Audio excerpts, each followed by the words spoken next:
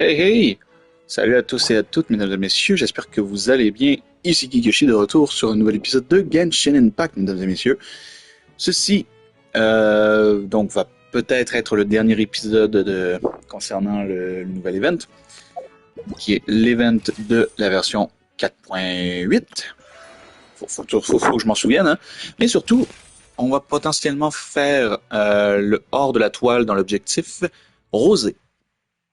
Qu'est-ce que c'est dans le fond? C'est vraiment de faire le tour de la région de Fontaine, je crois. Non, en fait, dans la région de Teyvat, donc la région, toute la map qu'on a en ce moment, et prendre des photos selon certains objectifs.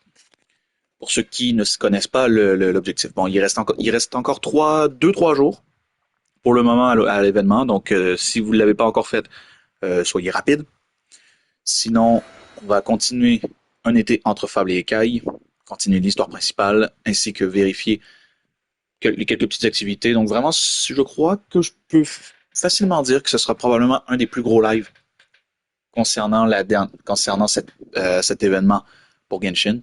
En attendant que d'ici d'ici au moins un bon 24 heures à peu près, on a les nouvelles bannières. Donc potentiellement d'ici le prochain épisode qui va sortir, vous allez avoir mon épisode test sur Emily, qui devrait arriver au courant de la semaine. Donc sur ce, mesdames et messieurs, j'espère que ça vous plaira. On se retrouve à la fin de l'épisode pour mon compte rendu sur ma session d'aujourd'hui. Je vous dis à plus tard. Enjoy. Ciao.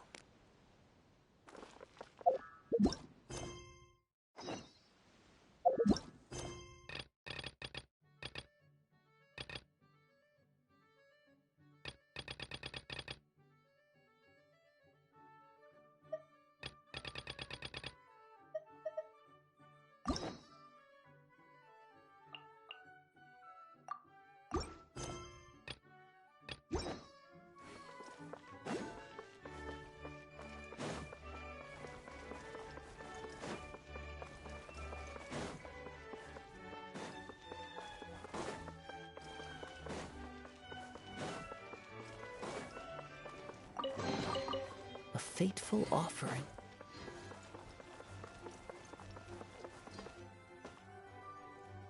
Huh? What's this? Wait. This looks like the star I found earlier. I told the guards to place it near the goddess statue. Maybe they ran into some trouble up there. Guess we'd better hurry.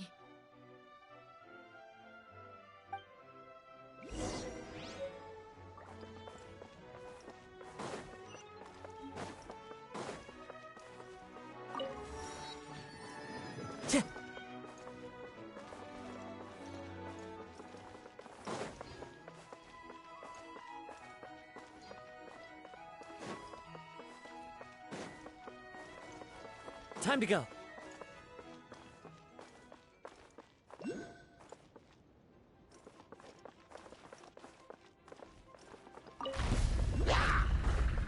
Into the wind. Grow!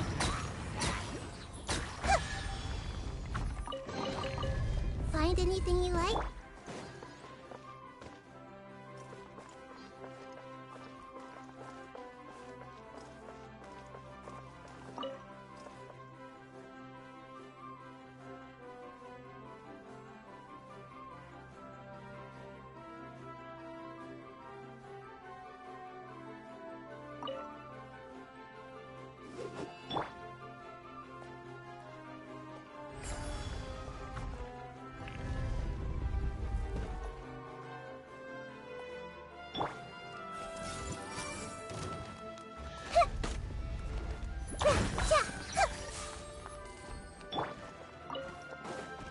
The wind knows me.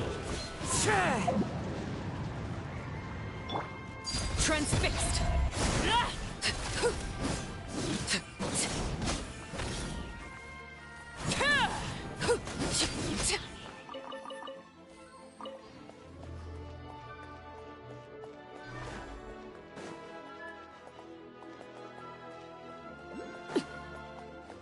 Whoa!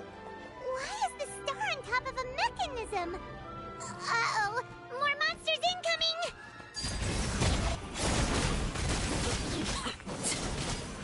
This is where you fall.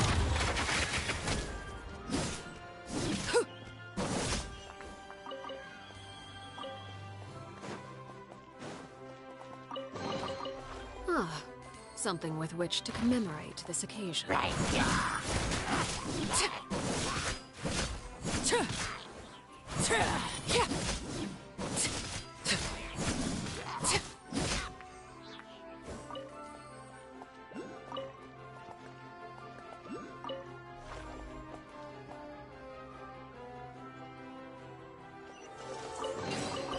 What greater pleasure is there than the unexpected?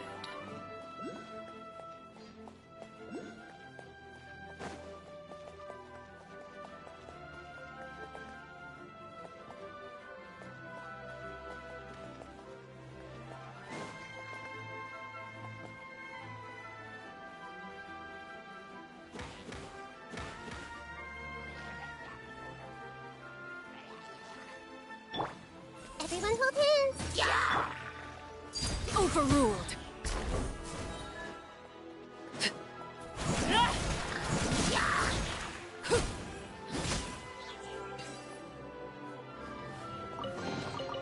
Ah, something with which to commemorate this occasion.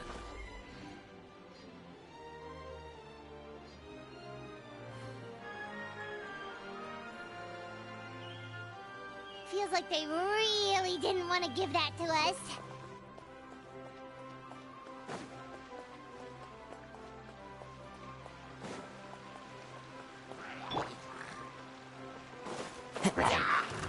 One with nature.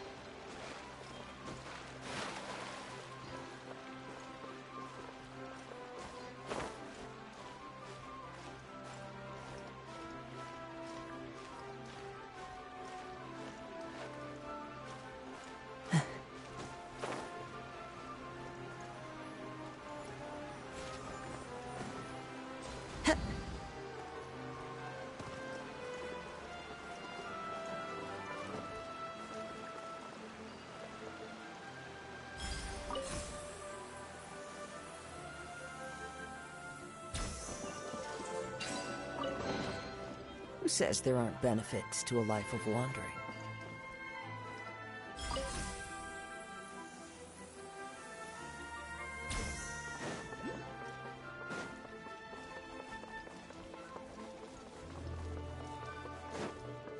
Into the wind.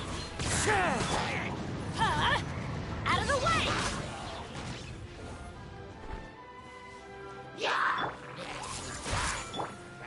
One with nature.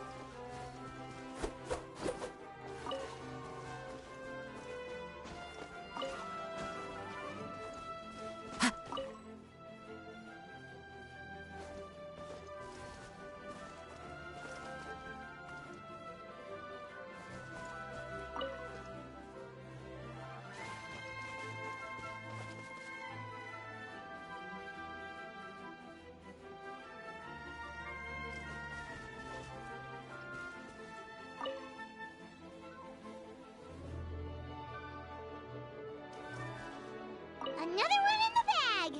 That sure was rough. Brings a smile to my face.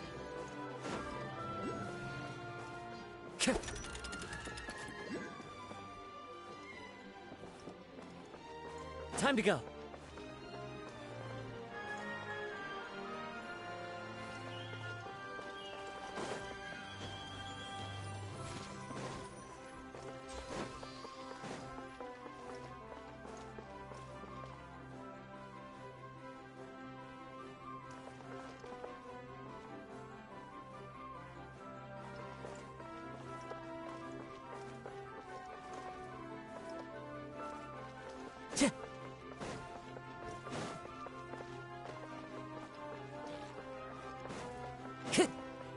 Falling leaves, adorn my night into the wind. Committed to memory. Transfixed. Witness my rise.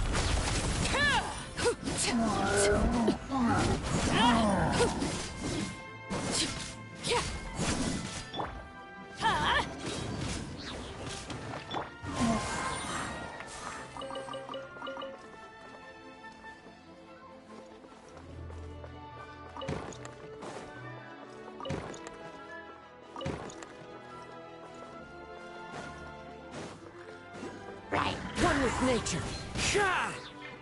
This might hurt a little. Ja! Ja!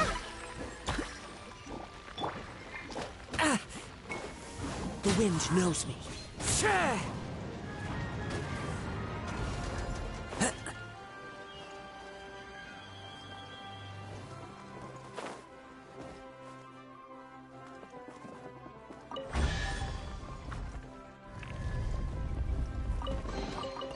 Who says there aren't benefits to a life of wandering?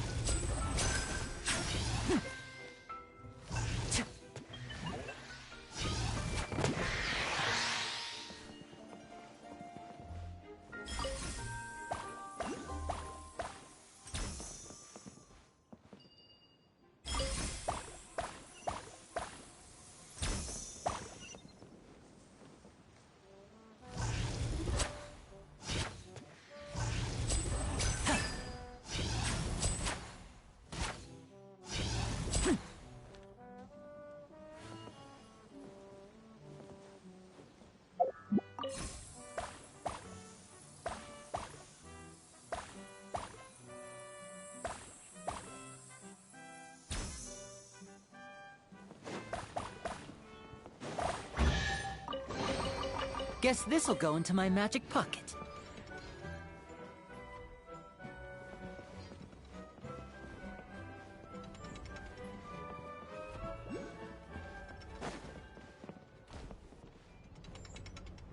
I follow the wind.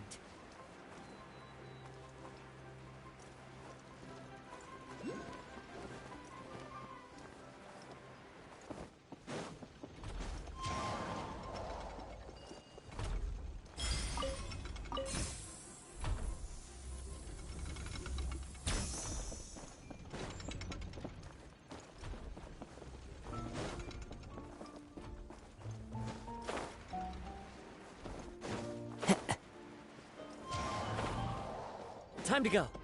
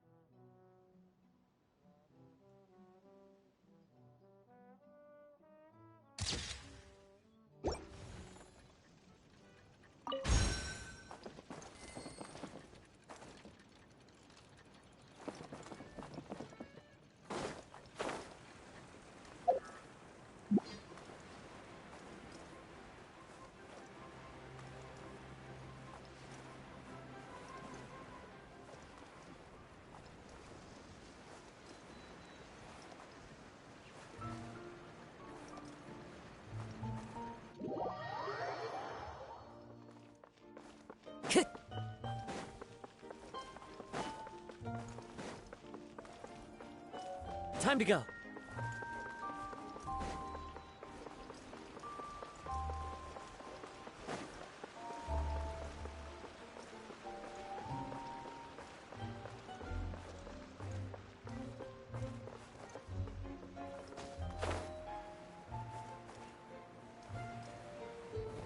I follow the wind.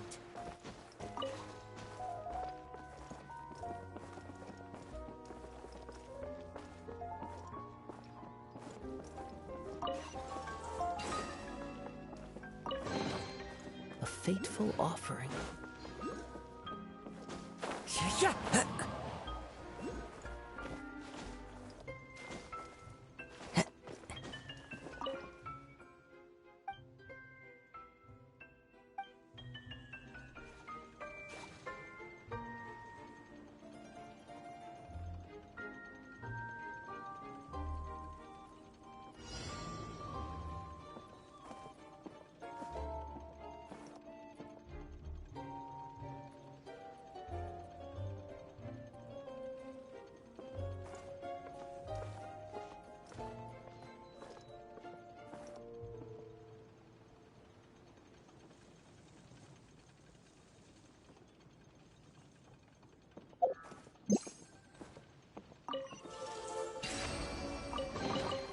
Brings a smile to my face.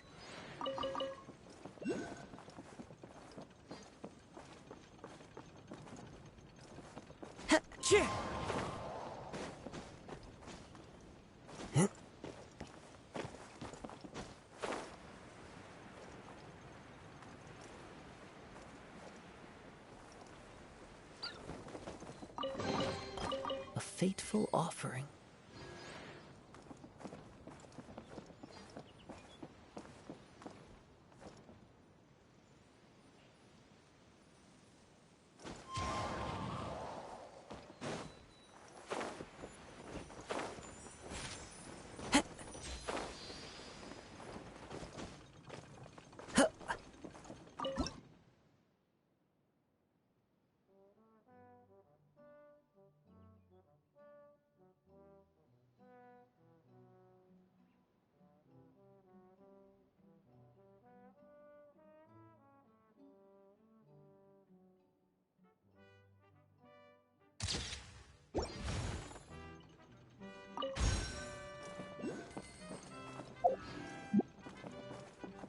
Wind Strider.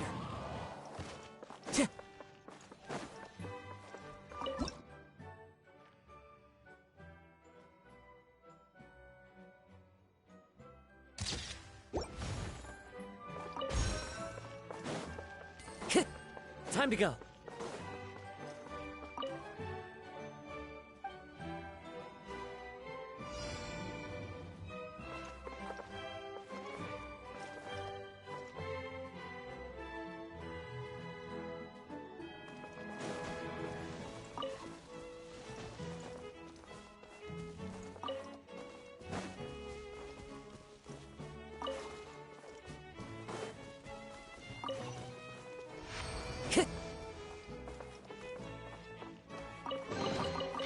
brings a smile to my face.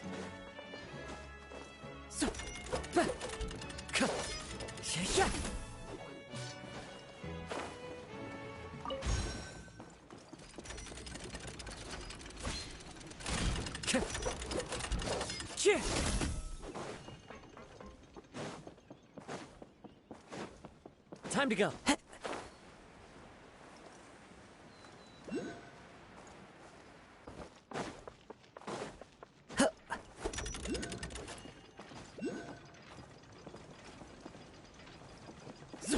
Follow the wind.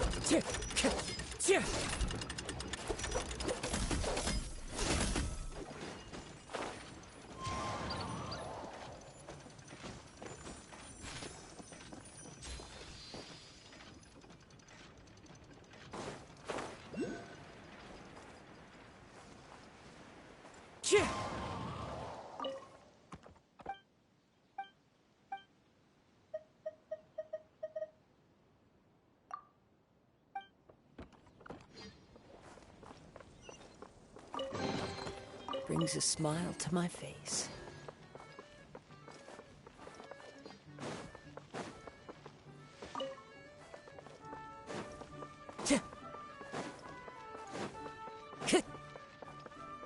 Time to go.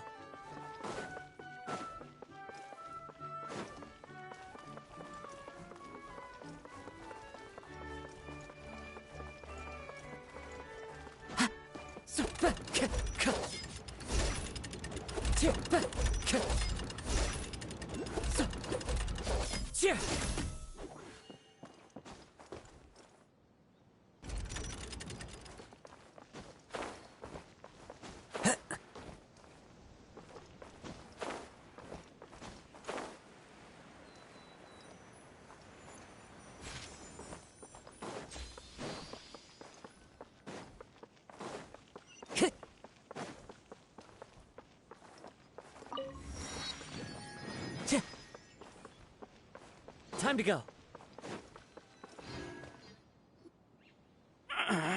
Drat!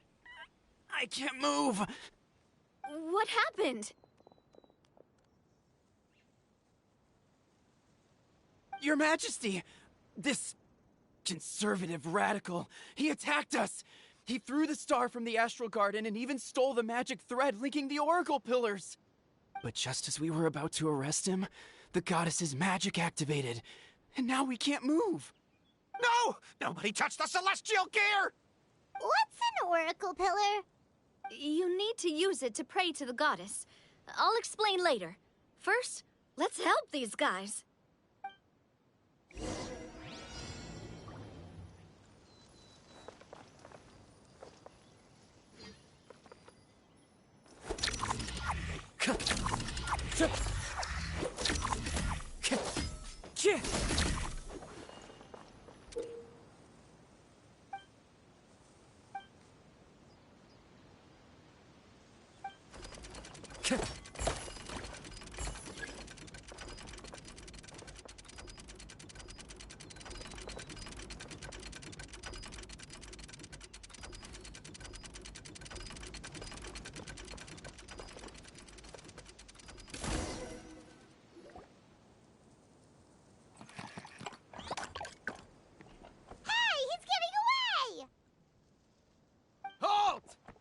It's okay.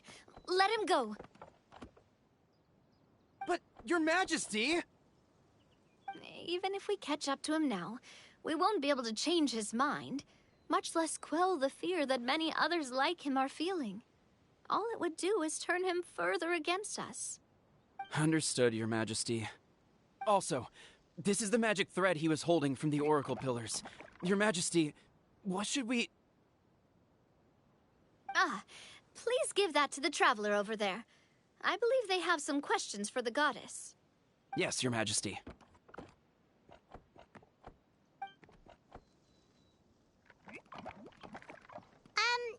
So, what do we do with this exactly? See those oracle pillars over there? Just use the magic thread to connect them together in a specific pattern, and the goddess of prophecy will answer your prayers. Oh! Sounds easy enough. Let's give it a try.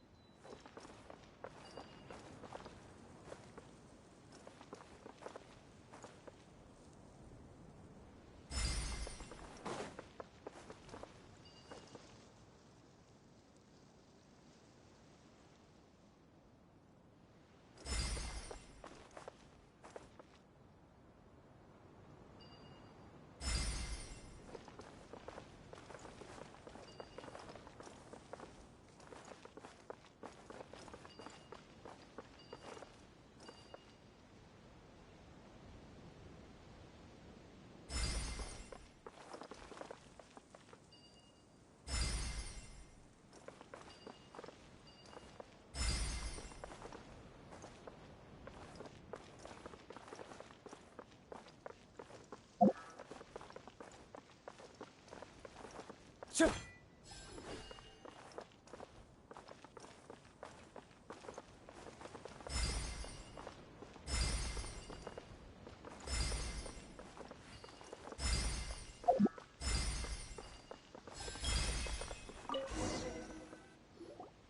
It worked!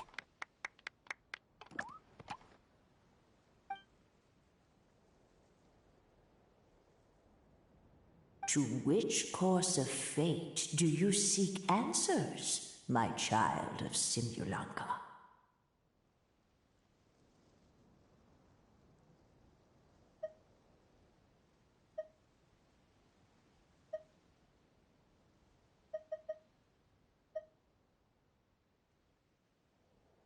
The hero from another world, supported by their companions, shall restore peace to this world.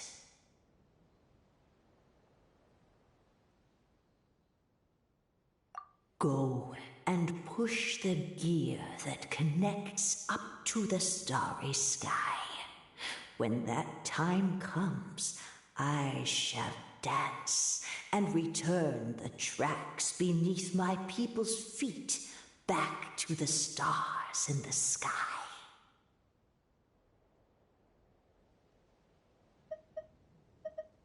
So, Miss Navia was right. The goddess of prophecy didn't tell us anything about the future. Fair enough. Guess we'll just have to play it by ear. Then first, we have to restore the sky back to its original state by putting the stars back in their positions. Let me do a quick count. All right. Adding in the ones we picked up on the way here, I think that's all of them. Let's go hang these stars back up in the sky. In the sky? How do we get up there? Oh, I got us covered. We will, of course, be taking the Aerial Express. Is that a flying train? Hey, you already took a train that runs on water. Is a flying train really that much weirder? Well, at least the Maritime Express still runs on a track. Oh, come on, don't worry about it. This train has been blessed by the goddess of prophecy. Its whole purpose is to protect the Metropole skies. It took me a lot of effort to find it, you know. I don't think anyone's used it in, like, 100 years. 100 years? Are you sure it's safe? Let's not forget that the goddess of prophecy's magic has been going haywire recently. Well, it's not like we have any other options. Unless you want to do the honors, Paimon. Fancy flying up there on your own? No, thank you. It's way too high up. Oh, wait, Nilu. You've got a feel for how magic works here. Can you do your thing and sense if this train is the real deal? I can try. Yes, I can sense traces of magic, but it's different from the kind I felt in the forest, so I don't know. Okay, fine. Guess there's only one way to find out. That's the spirit. I'll come with you. Miss Nilu, will you be joining us? I think I'll stay behind. That way, if something does go wrong, you'll have someone on the ground to get you some help. That makes sense. If the train does break down, you can make us a giant origami crane to come bail us out. Or if a crane's too difficult, a finch could work.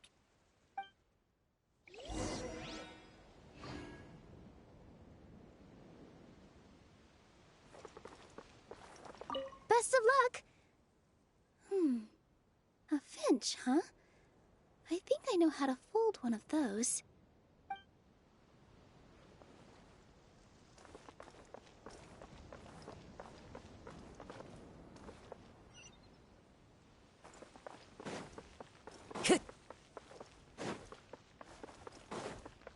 Time to go.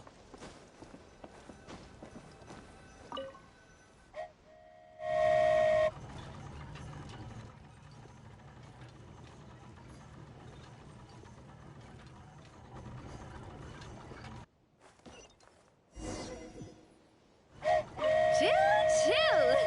Aerial Express moving out. Whoa, it really an amazing feeling. I've never been on a flying train before. Neither have we.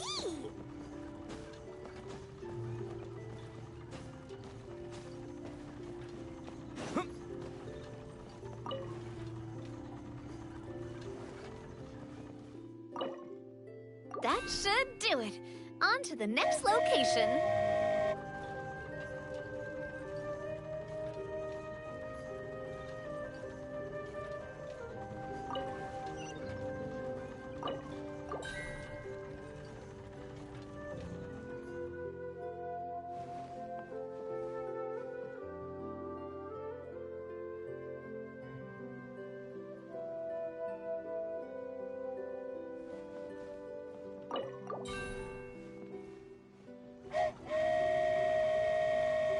We are so high up. Don't look down. Don't look down. Oh, hang in there, Paimon. The hard part's nearly over. After that, it's downhill all the way. Don't say downhill all the way. That is the last thing Paimon wants to hear.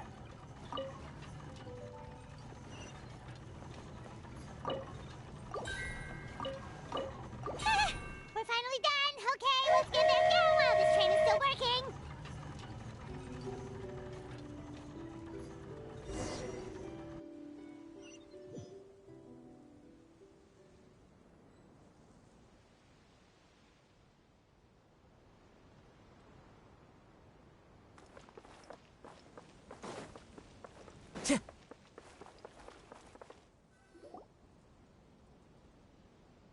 Great job!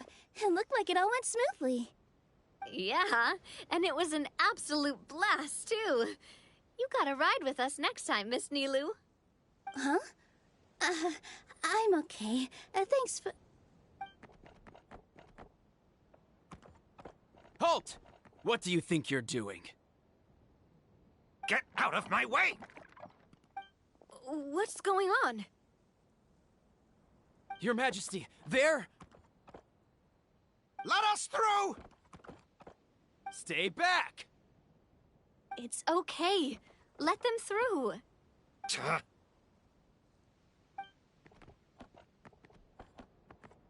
Your Majesty, could we please ask you not to turn the gear that connects up to the sky? And why is that?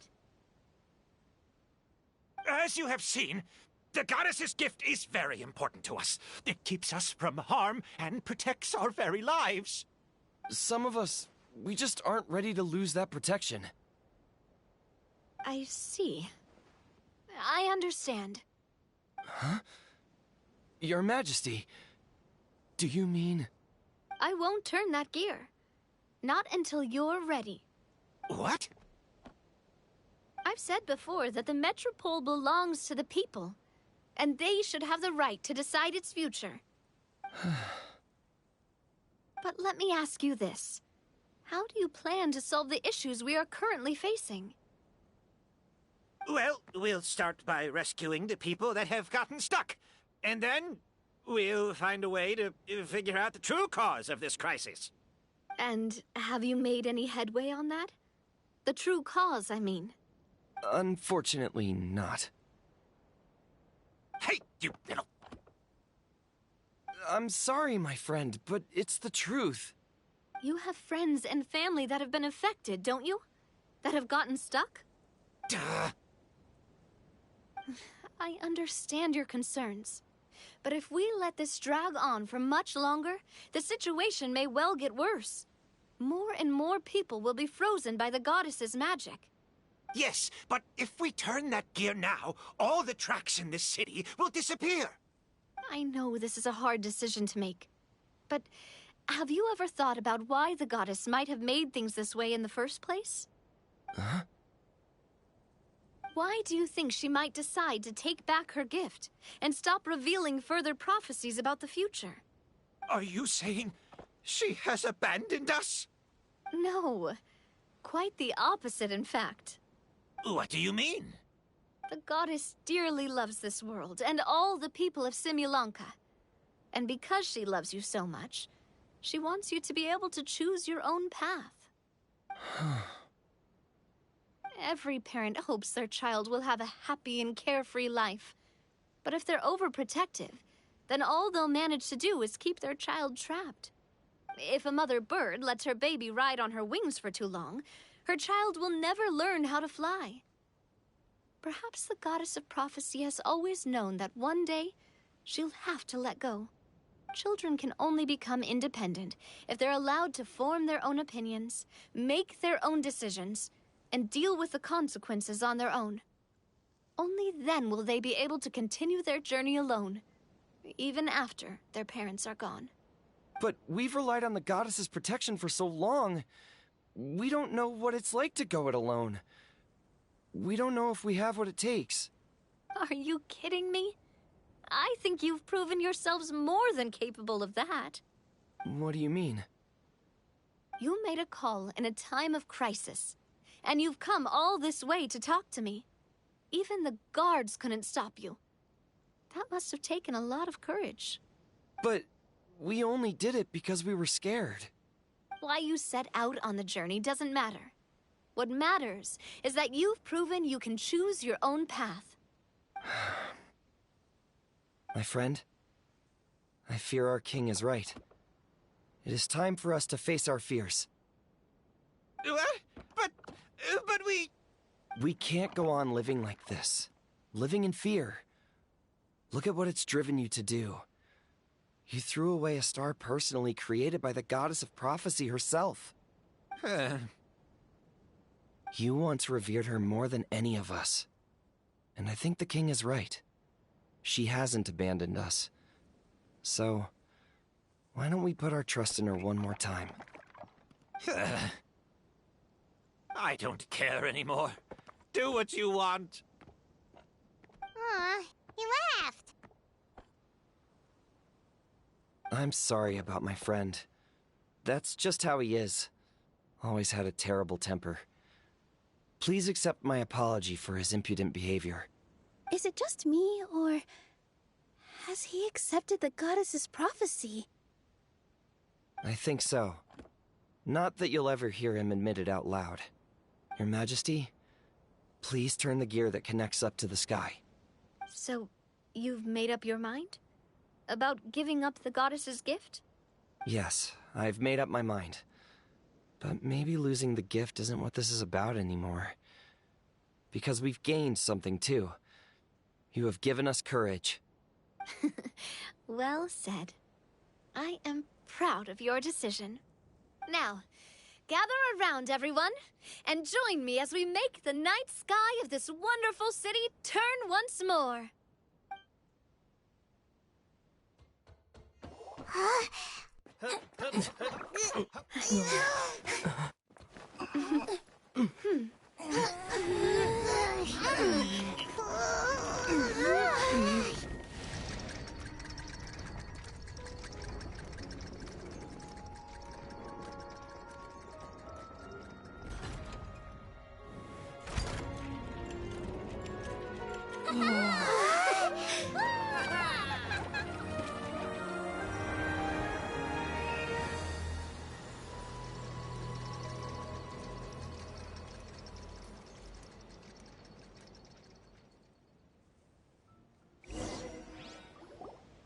So the stars hanging in the sky, they're music notes. This entire metropole is a huge music box! That's incredible! How do you feel? A little scared and uncertain. But for some reason, I feel a lot more at ease. It's as if some kind of huge weight has been lifted from my shoulders. Figured out any next steps? To be honest, not really. But maybe I can start by having a heart-to-heart with that stubborn friend of mine. I have an idea. If you don't know what to do, why don't you start by helping the people around you? You mean the people who got stuck because of the goddess's magic? I mean anyone and everyone who needs your help. By helping others, you'll eventually find your own path. Trust me, I have experience in this. What kind of experience, Your Majesty? We'll need a formal organization with a catchy name before we go out and start helping people. Why don't we call it the Spina di Rosula? Spina di Rosula? Ooh, or even the Spina di Rosula di Simulanka. Yeah, that's catchy. Wow, big expansion for the Spina. Moving into other worlds now. Spina di Rosula. I like it. It's a great name. Let's do as Your Majesty suggests. Well then, how about I appoint you as the head of the Spina in Simulanka? While I'm off fighting the dragon with the other heroes, it'll be your responsibility to work with the guards and take good care of the people in the metropole. What? You're planning on fighting the dragon? But no, Your Majesty, you must reconsider. He's right. Your Majesty, you can't. How are you two on the same side all of a sudden? Perhaps Your Majesty is unaware of this. The great dragon suddenly broke out from the Titanium mines one day and tore the end of the world to pieces. After that, it spat out a strange fog that surrounded a whole island. No one knows what lies beyond the fog, and no one knows what has become of that poor island. Before Your Majesty arrived, we dispatched many soldiers to fight the dragon, but none came back alive. Yikes. Sounds worse than we thought. Isn't that all the more reason for us to go? There could still be guards trapped there, waiting for someone to rescue them. King Navia is right. We cannot simply stand by and watch as the people of this world suffer. Very well. Though I have not served by your side for very long, Your Majesty, 2 days is enough for me to have learned that once your mind is set, any attempts to change it are futile. You're a pretty good judge of character. He probably didn't mean that as a compliment. Since you're serious about this, I won't try and stop you. There's only one way to reach the end of the world, and that's by taking the Maritime Express. Oh, right. So there's a line going there too? Yes, it was originally built to serve the workers commuting to the Titanium mines, but it has been abandoned since the dragon attack. I'll tell the conductor to wait for you at the platform by the side gate to the Metropole first thing tomorrow morning. You're embarking on an extremely dangerous adventure. Please be careful, Your Majesty and friends. Oh, thank you for your concern. While I'm gone, I leave the Metropole in your capable hands. Yes, Your Majesty! Just call me boss from now on. That's what everyone in the Spina calls me, and it's what I'm used to.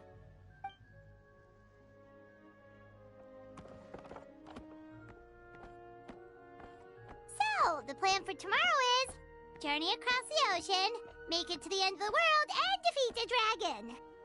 Whew, that's an adventure and a half. Do all storybook heroes have to work this hard?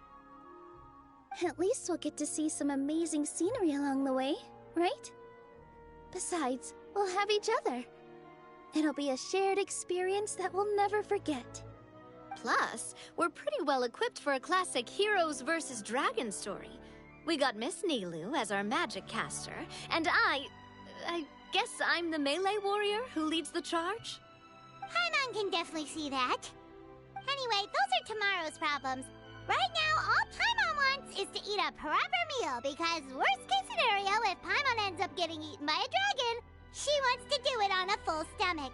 And something about the end of the world doesn't sound like a great place for food options. Well, the origami animals in the forest only drink magic tonic. What do the toy people here in Constellation Metropole eat? Vegetable oil and sawdust, I think. No!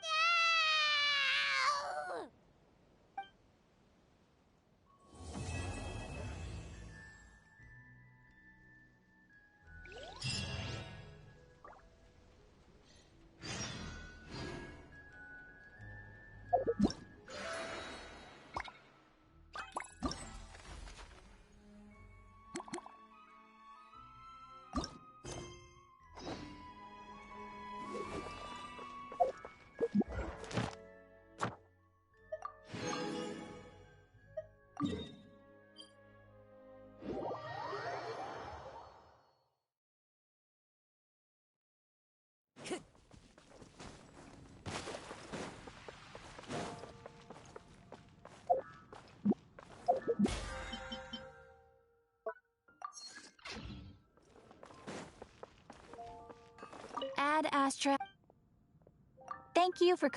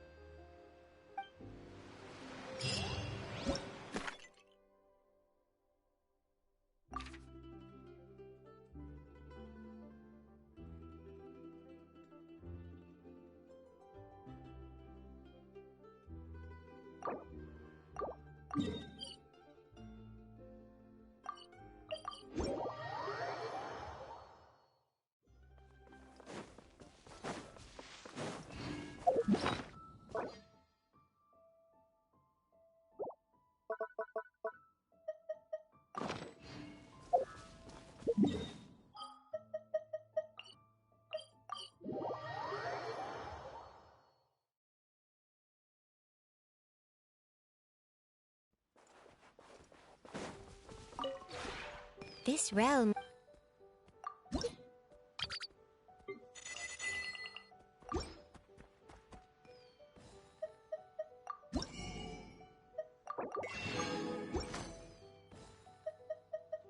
If you ever have...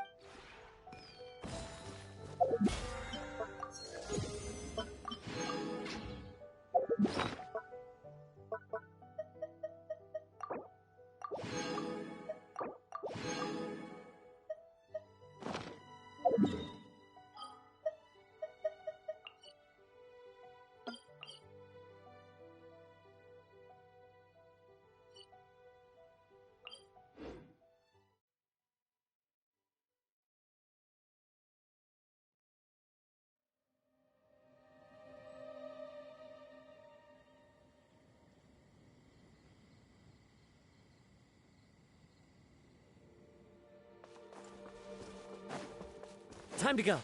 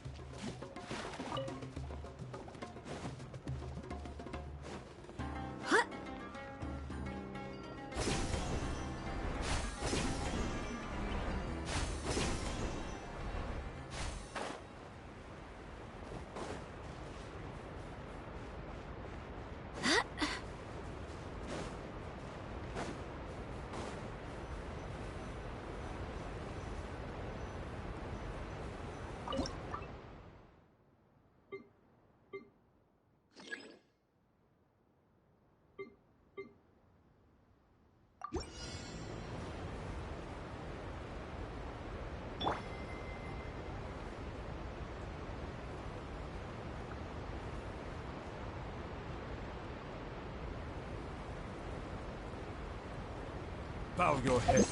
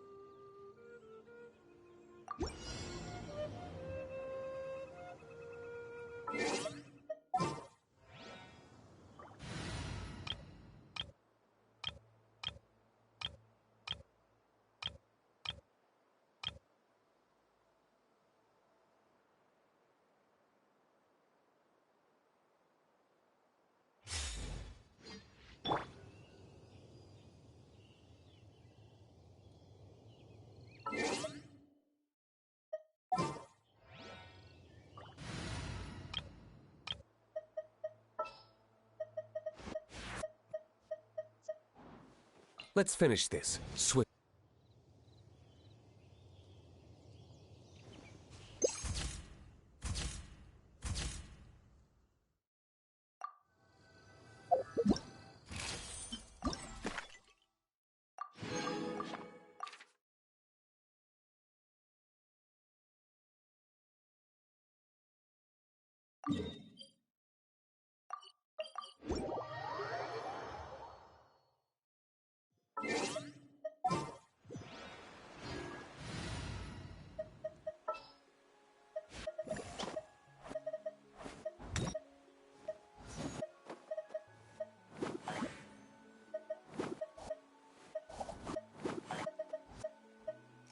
What's the news?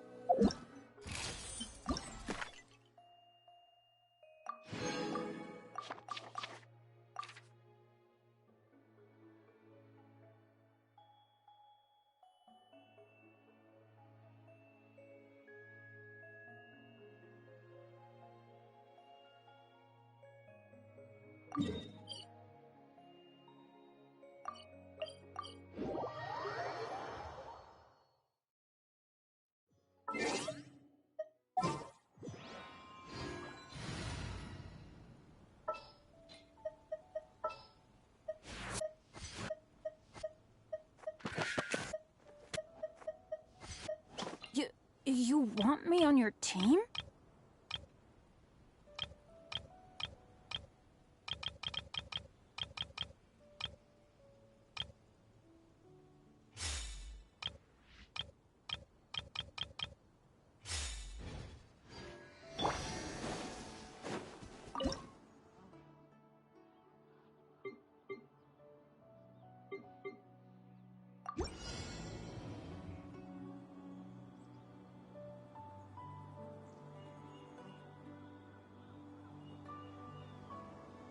Osmanthus wine tastes the same as I remember. But where are those who share the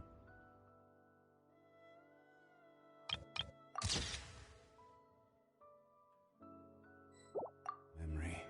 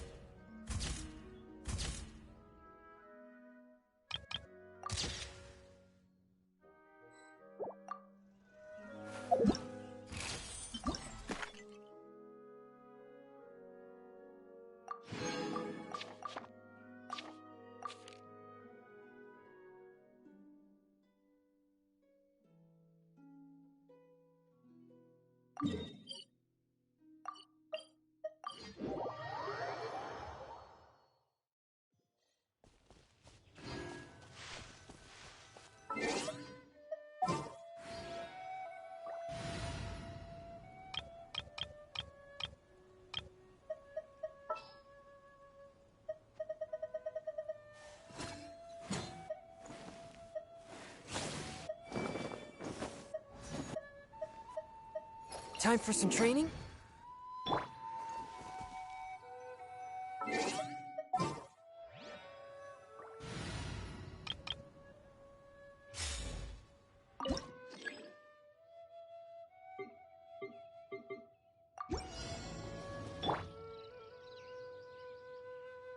A touch of frost.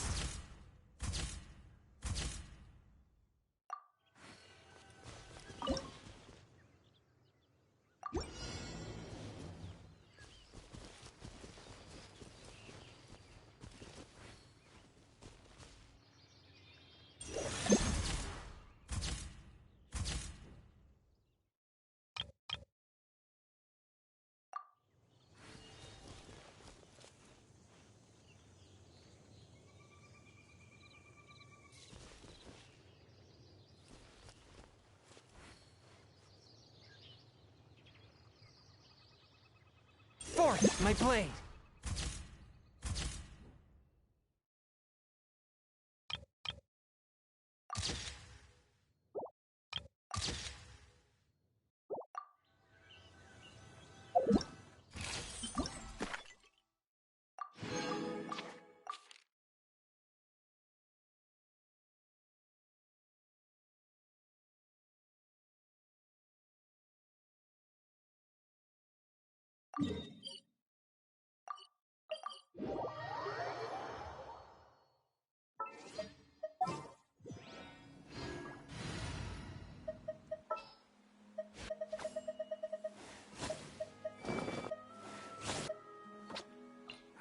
Who ate?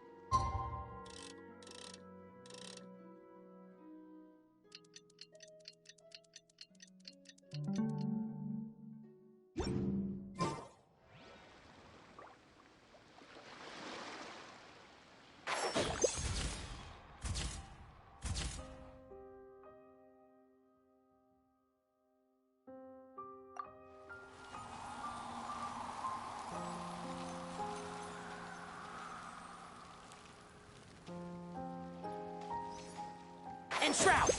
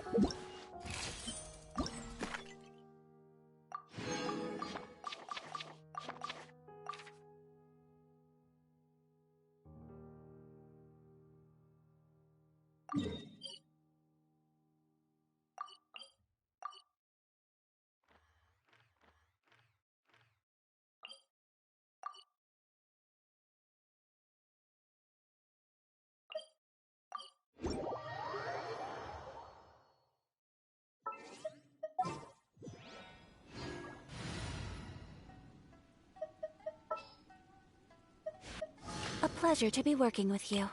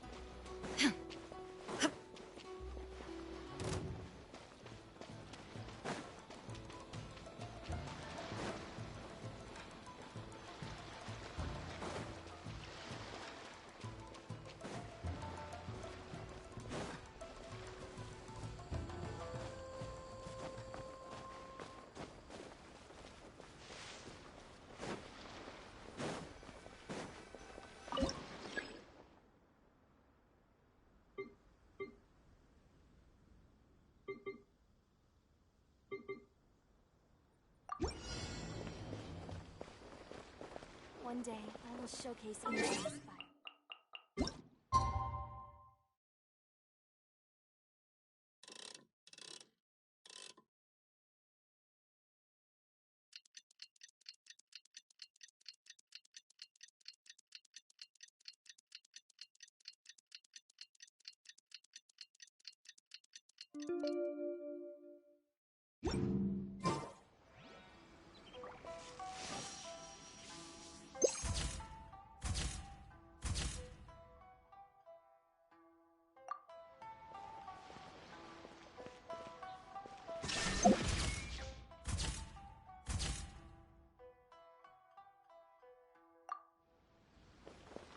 One day, I will showcase Inazuma's fireworks to all of Tibet. Shine down!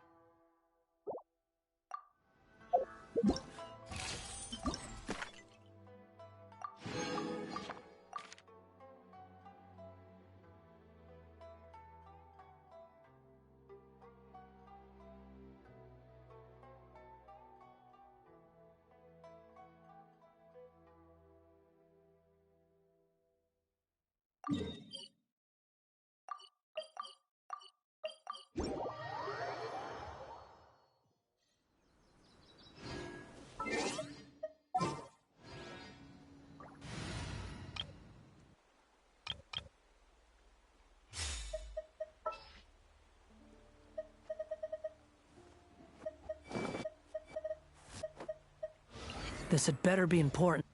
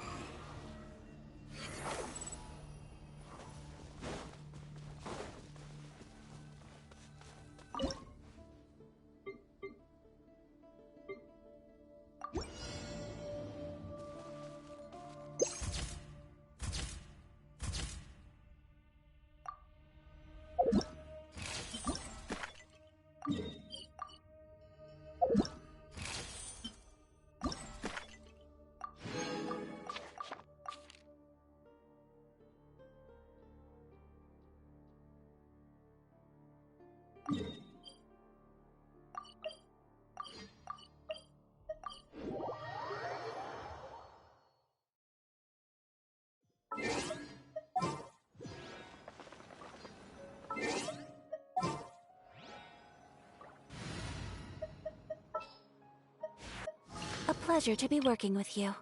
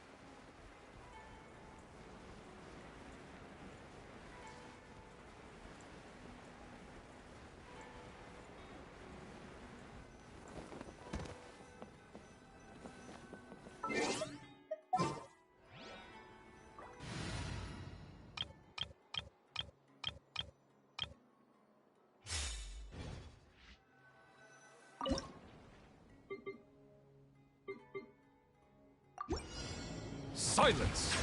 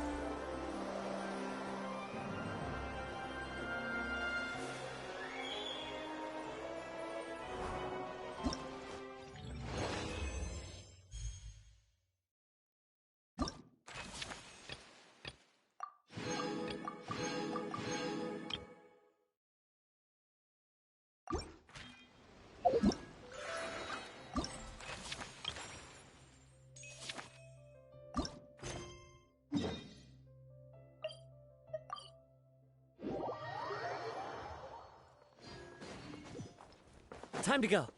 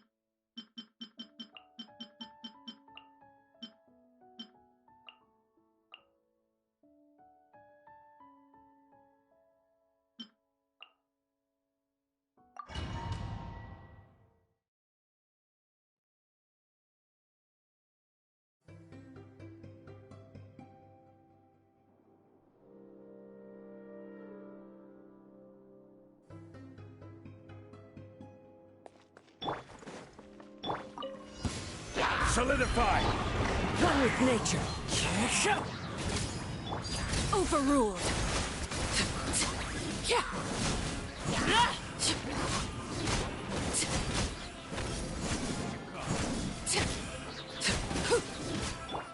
Into the wind. Hey! Sharing my knowledge! Laid bare.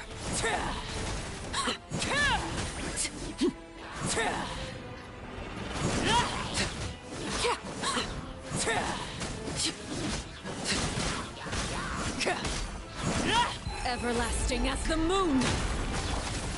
Gather! The wind knows me. Everyone hold hands! Make yourselves at home!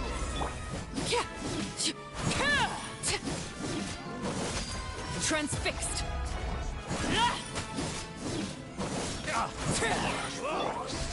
Solidify! This is order! Clouds high. The birds come.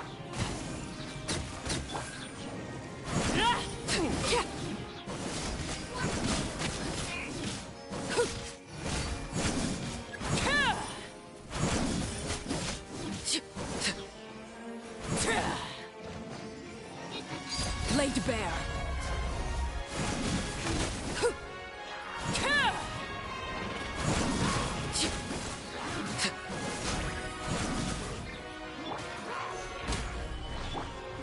One with nature. Fallen leaves. Adorn my... Committed to memory. The Temple of Wisdom.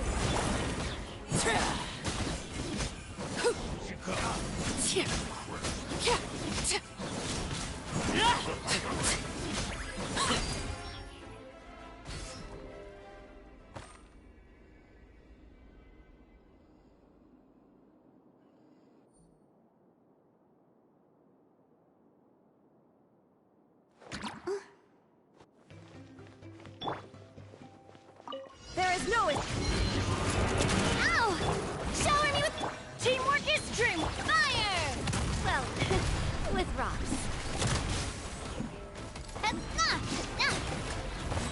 Ooh.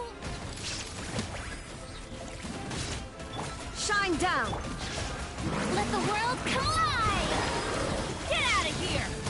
Adventure! Everybody stand by fire! Well, with rocks. Coming at ya! Ha-ha! Hiya! Ha-ha! Yoo-hoo! Let my name echo in song! Get out of here! Teamwork is dream! Fire! Well, with rocks. This one's got your name on it! Umbrella warfare, I guess! A proper send-off! From this... Illusion shot! Shower me with praise! Time to shine! Get out of here! Everybody stand back! Attack! That's the way! Ha-ha! Watch out! I'm going in! Let my name echo in song! Feeling lucky? Attack! That's the way. Shine down. Why do they never miss? Teamwork is dream. Let's light it up. Hey there! Attack! That's the way. Umbrella warfare, I guess. Hiya! Ha! Illusion shot. Strike a pose! Everybody stand back! Feeling lucky!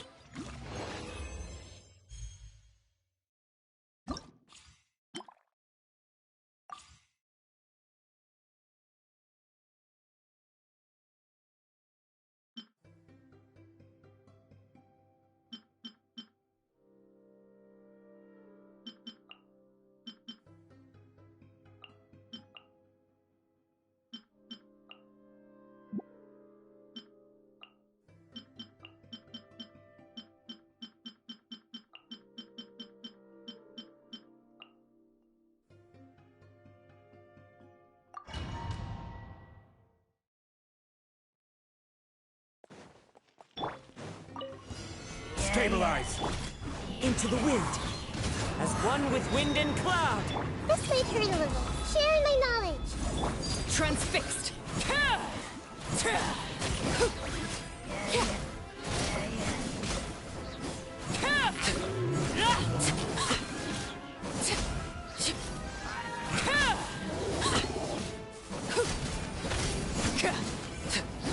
You'll get frostbite.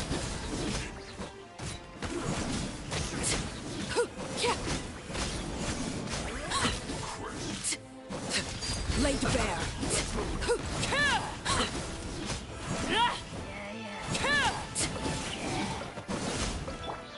The wind knows me. Fallen leaves, adorn my... The Temple of Wisdom! Order guide you. This is where you fall. Overruled.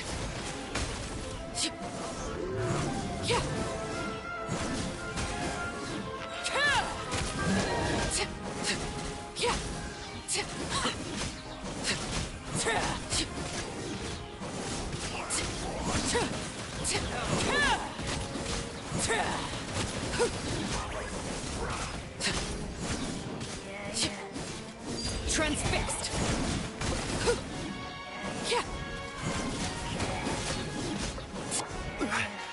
Solidify! Into the wind. As one with wind and cloud. Grow, grow, grow! Sharing my knowledge! Everlasting as the moon. Overruled.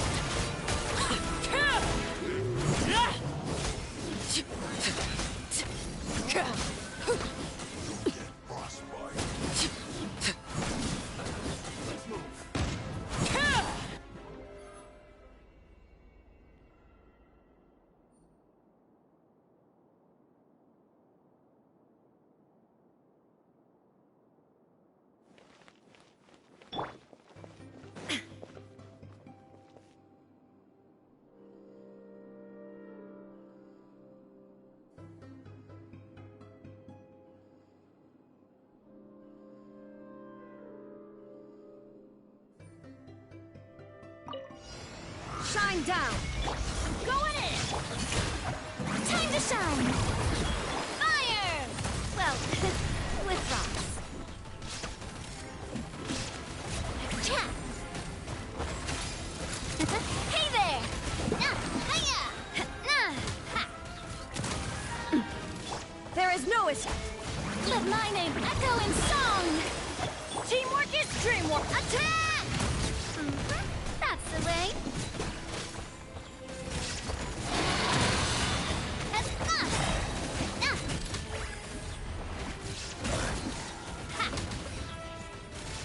Shine down!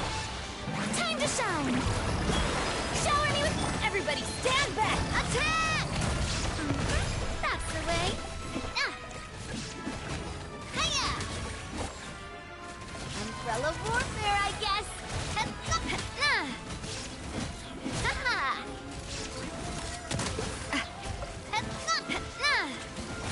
Illusion shadow! Yoo-hoo! Let my name echo in song! Teamwork is dreamwork! A proper send-off! From the Spina with love! Feeling lucky? Umbrella warfare, I guess! Fire! Well... Everybody stand back! Let the world come alive! Hiya! Feeling lucky? Hey there! There is no escape. I'm going in! Let my name echo in song! Fire! Well, with rocks. Hey there! Feeling lucky?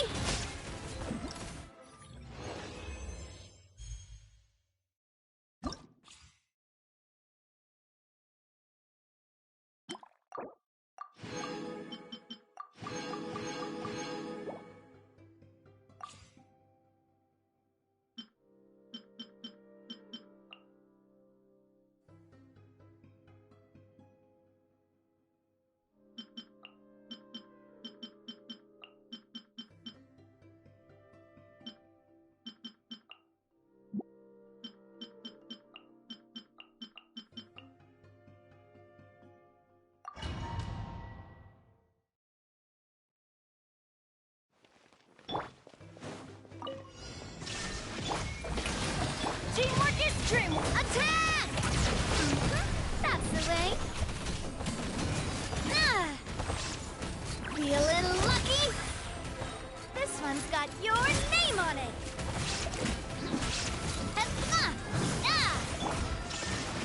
I'm going in! Time to shine! A proper send-off! From the Spina with love. Coming at ya! This one's got your name on it! Ha! Ha ha!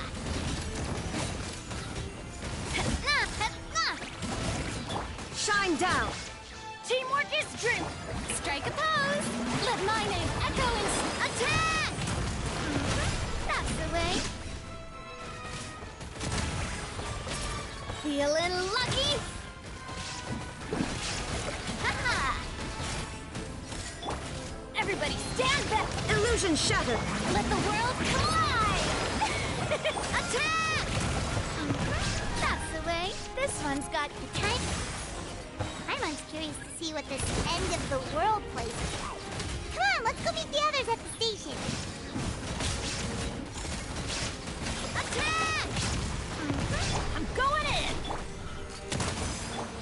down! Time to shine!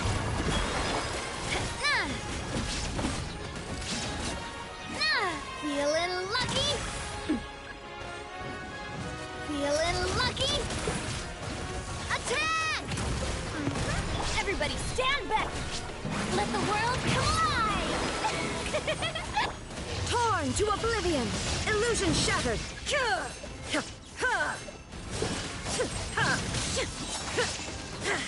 Let's light it up!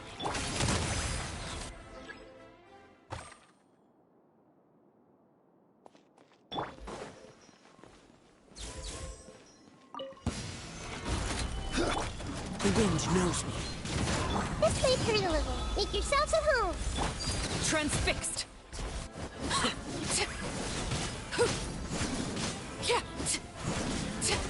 New punch.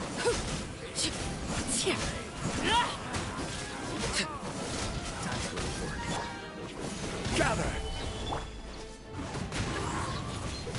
Fallen leaves, adorn my... Share my knowledge. This is where you fall. Overruled. Well,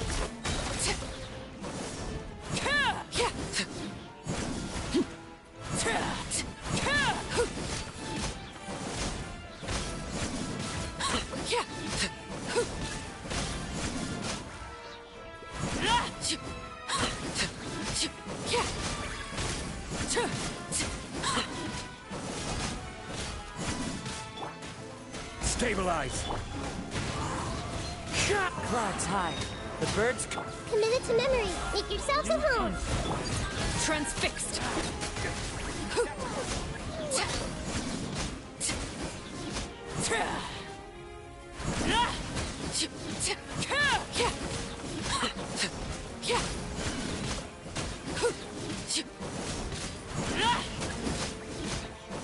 Witness my rise. Solidify! One with nature. Grow, grow, grow. The Temple of Wisdom. Laid bare.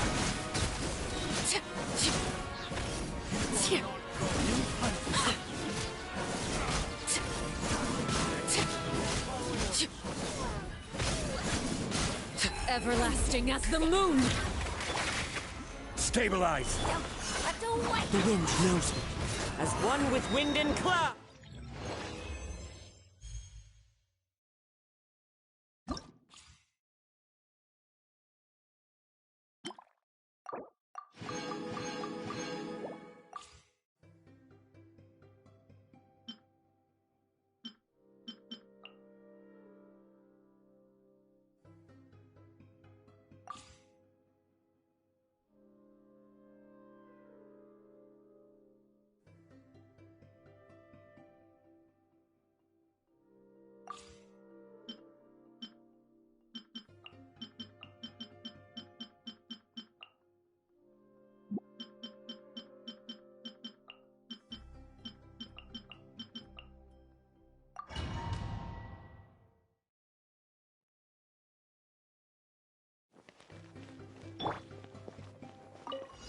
Shine down! I'm going in!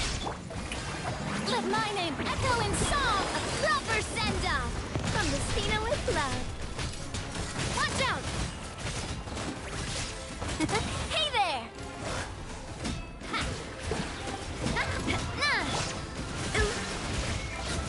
Illusion shattered! Teamwork is dream! Strike a pose! Time to shine!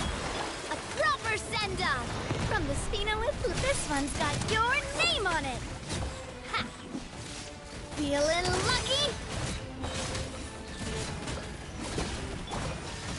I'm going in! Let my name echo in song! Coming at ya!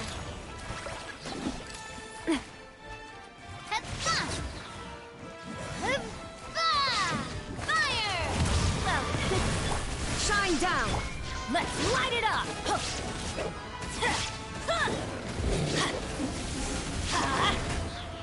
Teamwork is true! Shower me with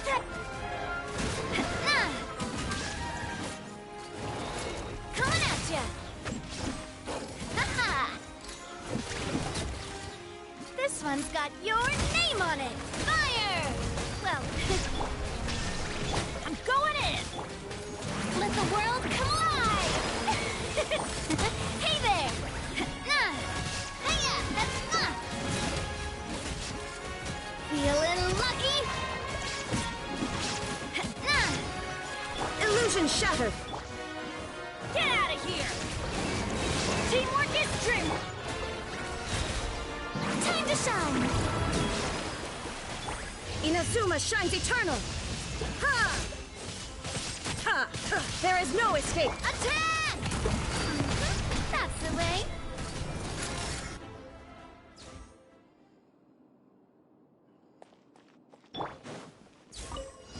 Your coming was foretold. Into the wind. Bloom as the flowers in Gurabad. Adorn my... Committed to memory. For Sharing the my eternal knowledge. await. Transfixed!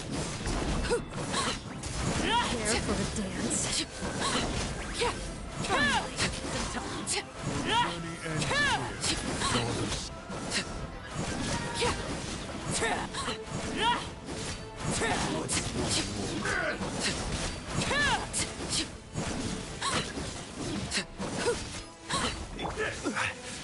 Solidify! This is order! One with nature. Clouds high. The birds come. Your coming was foretold. Make yourselves at home. Overruled! Care for a dance? Fine. Some target practice. The journey ends here. Lord of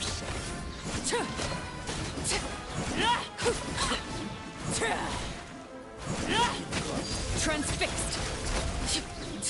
Your coming was foretold. Care for a dance? Fine. Some target practice. The journey ends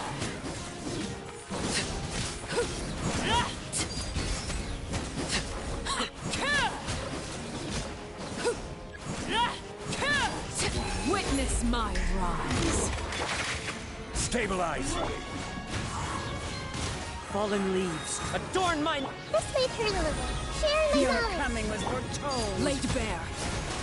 Care for a dance? Some target practice.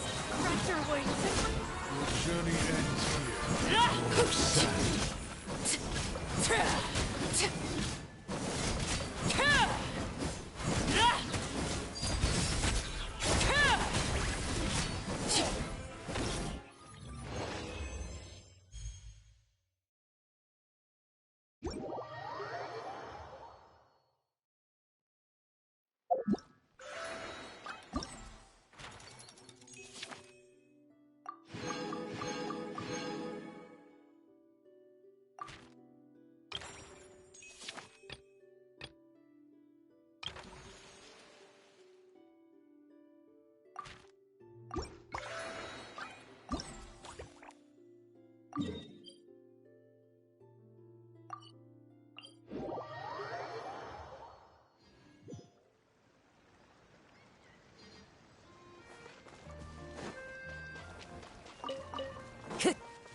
Time to go.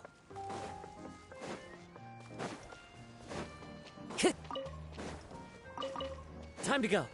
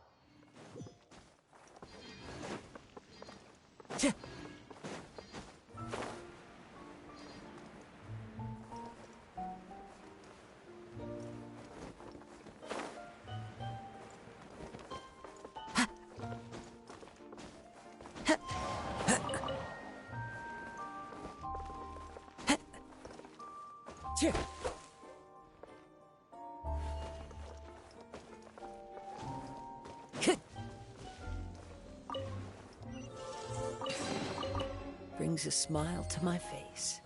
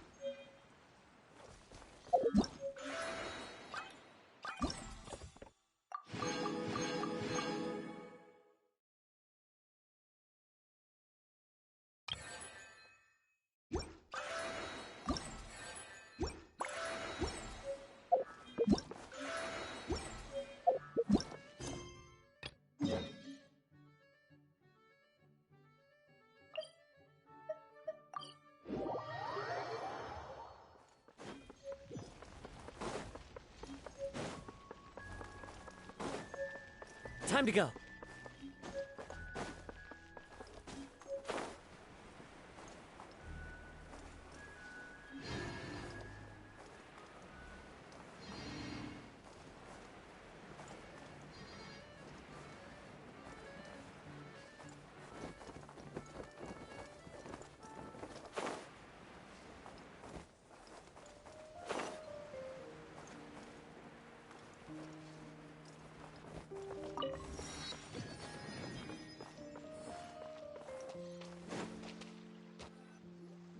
Carriage inspection, check.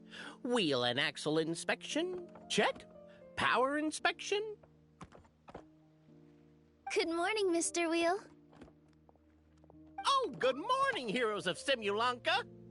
Hey, our old friend Wheel is the driver again. That already puts Paimon at ease. Are you certain you don't want us to accompany you, Your Majesty? I am. You can leave the dragon slaying to us.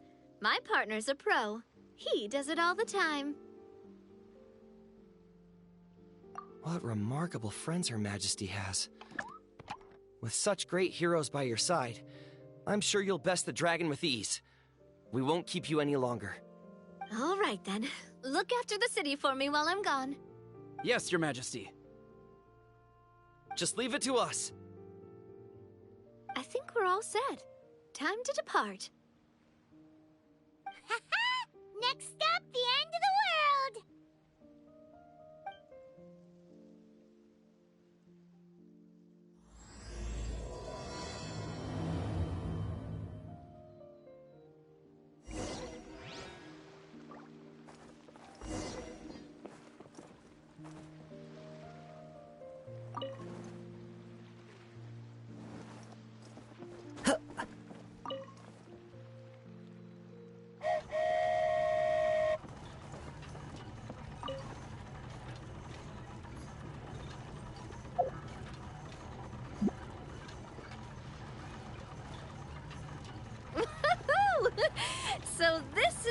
feels like to ride a toy train. Ooh, you're really easy to please, Navia.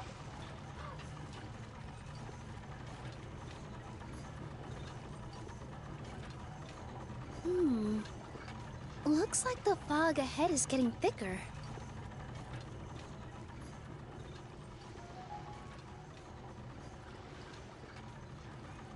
Attention, passengers!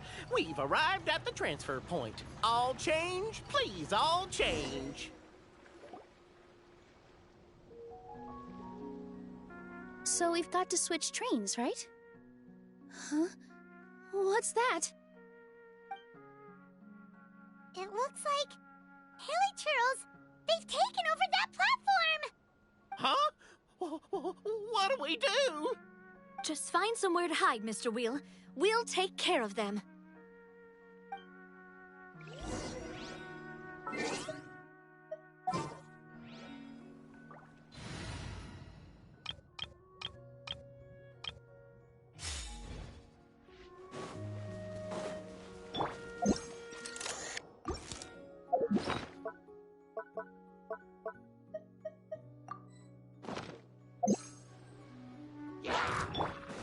Shine down!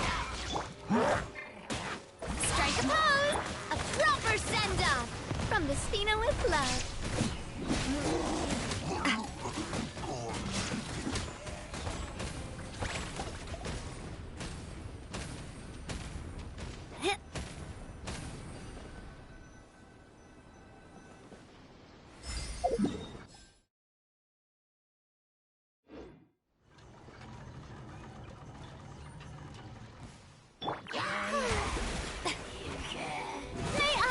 Everybody stand back! Oh, illusion Hey there! Whew. That's all of them. Thank you so much for your help, everyone. Now, let me take a look at the train.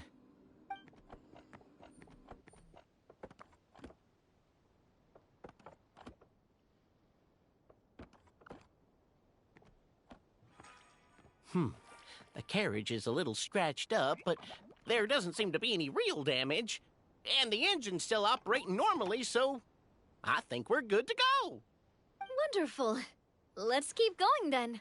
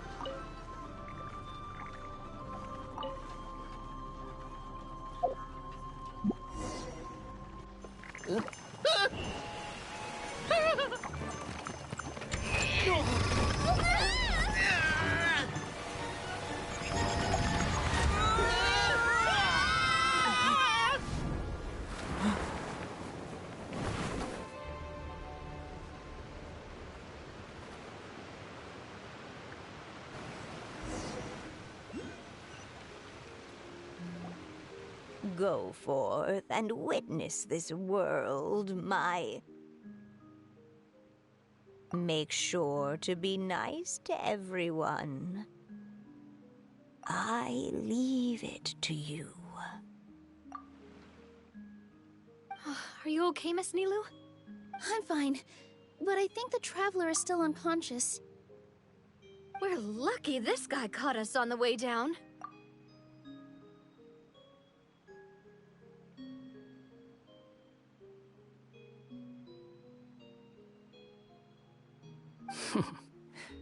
Passed out from a little fall, did ya? How fragile. Aw, cut him some slack. The traveler's had a rough few days. We should just let him nap for a bit. But my leg's falling asleep. You couldn't have set him down on the grass over there, Hat Guy? Ha! I go out of my way to save 4 people who fall out of the sky, and now you're nitpicking my choice of soft landing? That's the most ridiculous thing I've ever heard.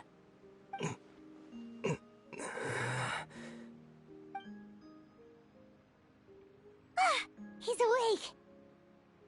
Morning, sunshine. You were having a nice little dream there, weren't you? Not gonna lie, it was kind of adorable. You and your friends fell from the top of that waterfall, and you passed out along the way. Guess someone couldn't keep it together. Sorry to break it to you, but crashing into the ground doesn't take you to another world. That kind of thing only happens in those stupid light novels they sell in Inazuma.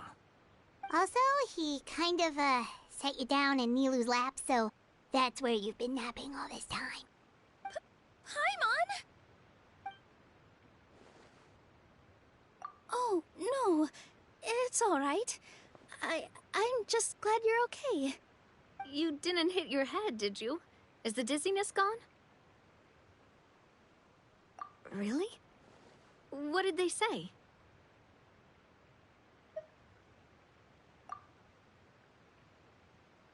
The fog you see around here can have a hallucinatory effect. Apparently, it's the work of that dragon.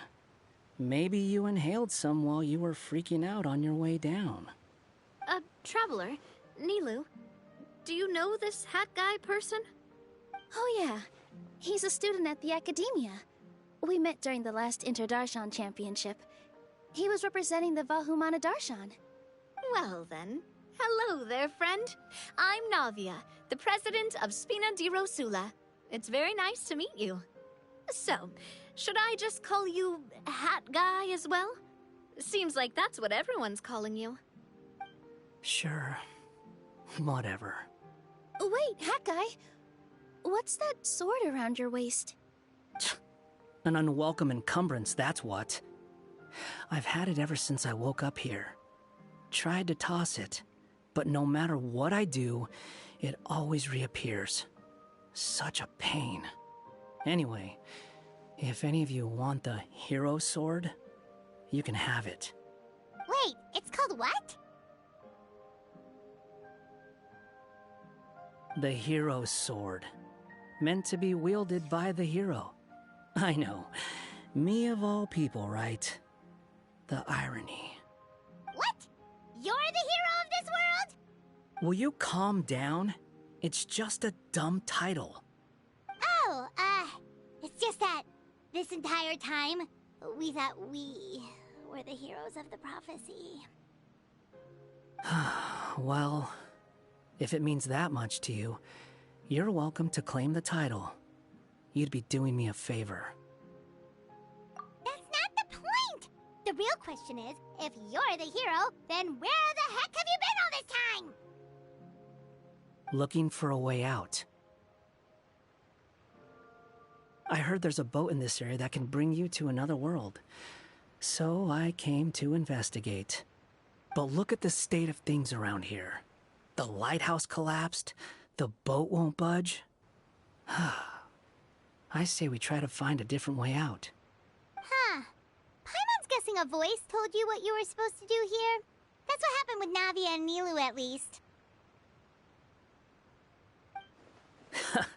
You expect me to take orders from some disembodied voice? Hey, wait, where are you going? To find the so-called source of this world's misfortune. The dragon responsible for this whole mess. Wait, we came here to fight the dragon as well. Why don't we go together? Grab that dragon scale over there before you leave. It'll come in handy later. A dragon scale? Where? How did you know about it? What's it for? And... Have you ever considered keeping your questions to yourself? Because if you actually expect me to answer them all, we'll be here until the next Inter-Darshan Championship. You little... Paimon thought you might have learned some manners by now, but clearly not!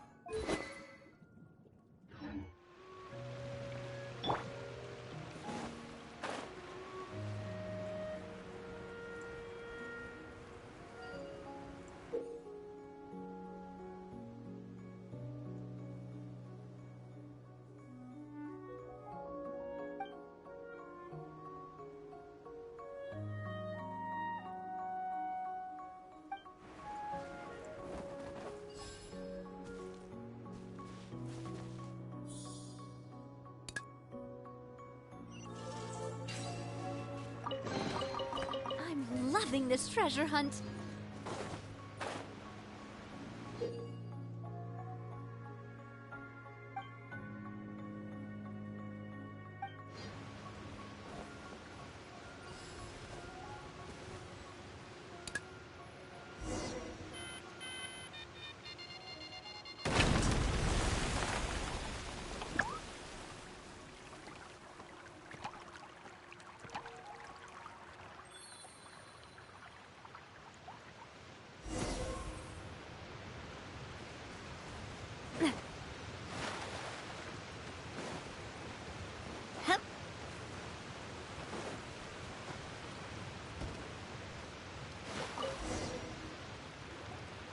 This should do it, right?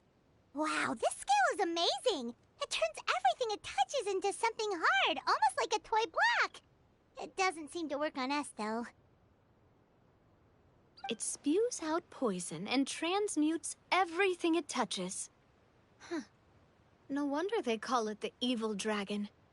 Your Majesty, Madam Very Brave Hero! What are you looking at me for? He's obviously talking to you. Mr. Wheel, you didn't get hurt when we fell, did you? Oh, not at all. Thankfully, the young man in the hat was kind enough to lend me a hand. There seems to be a village over here. Some of the residents used to work in the titanium mines, and some came to fight the dragon, then got stuck here. I see. I'm glad they're all safe and sound. I can try to use my magic to fold a boat to bring everyone back. Oh, I'll help too. Still, I think we need to take care of the dragon first. We don't want it to start causing trouble when we're trying to load people onto the ship. Apparently, the villagers often see the dragon fly into a space behind the waterfall. They think that's the location of its lair. Then we should look around and try to find a way in. I'll wait here for your triumphant return. Your Majesty, brave heroes, please be careful.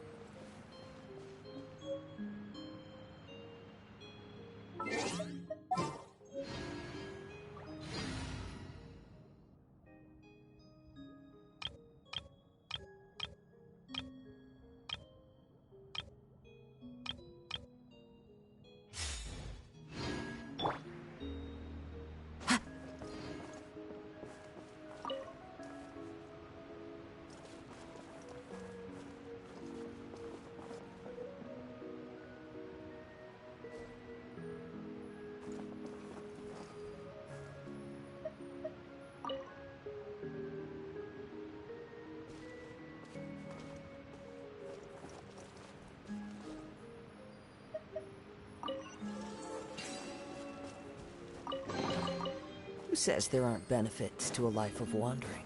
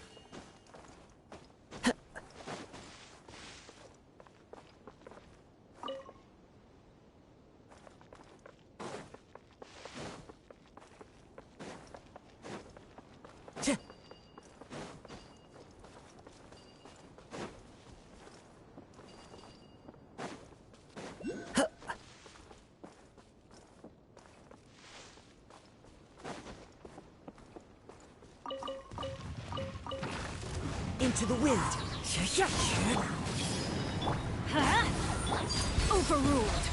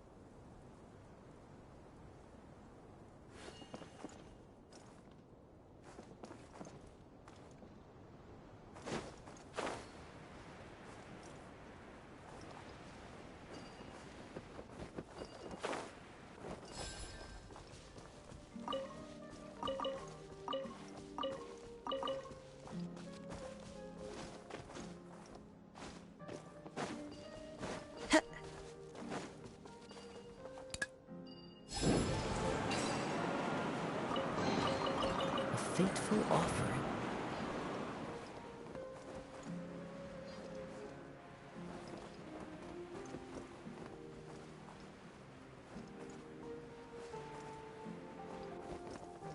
I follow the wind.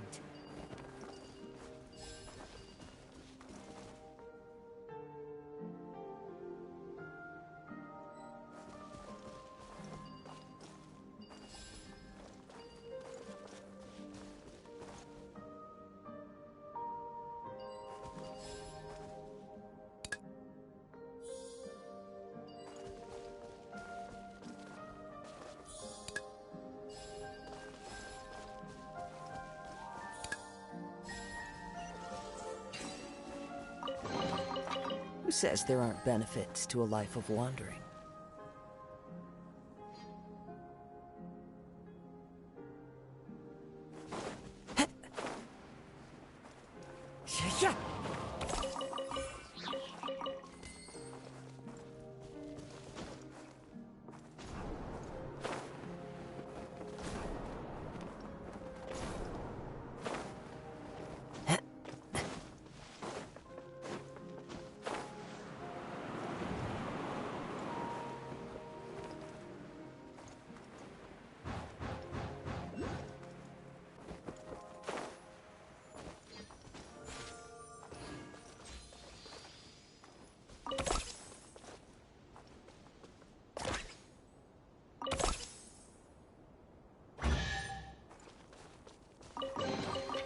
brings a smile to my face.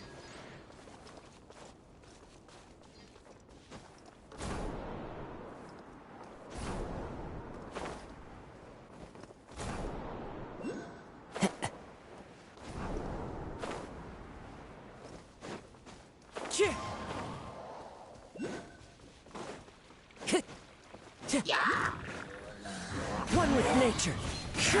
Going in! Grow, grow, grow!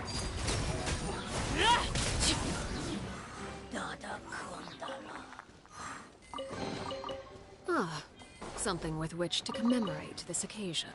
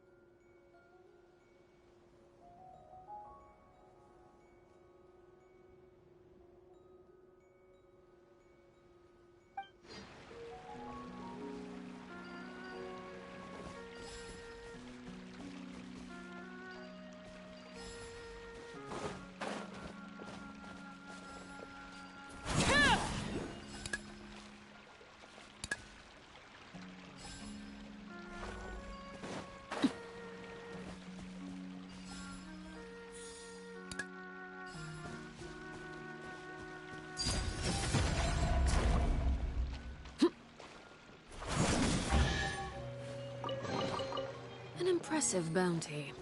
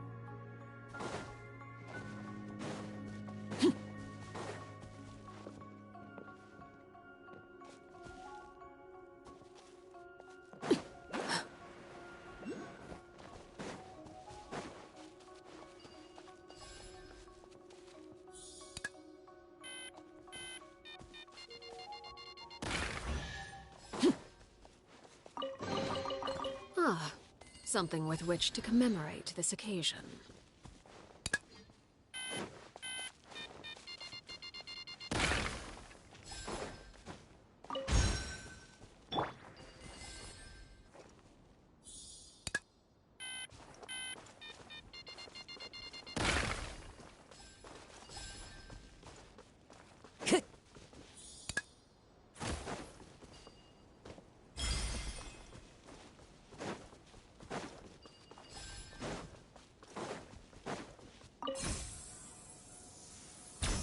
Time to go.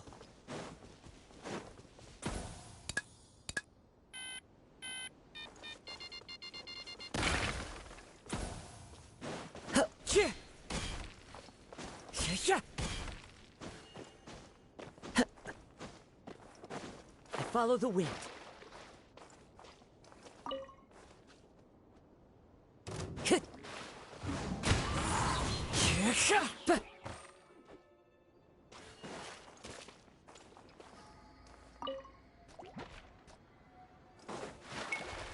Into the wind. Committed to memory. Everybody stand back! Transfixed.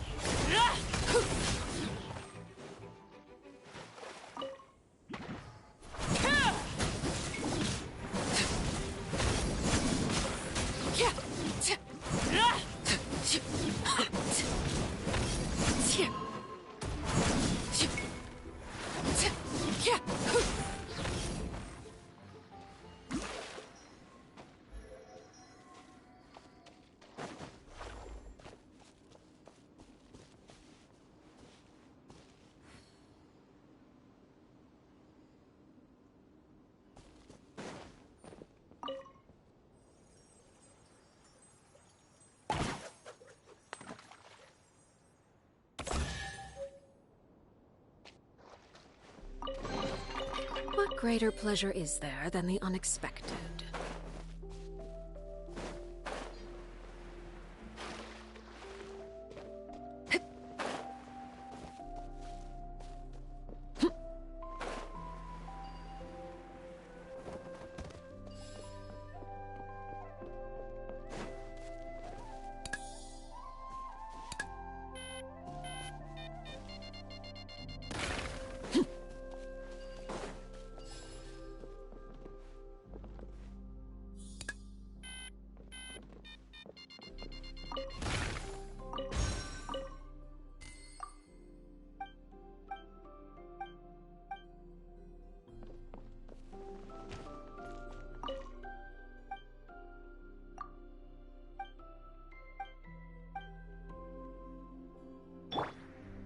One with nature.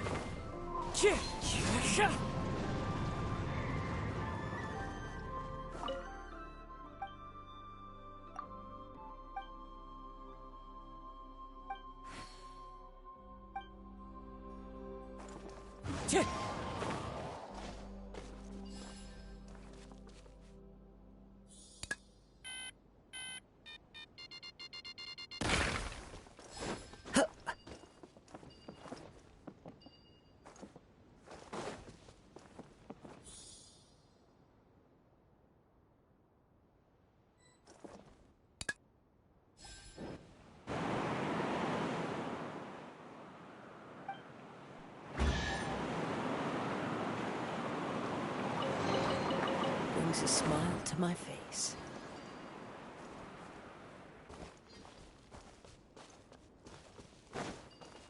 Time to go.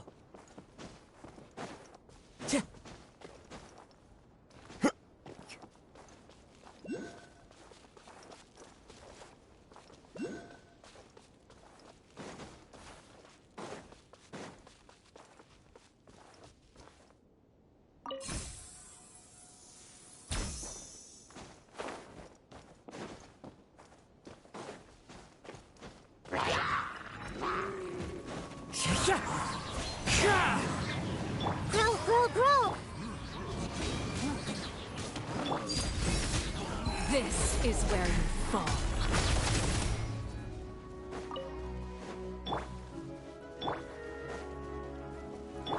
Take! Into the wind.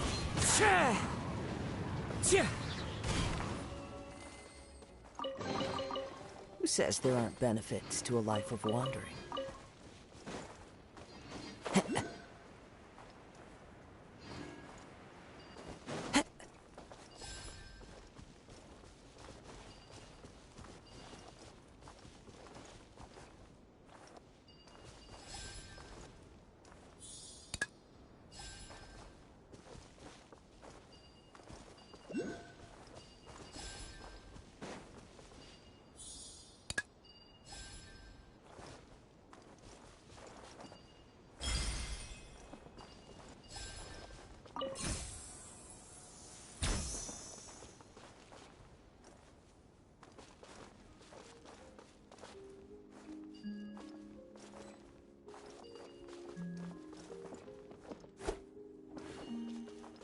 Time to go.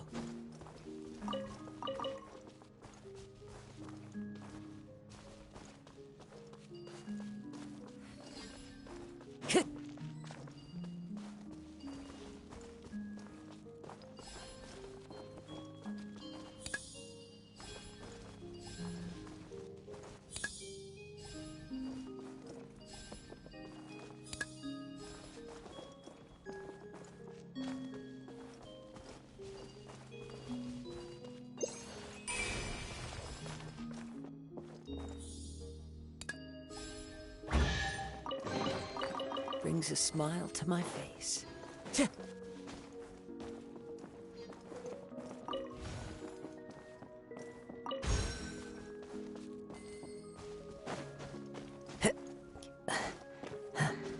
Time to go.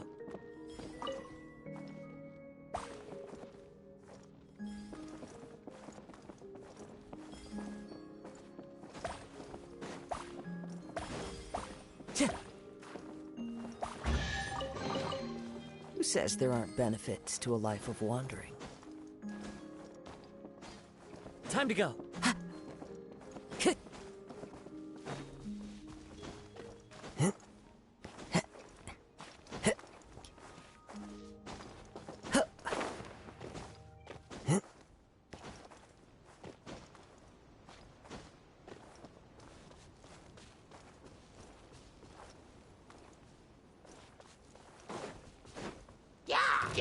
One with nature.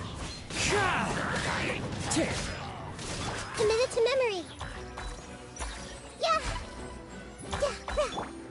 The wind knows me.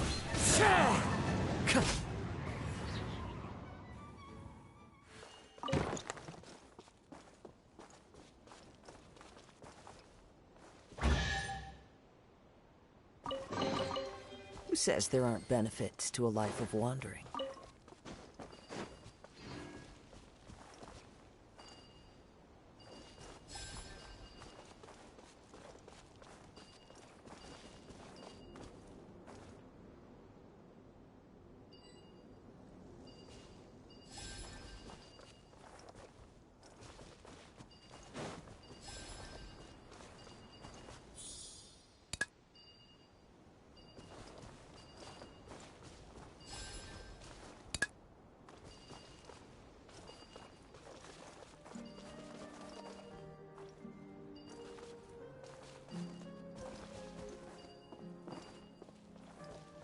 Time to go.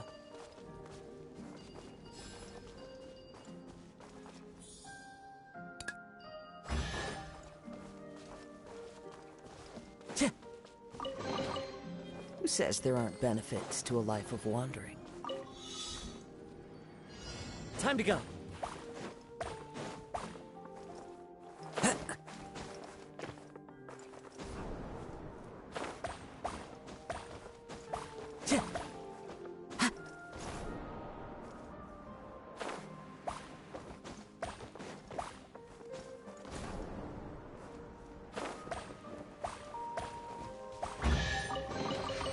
Brings a smile to my face.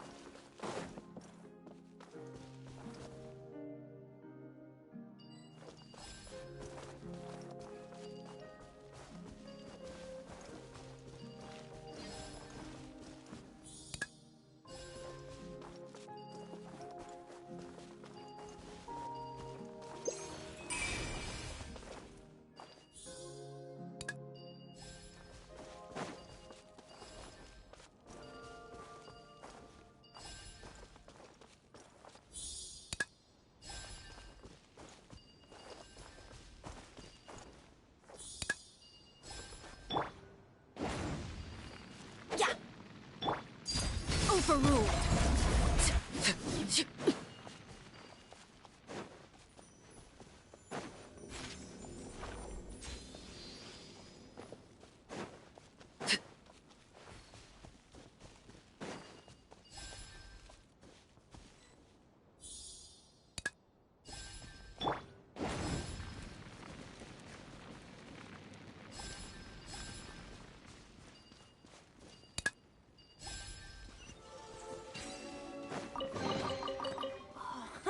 It's a miracle!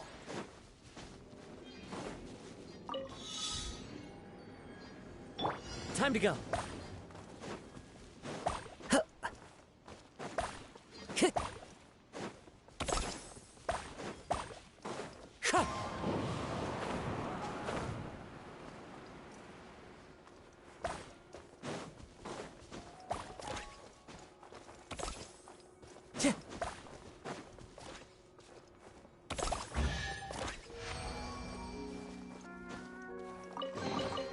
A fateful offering.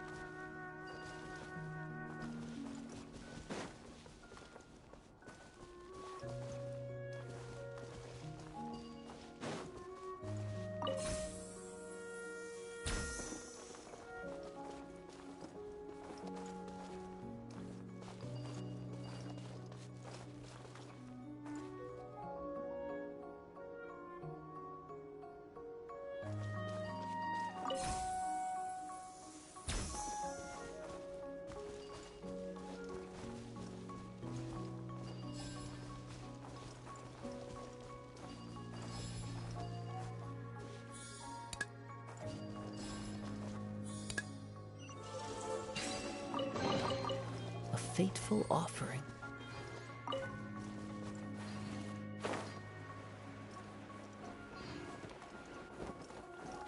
Yeah.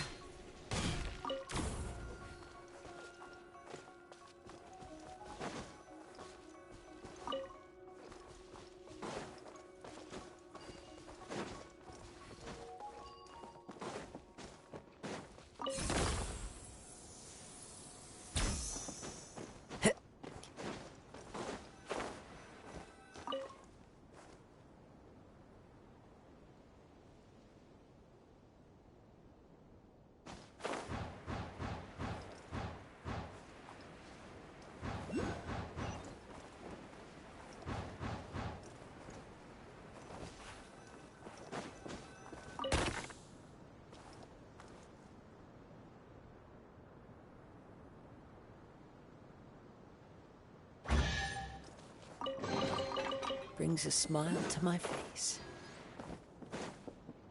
Yeah. I follow the wind.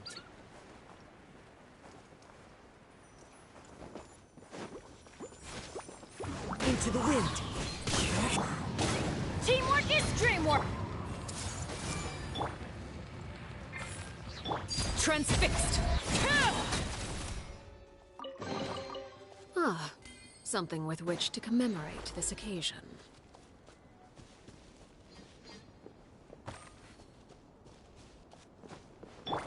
Time to...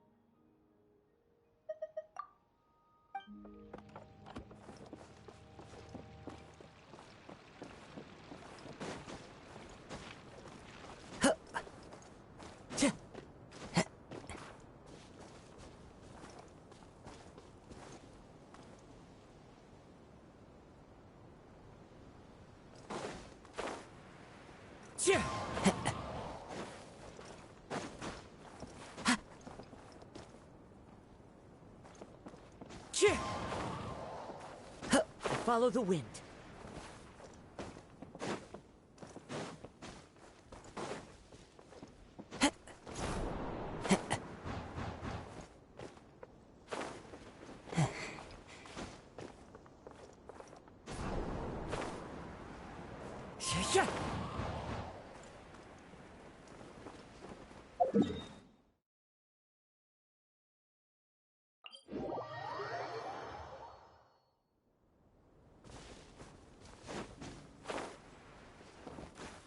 Follow the wind.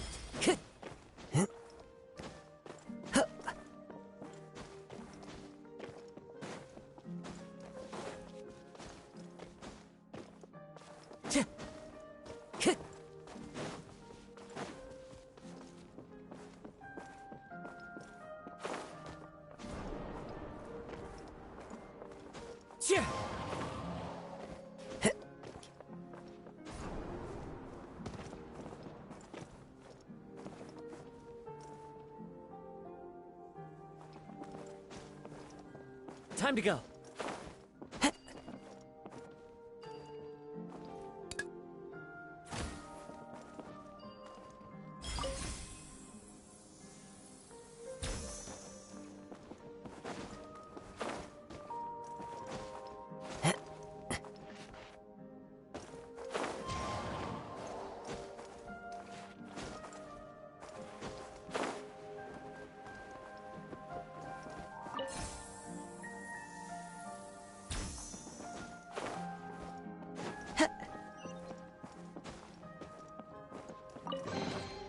Brings a smile to my face.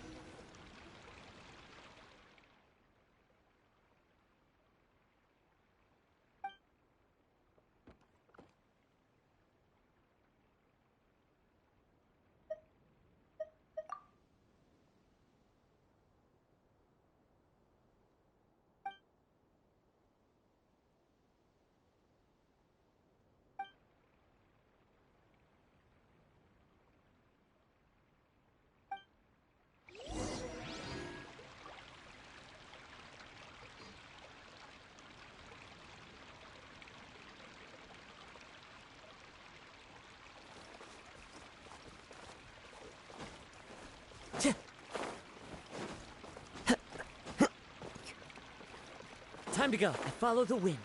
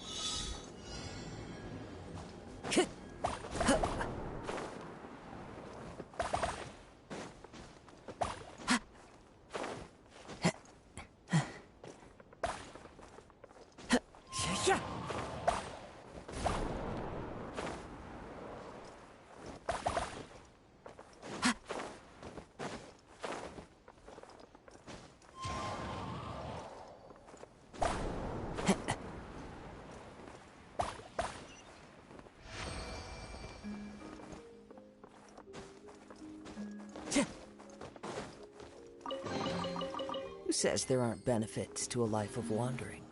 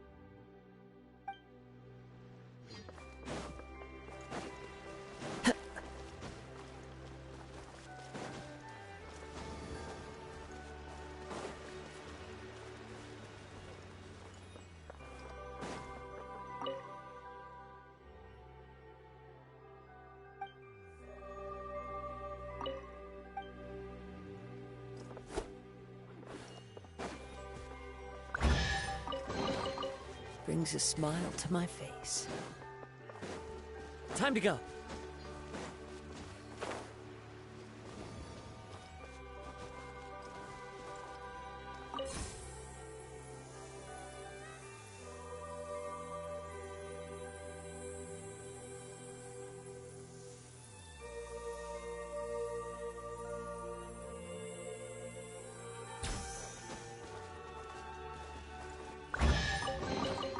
A fateful offering.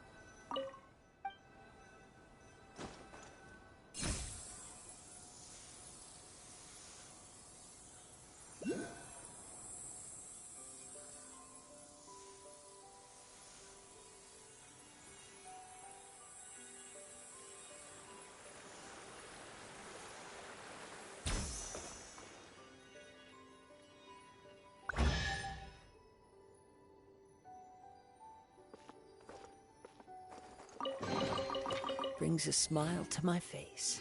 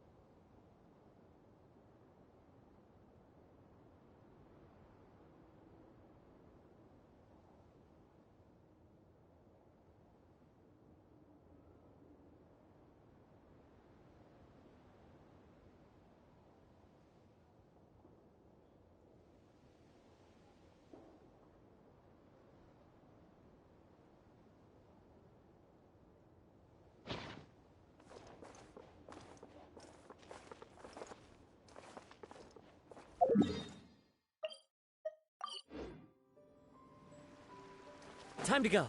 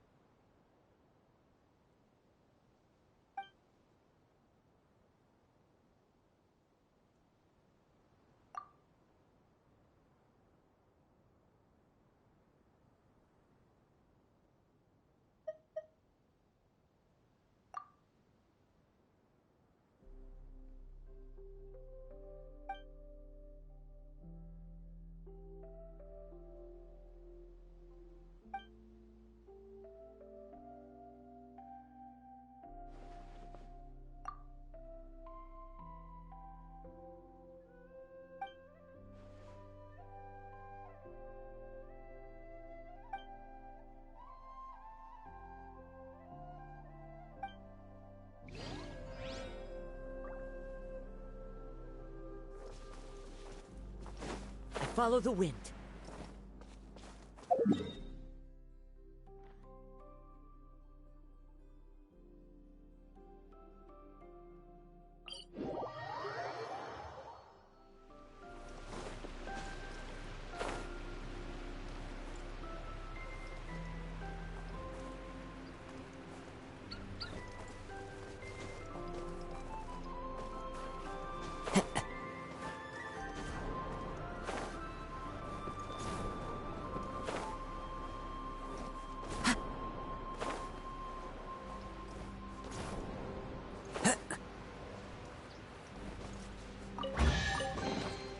Brings a smile to my face.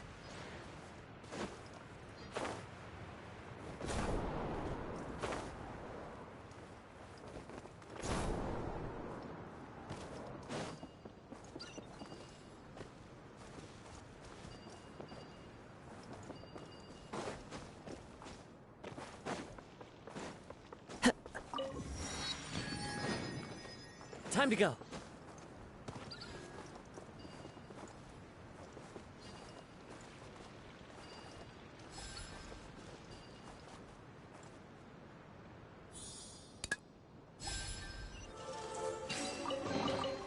Who says there aren't benefits to a life of wandering?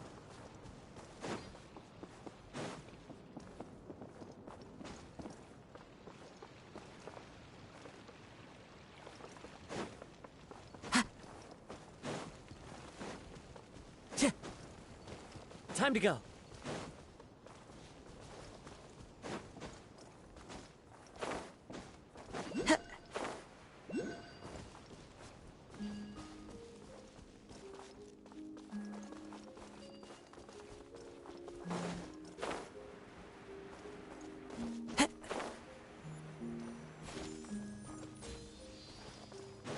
Yeah!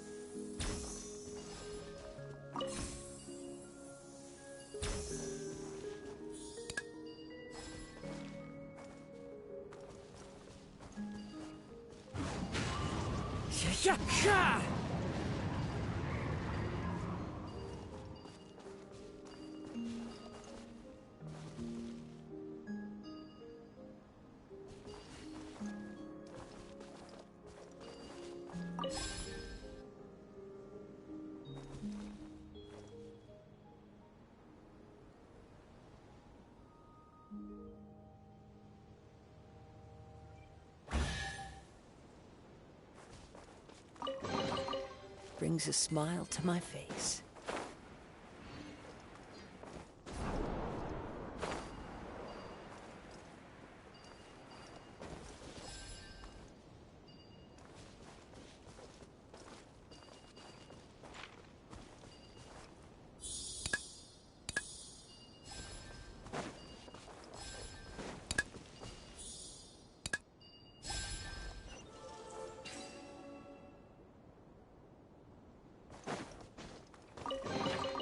Brings a smile to my face.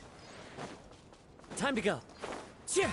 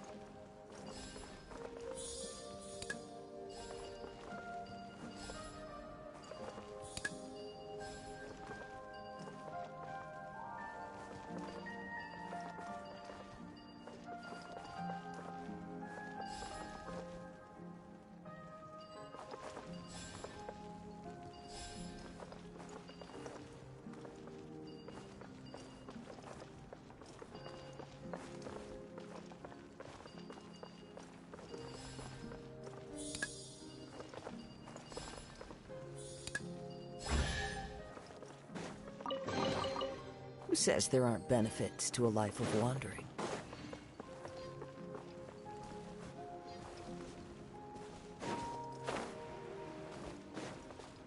Time to go.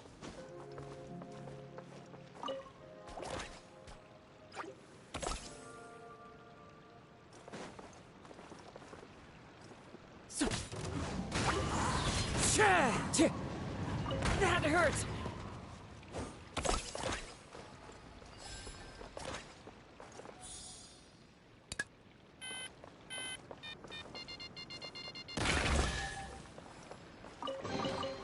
Who says there aren't benefits to a life of wandering?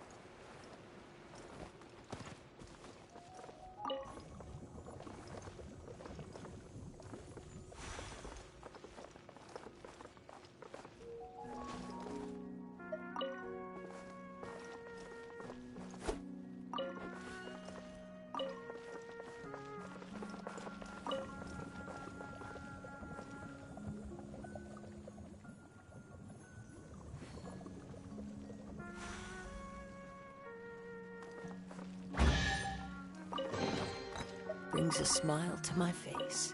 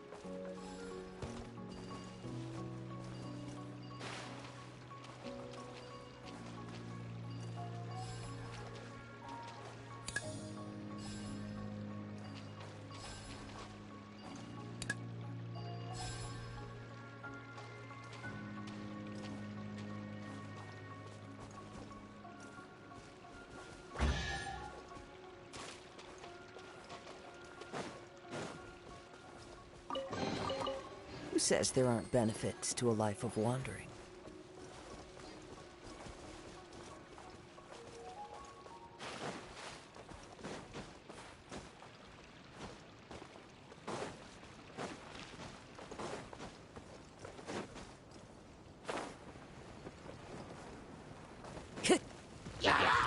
The range knows me. This way through the... Let's light it up! I'm going in!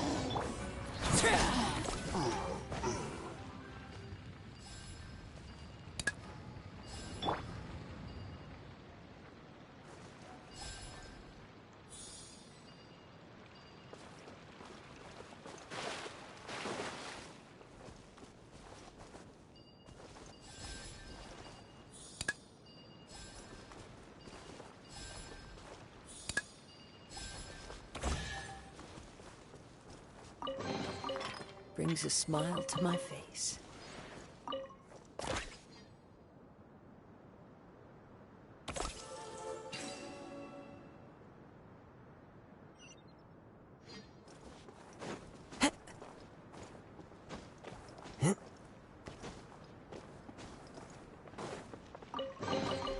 A fateful offering.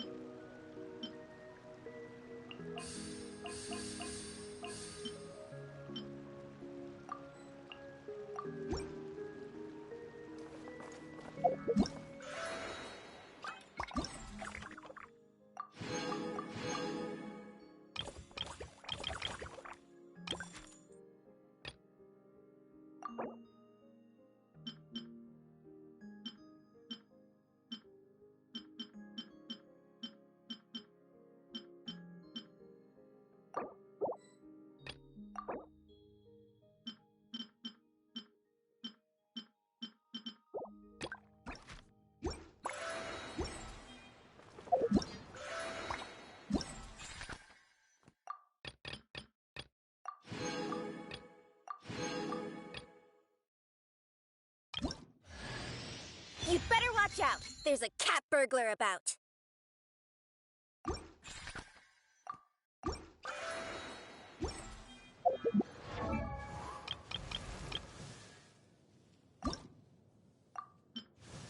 Won't I get funny looks from people if I dress like this on a delivery? Huh? Huh?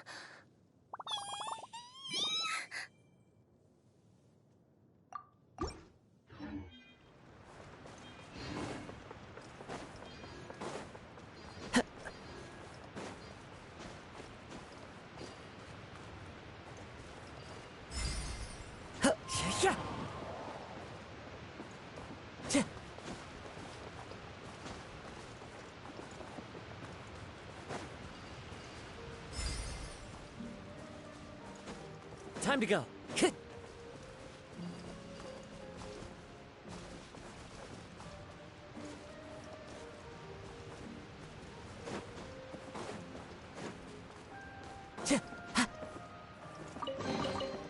Who says there aren't benefits to a life of wandering?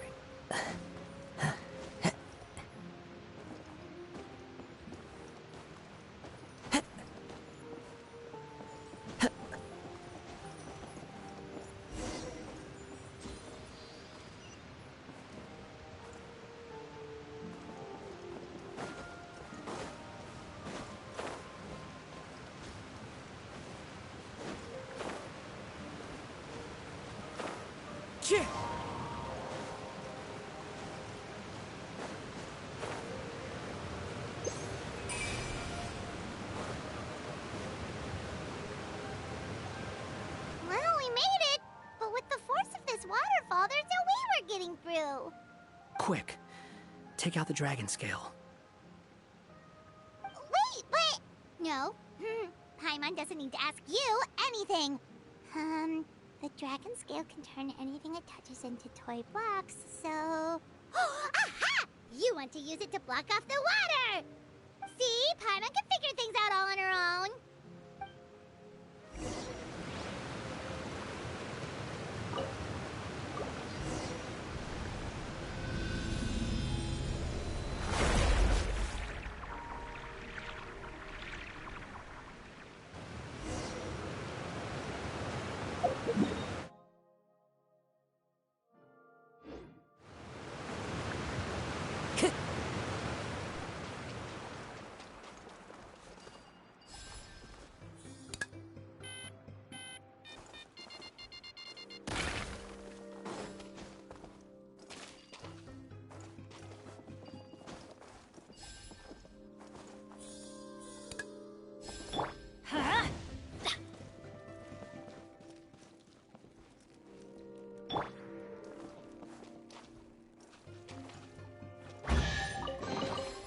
Who says there aren't benefits to a life of wandering?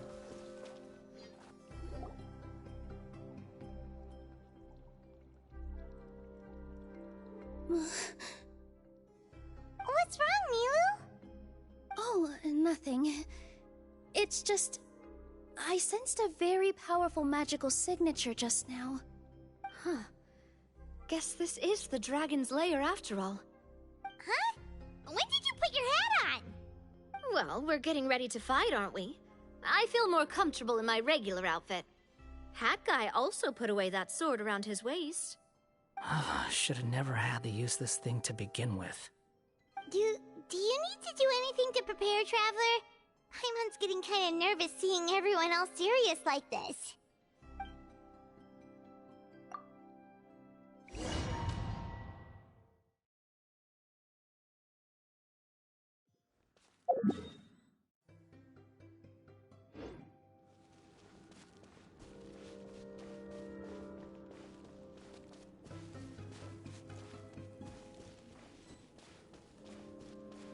Oh, looks like we're not the first ones to make it in here.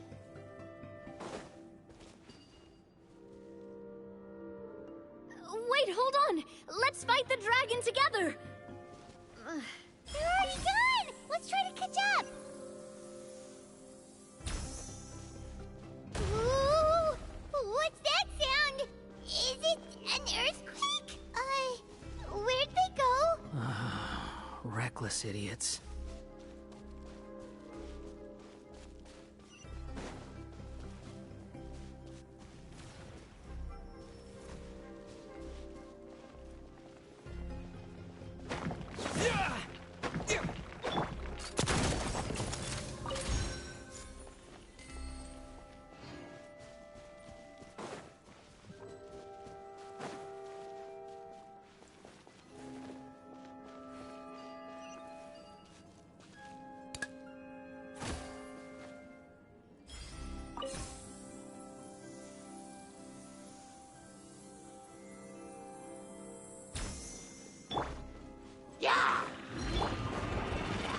Squall and Fury.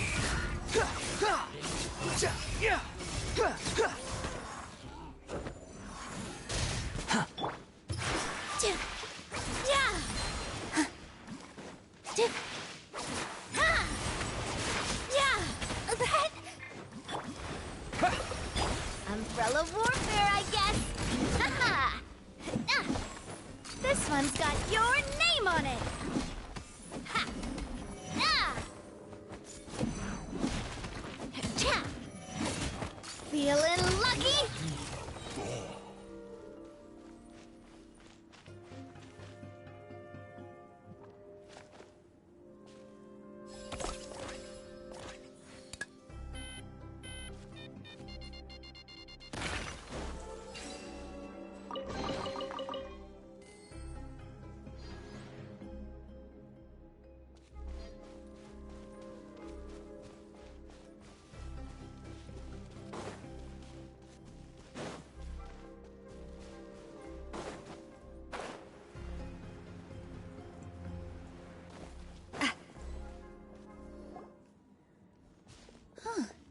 This space is completely empty.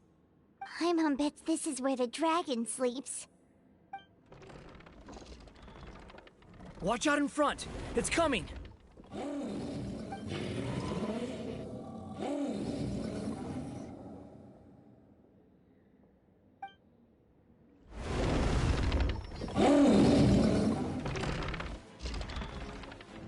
Whoa, that dragon is huge! And it just attacked us without warning!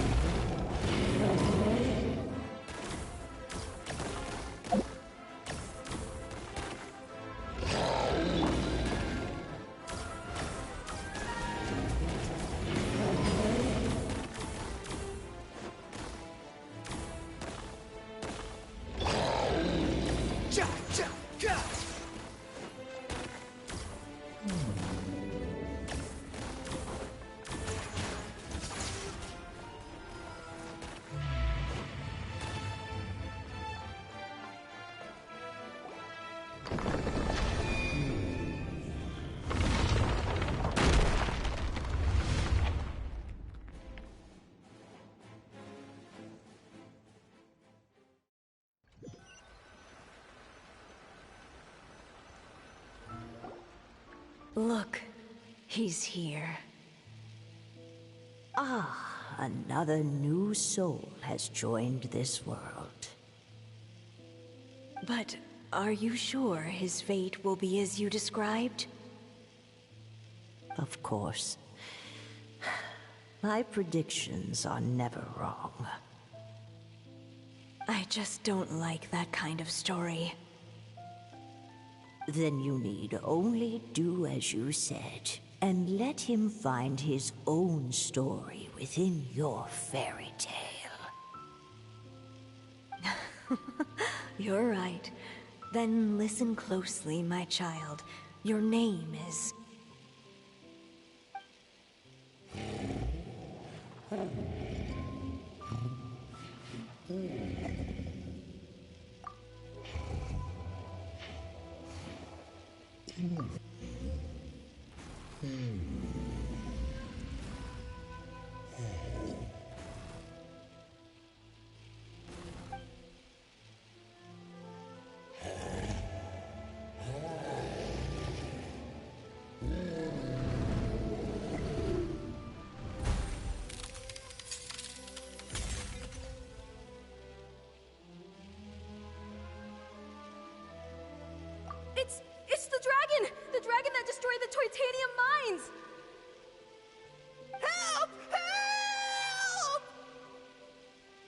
Soldiers, pick up your weapons! Destroy that monster!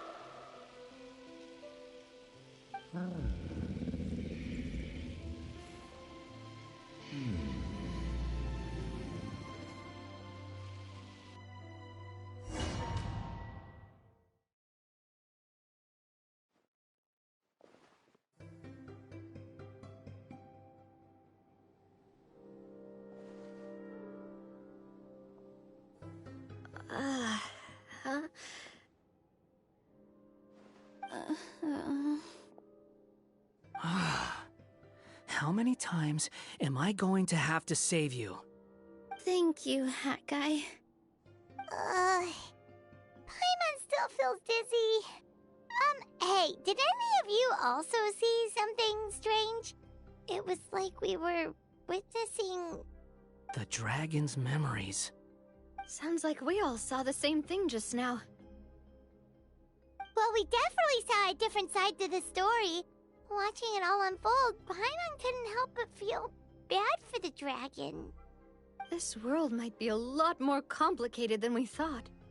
The next time we encounter the dragon, how about we try talking to him instead of fighting? That sounds like a good plan.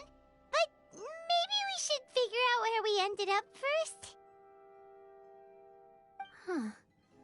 If the world above is a fairy tale realm, then maybe we've fallen into the next page of the book. Just keep walking and don't fall behind. Hey, wait for us!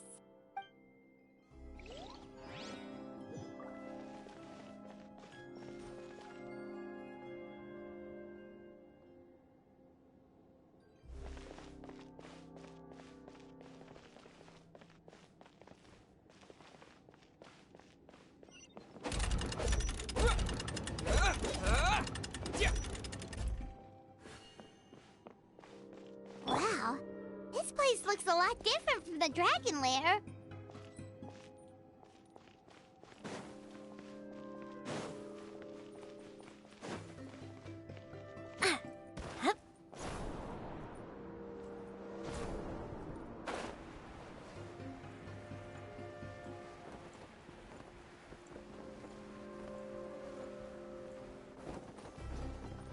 I guess I'm going home.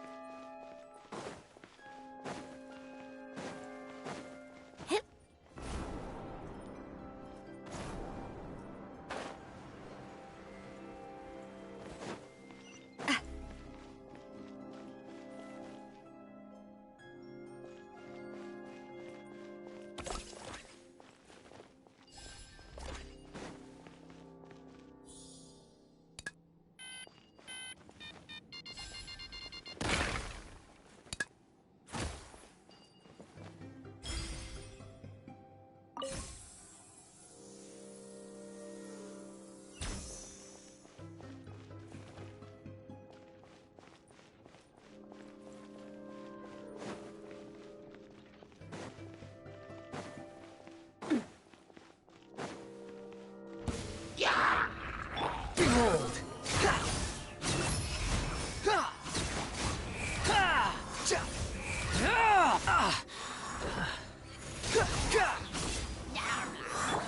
Here!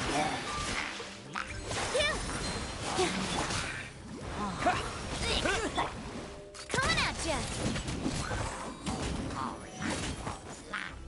I'm coming at ya! Fire! Well, positions. Yeah! All eyes on me! Squall and Fury, you dare to gaze upon me? Nada.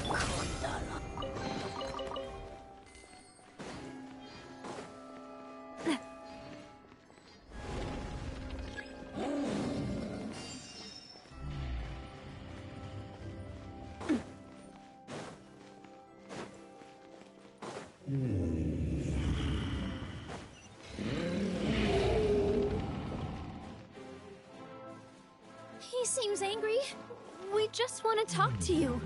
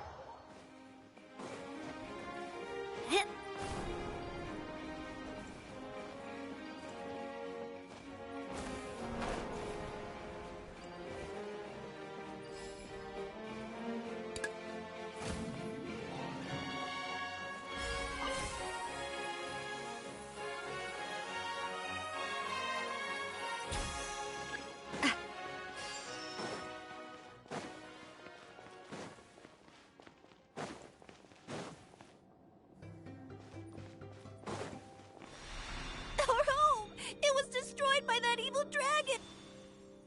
The stars! It flew away with the Metropole stars! Oh no! We didn't get eaten by the dragon? The dragon just dropped us off here? Hi, guy! You're getting too far away! He's just up ahead. Is he trying to lure us somewhere? Well, I'd say we were the ones who backed him into a corner. But we just want to ask him a few questions about his past. He's had year after year of people coming here to try to take his head.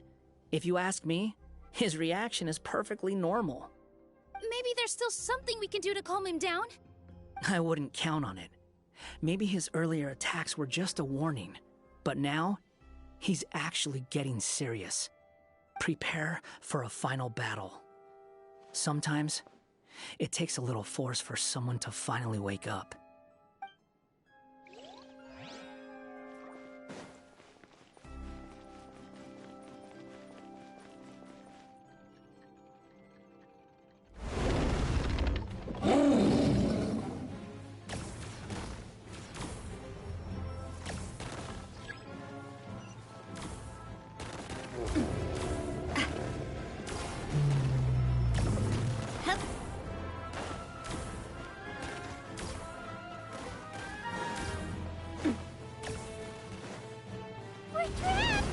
Stubborn beast. You really want to get beat up that bad?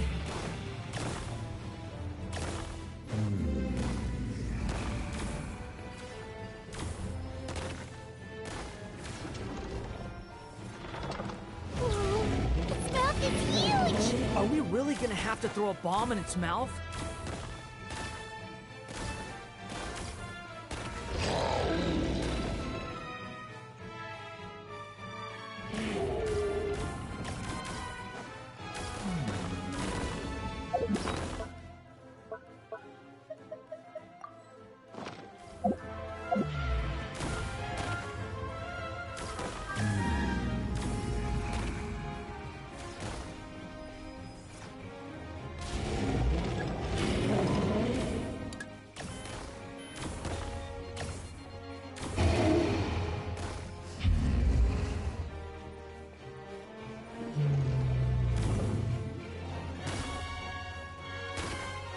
Watch out!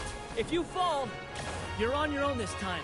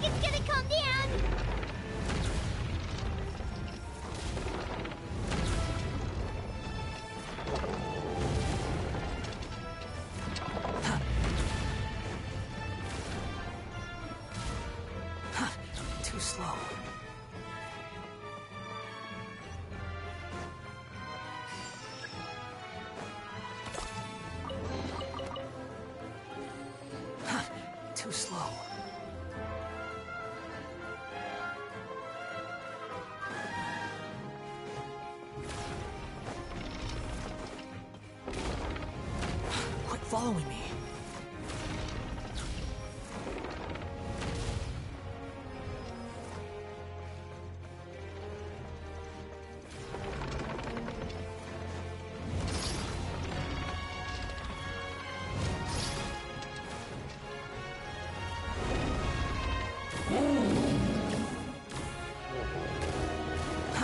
Too slow.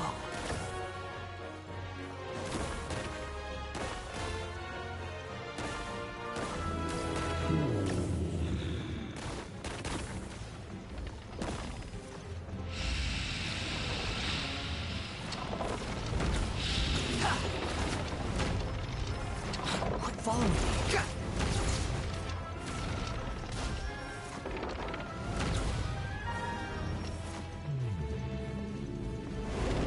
Where did those two come from? He's getting serious. Don't get hit!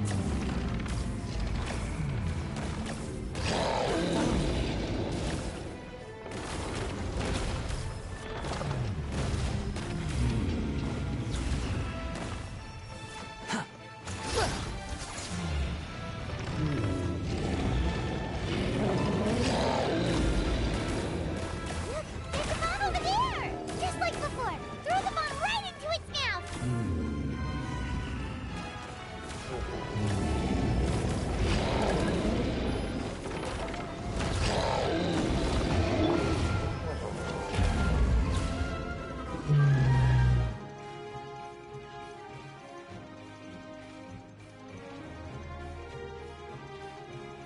Now's our chance!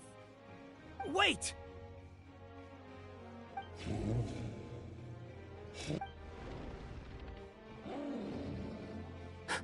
Huh?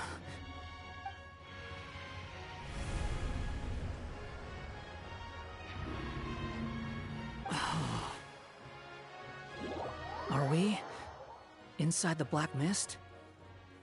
Huh. Are you sure you want to create this child, Em? Even after what I told you about his fate?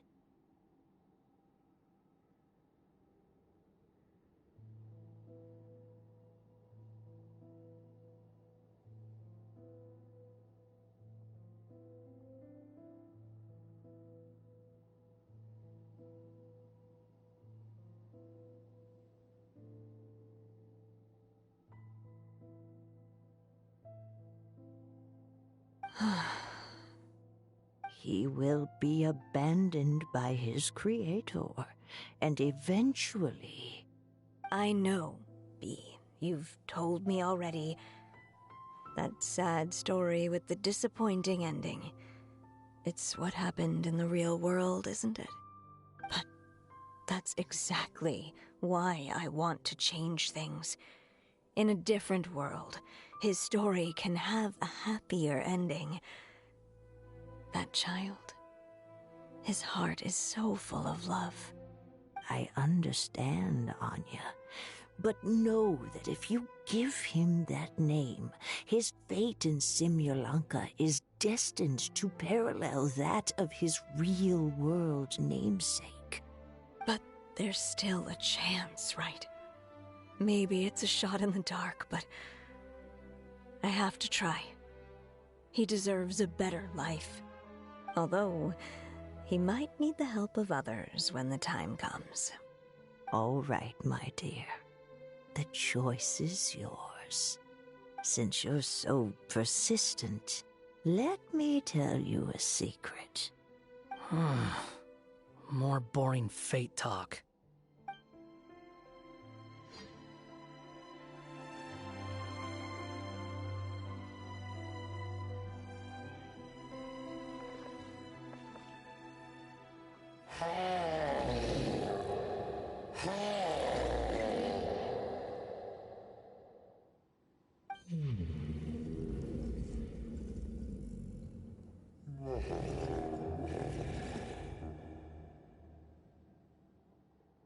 I'm sorry, my child.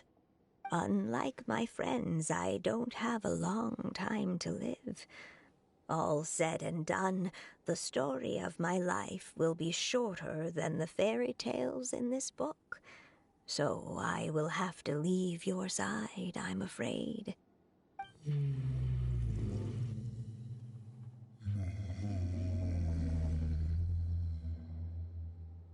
It's okay. It's okay. Once I'm gone, I will become a star in Simulanka and watch over you from above.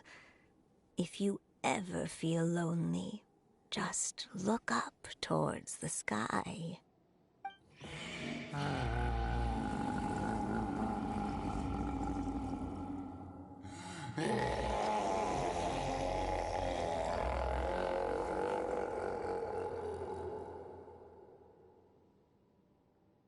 Go forth and witness this world, my child. Make sure to be nice to everyone. You'll meet good friends one day. I'm sure of it. That is my wish for your future. As for this world, I leave it to you.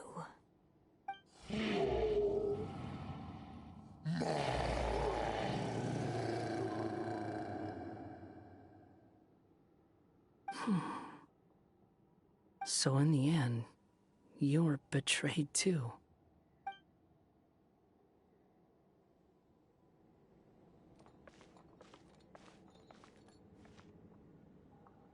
Hey, Mr. Dragon!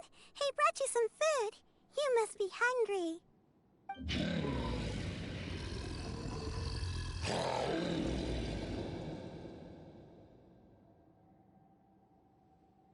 Shh! Quiet! We can't let anyone hear us.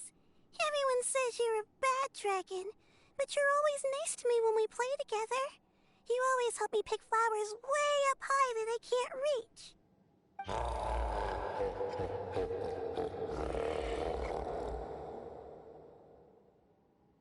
It's okay. Just keep hiding here, and tomorrow I'll... Oh no, my child! Help! Somebody help me! Save my child! The dragon's trying to kidnap her! No, Mom! It's not like that! Listen to me!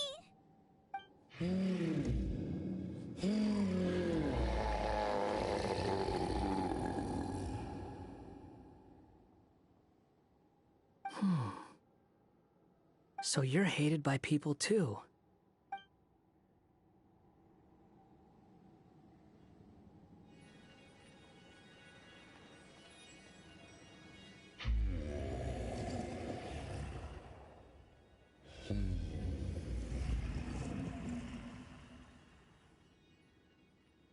So that's it.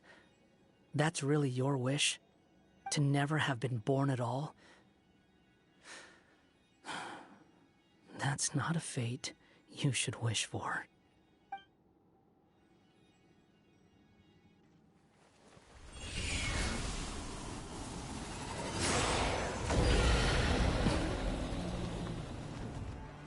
Nobody can define who you are, or deny the true feelings of your heart. Now remember your name. Durin.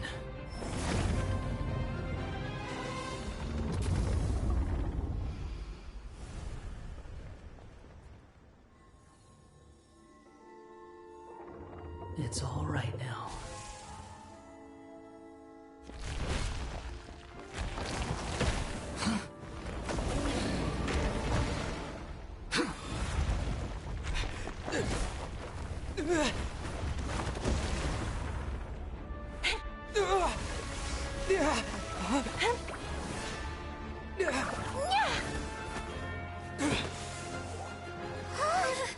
Watch out!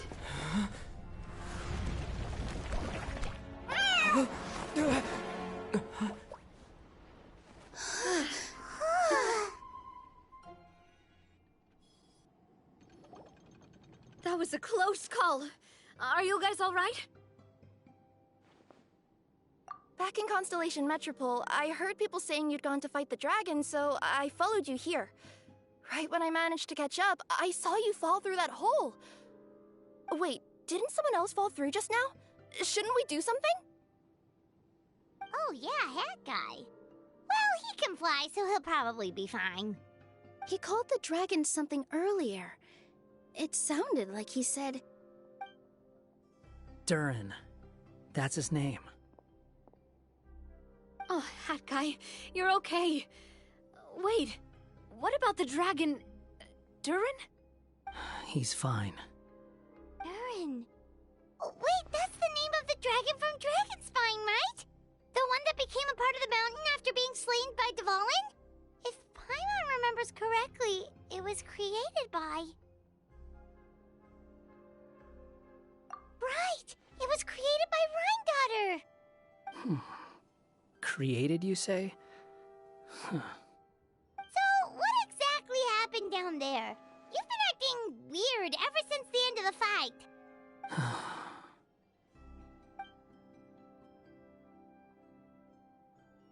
So that's the truth about Simulanka's evil dragon. What we saw in the mist weren't hallucinations, but the dragon's memories.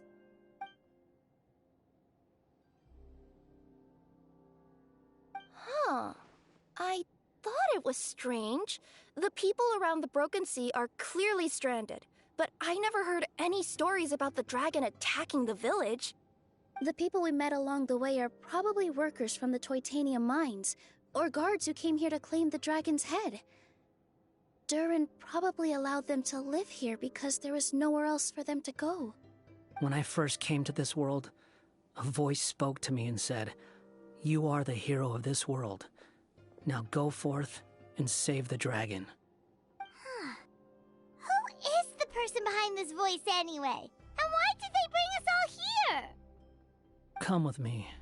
The answer to all this can be found below.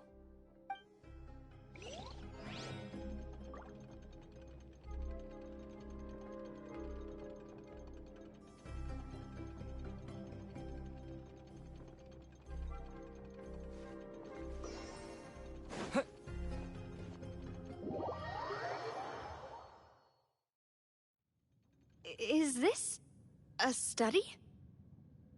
That's right. It belongs to the Goddess of Fate. Goddess of Fate? As in one of the three goddesses who created Simulanka? Or more precisely, M. One of the mages of the Hexenzirkel. Hexenzirkel? As in... Sorry, Paimon shouldn't just regurgitate everything you say. It's just... It's a lot to take in. She created the story of Durin. Well, the Simulanka version at least. These records should cover most of what you want to know, including the identities of the other two goddesses. Read them for yourselves.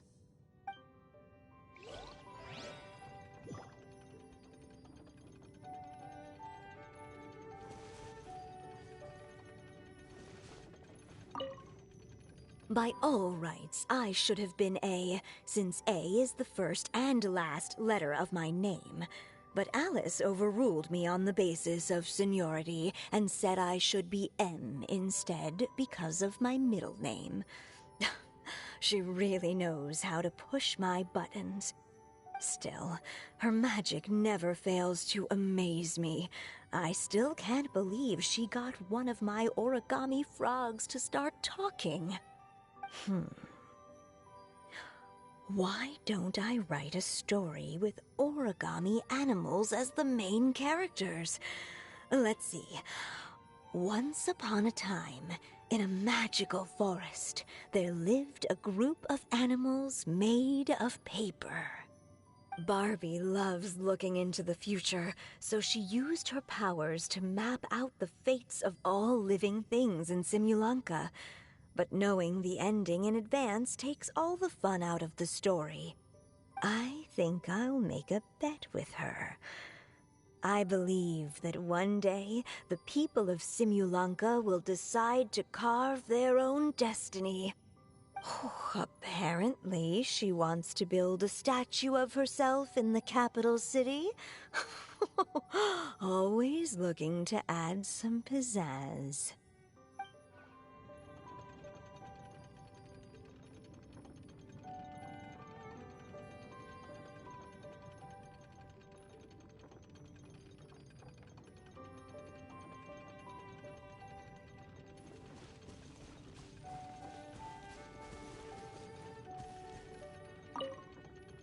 My dear sisters, I fear my pen shall soon run dry. Even now, as I write this letter to you, my dexterity is all but failing me. Thank you for enjoying my stories and for creating this world for me. The time we spent together was the most wonderful youth I could have asked for. I always feel so young when we're together. A says that even after I'm gone, the goddess of fate in Simulanka will continue to exist and carry on granting people's wishes. It makes me glad. If you ever want to chat, feel free to pay a visit to the goddess statue. Just don't wish for anything weird.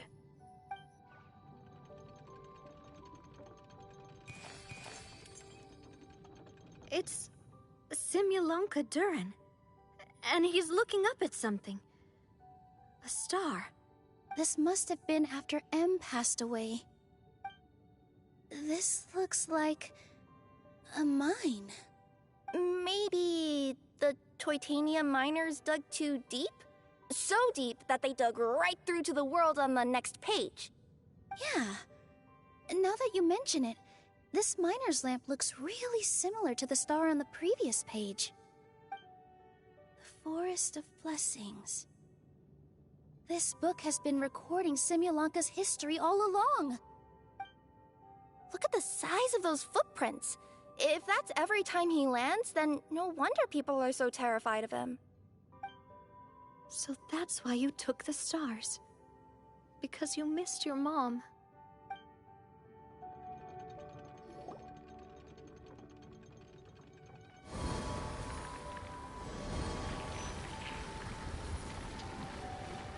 Huh. That statue looks different from the one in the Metropole. It's a different goddess. This one is the goddess of fate.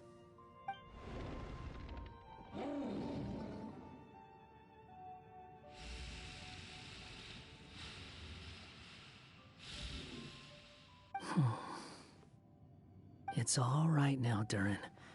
Nobody here wants to hurt you. Don't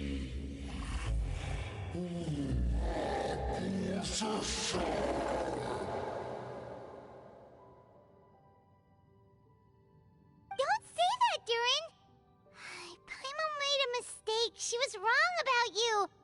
But it's nice to talk, isn't it? Now that we've all calmed down?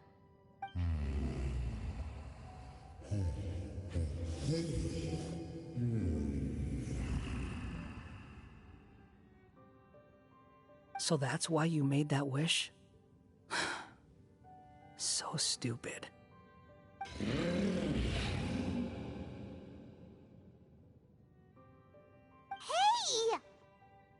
Anyone with eyes can see that all you want to do is get along with everyone.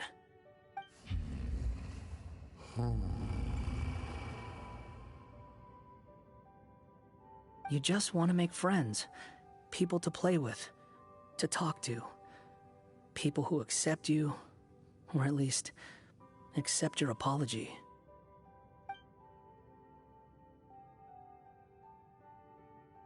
Oh, you never hurt anyone. Heck, the idea never even crossed your mind. Sure, you scared a bunch of people half to death, but that's only because they had no idea what kind of dragon you really are. Yeah. If you had a heart-to-heart with them, I'm sure they'd come to understand you and see your point of view.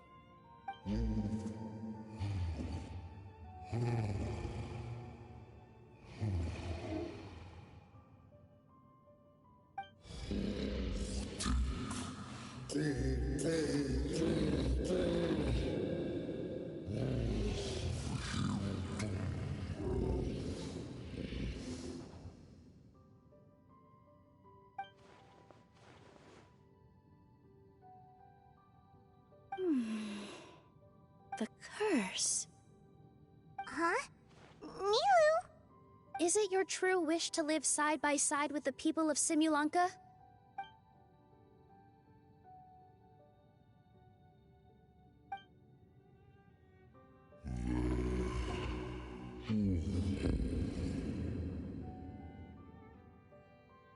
Then close your eyes and make a wish to the Goddess of Fate. We will help make your wish come true.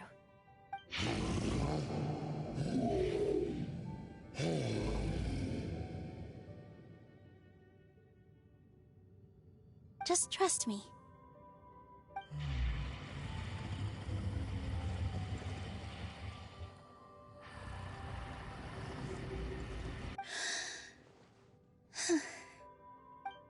I, Nilou, the Forest Fairy, give to you my blessing and welcome you as a dweller of the forest.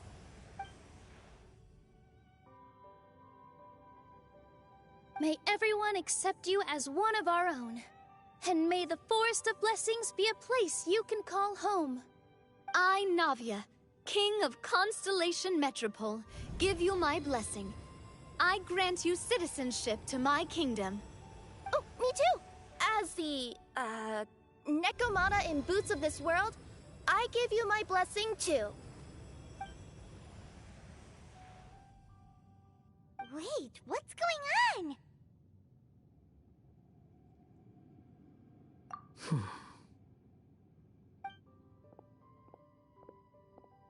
I, the hero of this world, give you my blessing. I recognize you as a resident of Simulanka. May you find acceptance in this world. Also, speaking as someone who'd like to be your friend, I wish you all the best for the future.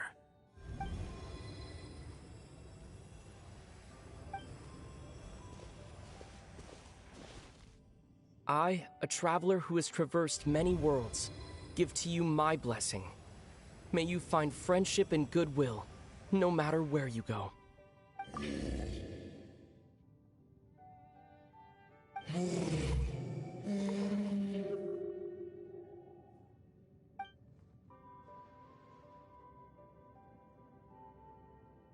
As for this world, I leave it to you.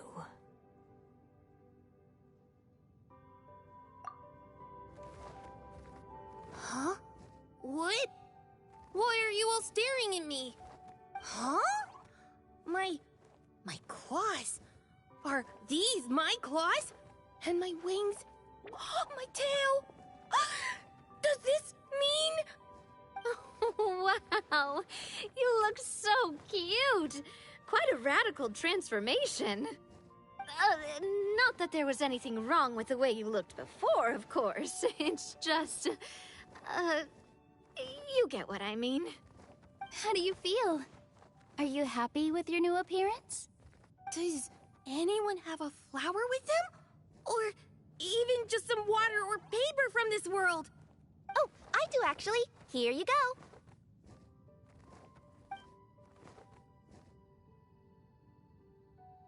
They're not changing. I can touch things without changing them. Hey, that's great! One more flying friend for Paimon! Now the residents of Simulanka won't be scared of you anymore. But what about all the things that I did before? That's simple. Just go out there and atone. You could fill in the footprints you left on the ground, or help the people around the Broken Sea get home. Okay. And you'll come along and help me, right, Hat Guy? Huh? Why would I do that? Because you said you wanted to be my friend. You little... Gah. Well, maybe I spoke too soon. Huh? But I thought... All right, fine. I'll go with you. Really? Yes, really. Lying to you would be no fun anyway. Oh, thank you! You're the first friend to call me by my name! Let's go back up. I'm about to suffocate down here. Oh, it feels so good to finally see Hat Guy meet his match. Yeah, okay. Paimon just never thought we'd see the day, that's all. All right. Let's also head back up then. Don't be scared, Durin. We'll be right by your side. Thank you for your blessings, everyone. Oh, this is the happiest day I've had in a really long time.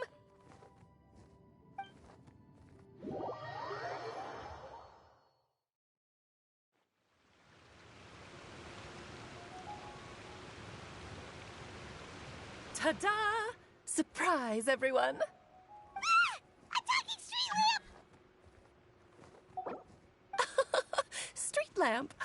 Oh my! You mean you still don't remember me after all the times we've spoken? I know that voice. It's Mom's friend.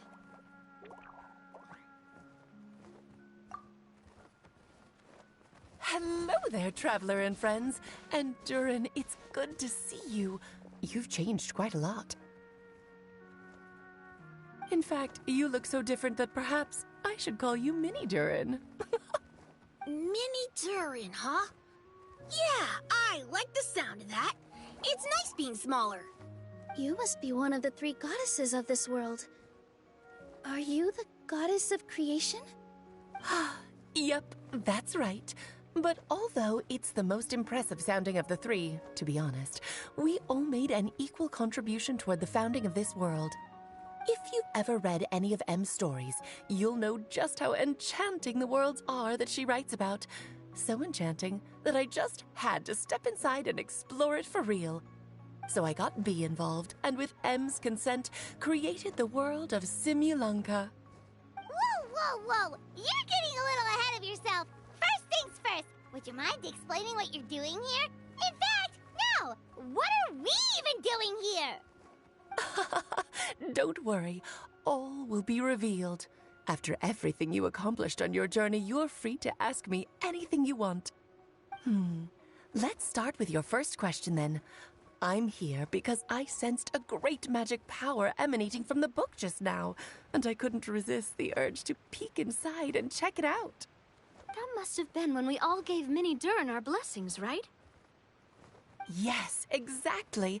In the world of fairy tales, words and emotions often carry far more power than any spell. It's all thanks to your magic that Mini Durin was able to take this form. Come say hi to me, little one. Oh, look at you. You're as cute as a button. So, what about us? Was it always part of the plan that we'd come here? Plan isn't the word I'd use. If you ask me, I'd say fate works in mysterious ways. When Durin of Simulanka made his wish to the goddess of fate, it just so happened that in a world far away, all of you wonderful people were holding a copy of M's fairy tale at that exact moment. And because of your noble and kind souls, you were selected by the goddess of fate to come and save this world. Now that you mention it, that's what I was doing when I was transported here. I was reading a fairy tale to some children in the Fleuve Cendre. I think I just, happened upon an old book and decided to use it as my pillow during a nap in a box. Wow, what a crazy coincidence. Wait, that's not right. How come everyone else got assigned the role except us? 'Cause we were also... Yeah, that was it. We just received a strange book and we had no idea who sent it. Then, the moment we opened it up to start reading it, we found ourselves here. You're the one who sent it to us, aren't you? Oh, is that what happened? Yes, that does sound like me, doesn't it? Good question. Why indeed? Maybe I thought this was such a good story it simply had to be read by someone.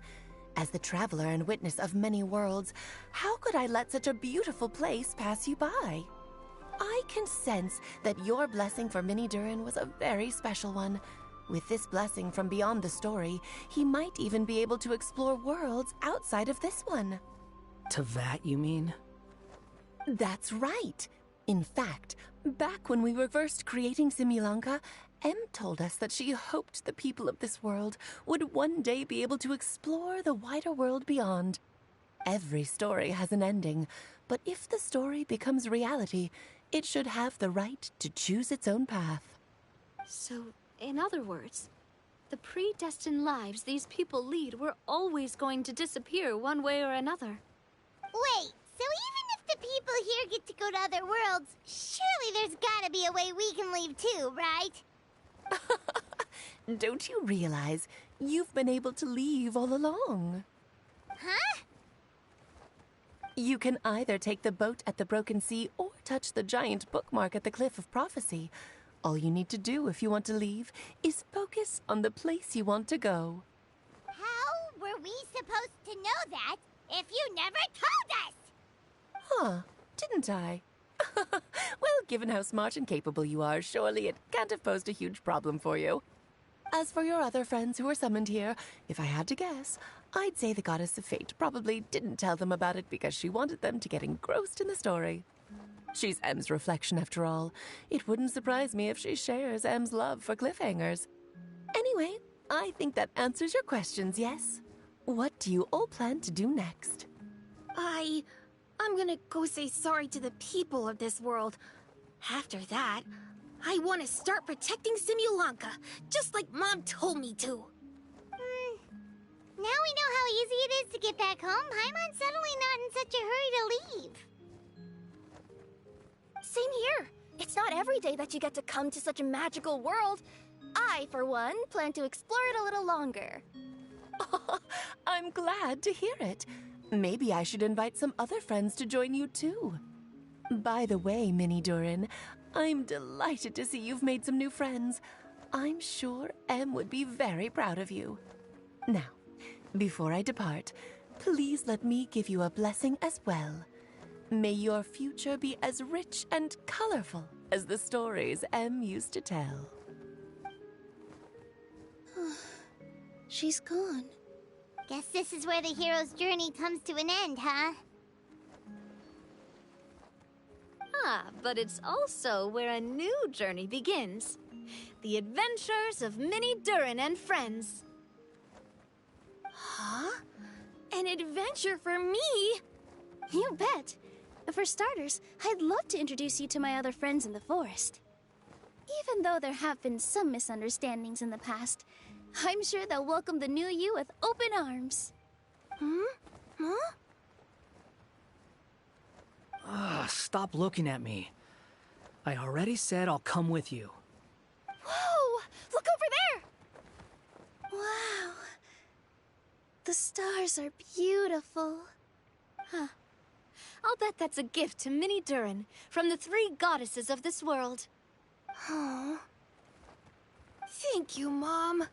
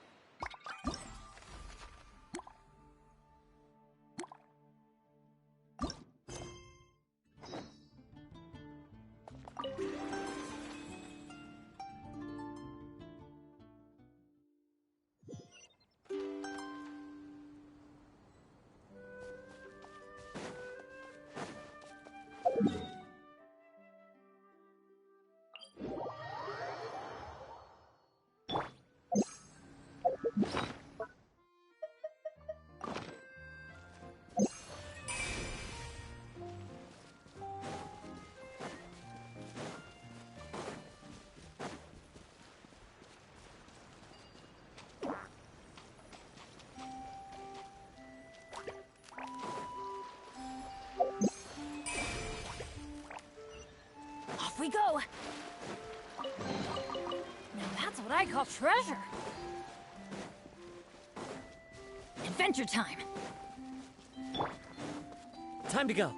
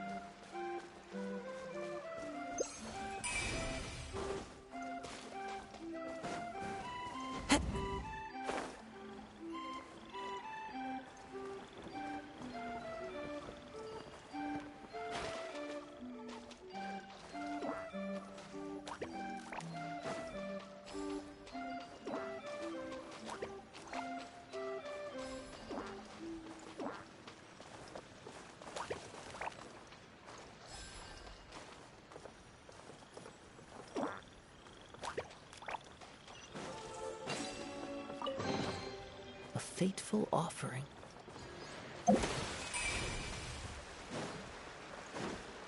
Time to go.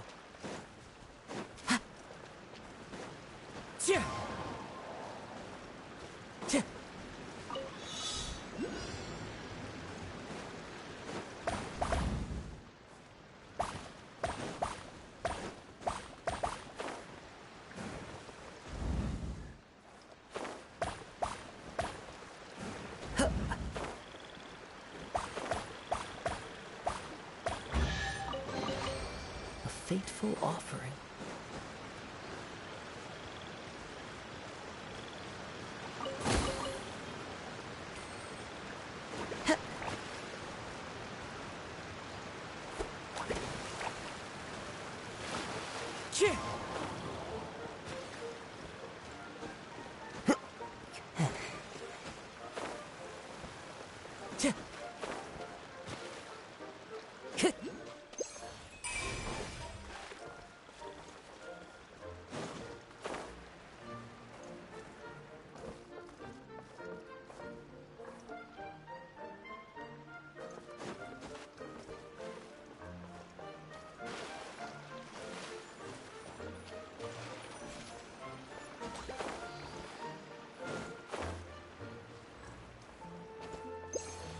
Time to go.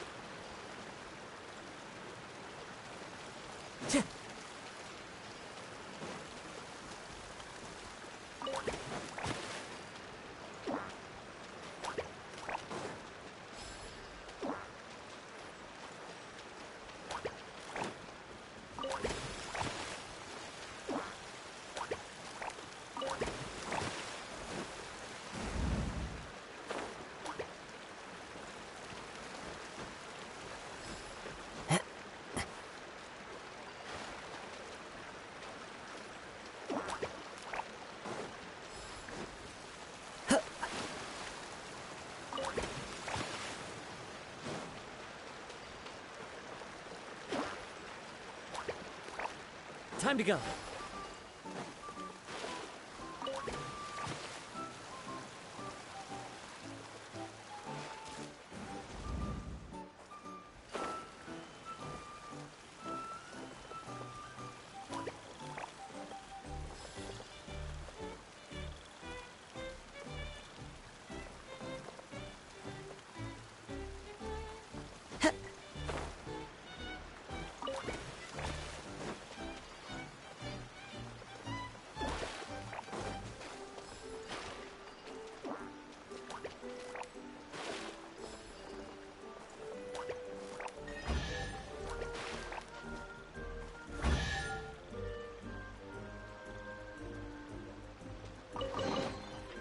fateful offering.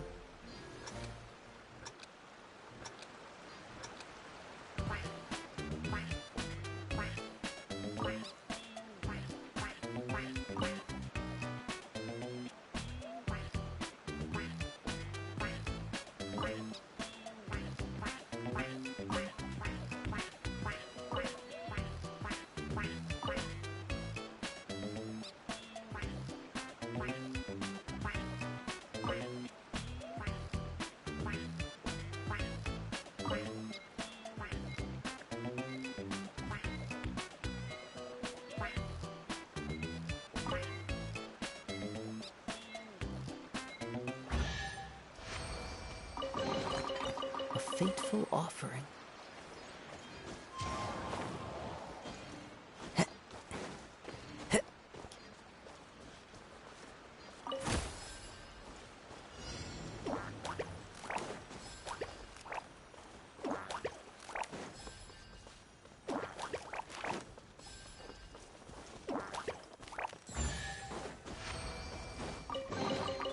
Brings a smile to my face.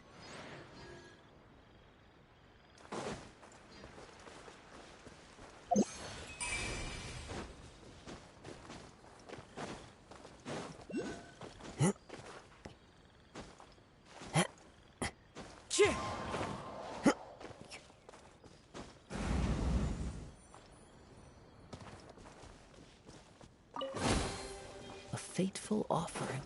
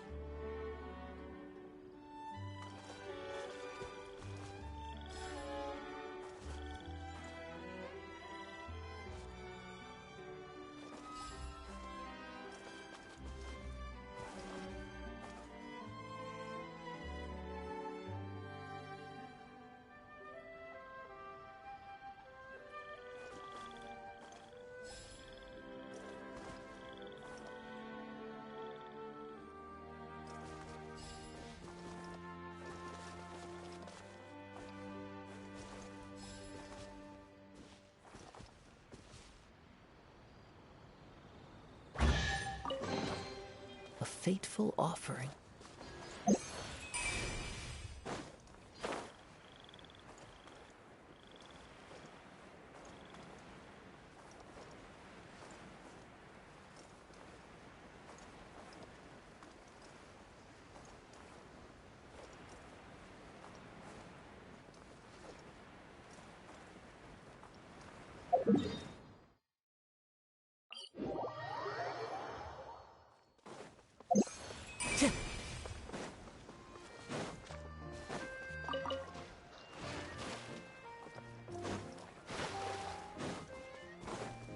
Time to go.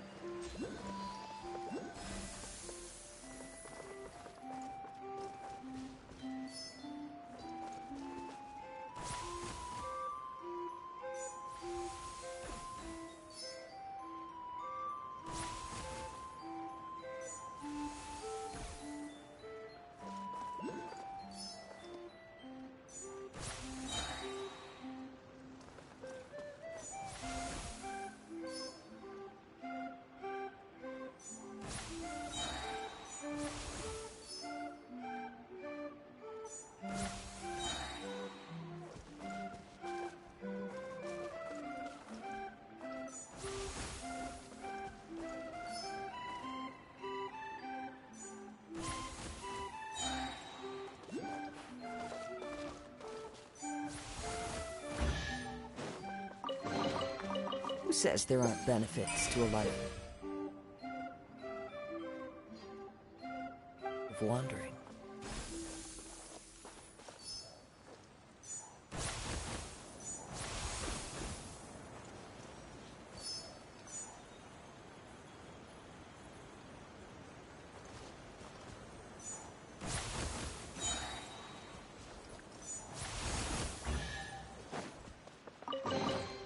Brings a smile to my face.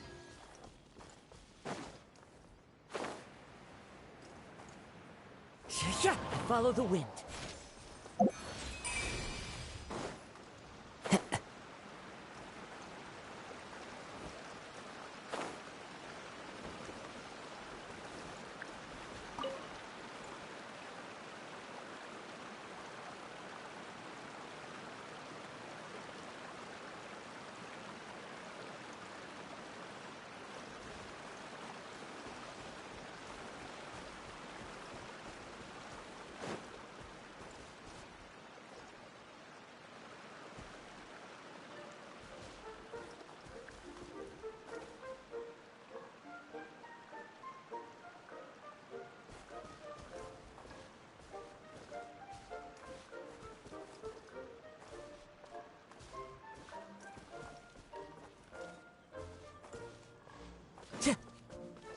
Run with nature. I see everything.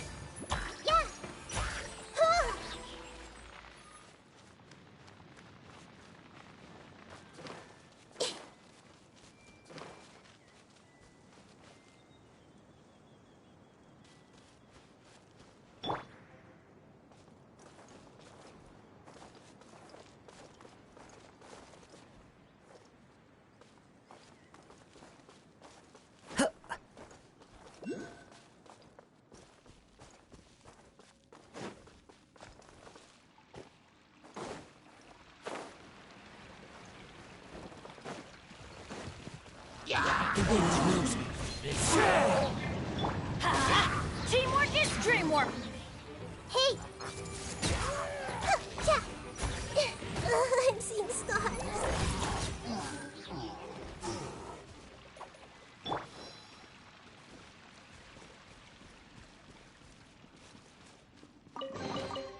Now that's what I call treasure.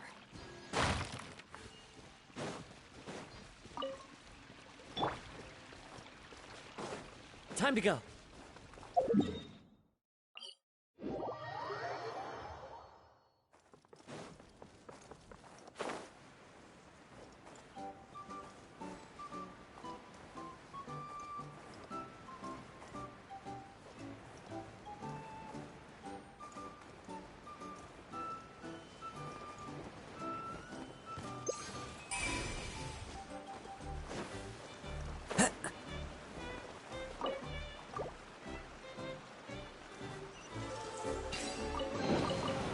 Fateful offering.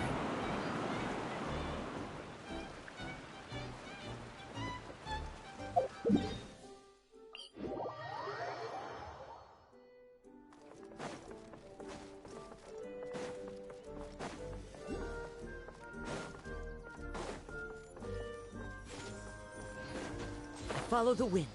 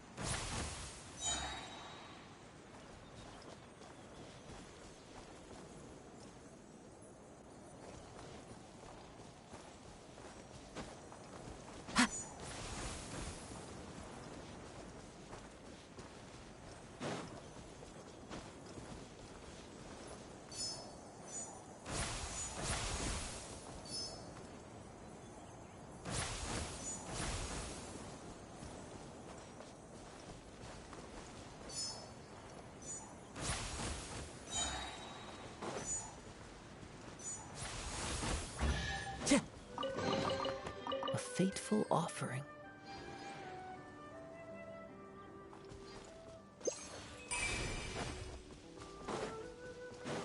Time to go.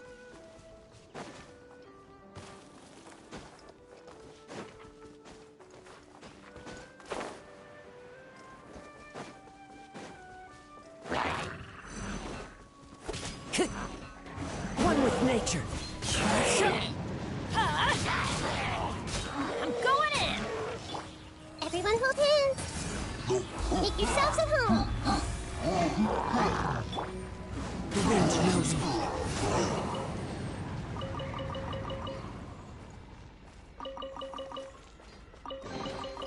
Brings a smile to my face.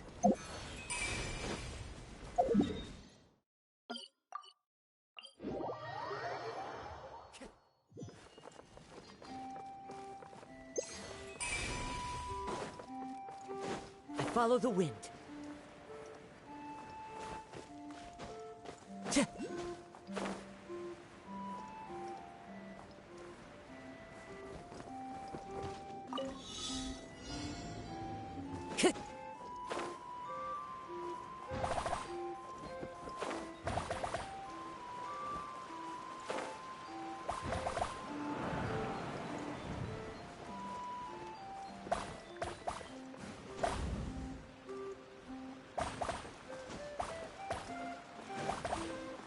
Time to go.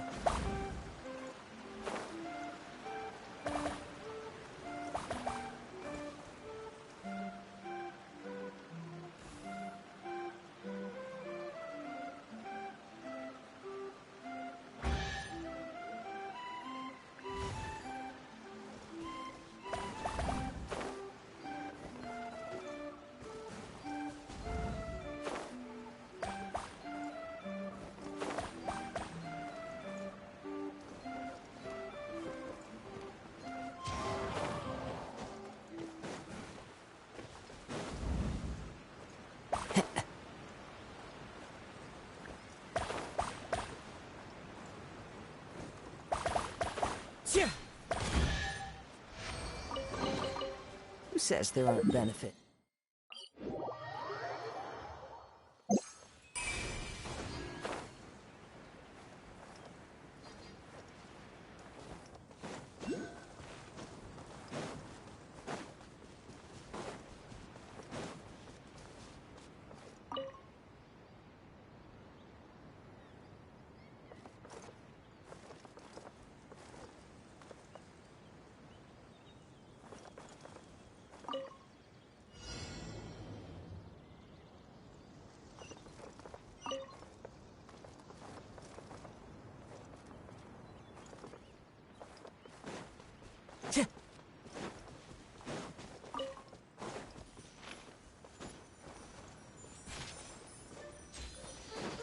Follow the wind.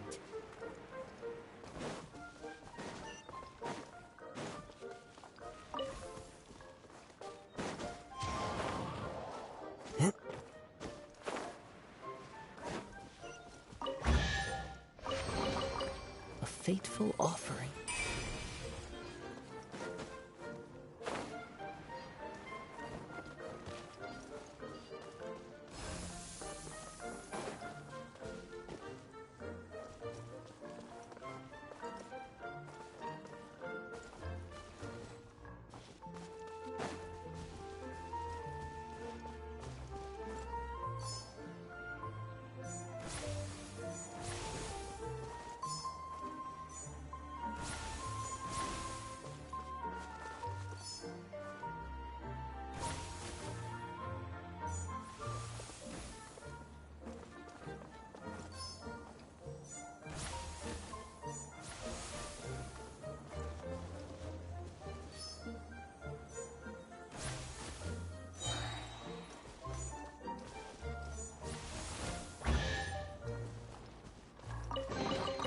A fateful offering.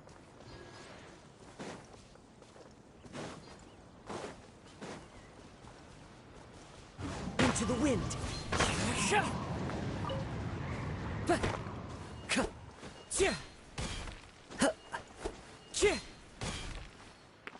One with nature.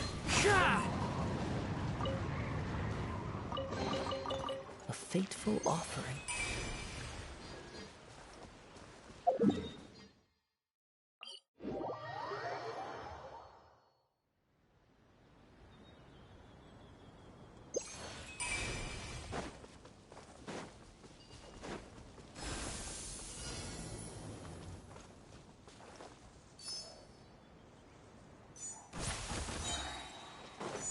Time to go.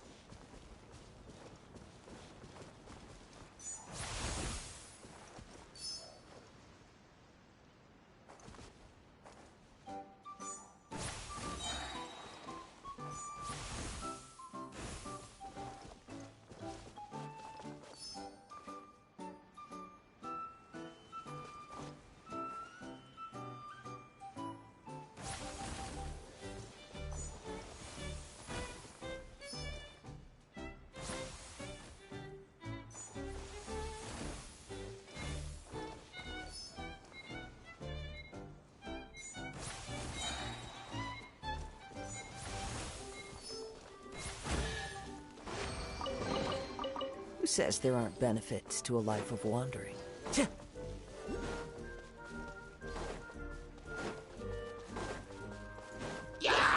Into the wind. Everybody stand back!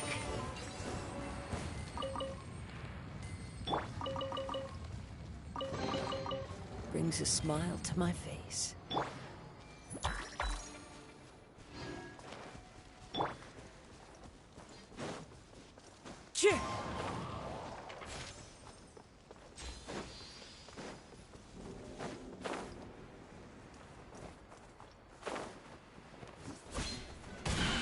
The wind knows me. This may turn a little. I'm going in!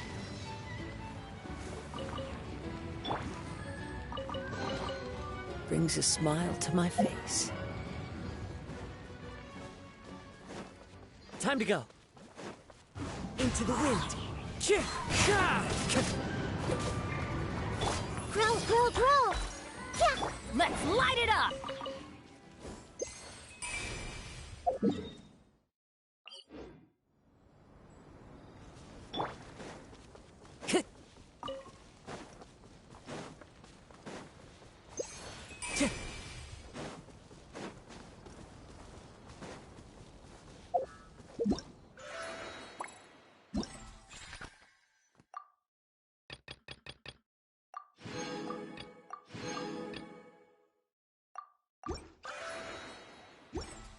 Time to go.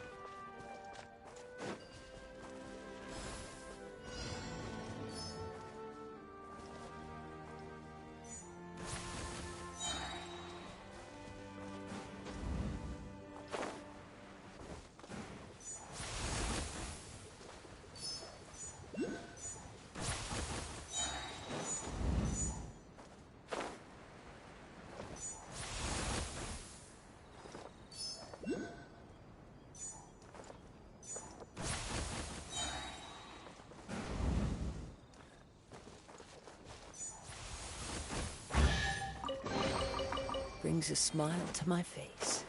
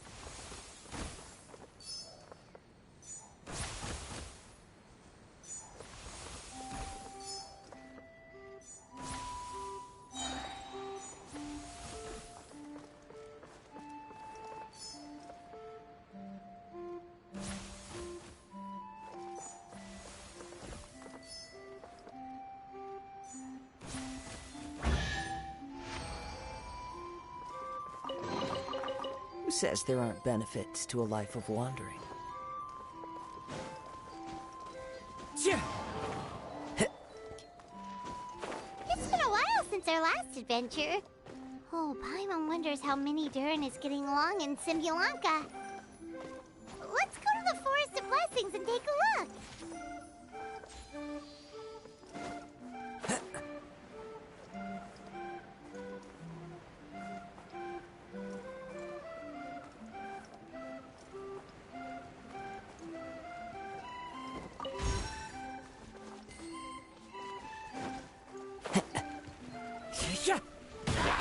The wind knows me.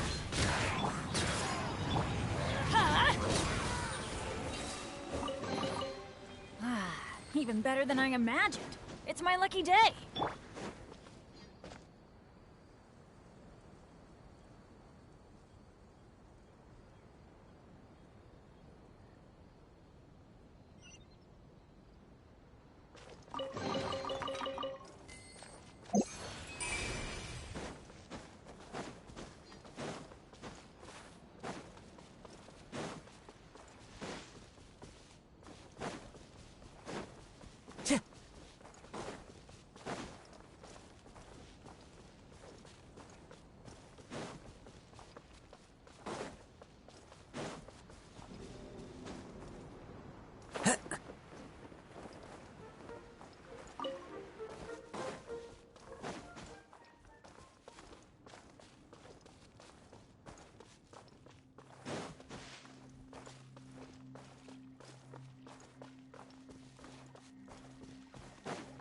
Time to go.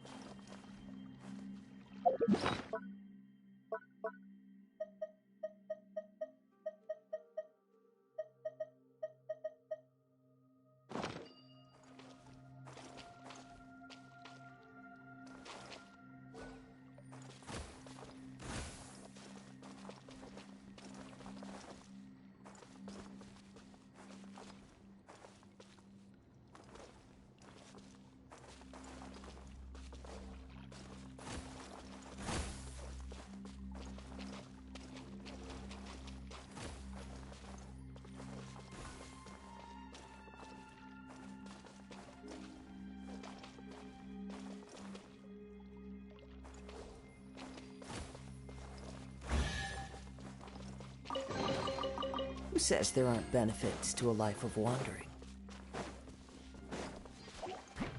One with nature. Teamwork is dreamwork. I see everything. Yeah.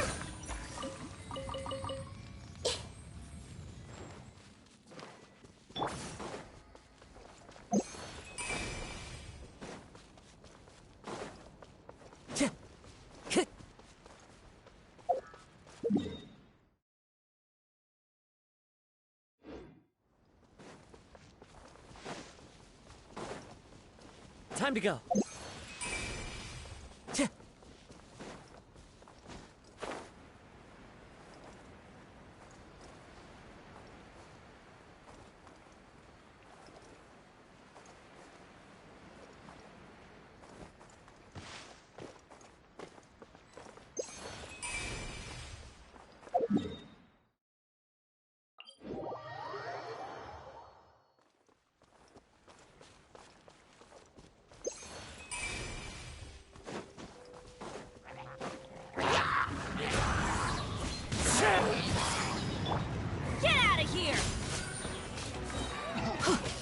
The range knows me.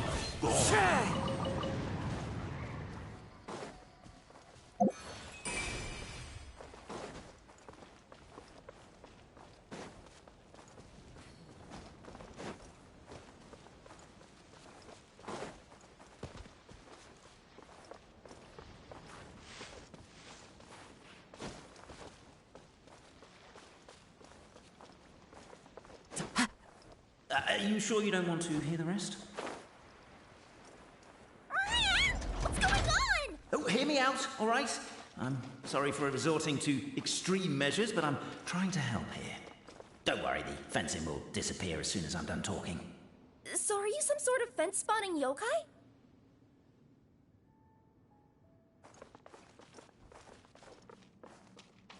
I'll keep this brief. Firstly, the place ahead of you is a secret room whose purpose, per the legends, is to await the arrival of a certain Marquis. For that reason, it's called the Future Marquis's Abode to Be. Secondly, when you get inside, don't sit on the chair in the centre, or bad things will happen. There, that's all. Off you go.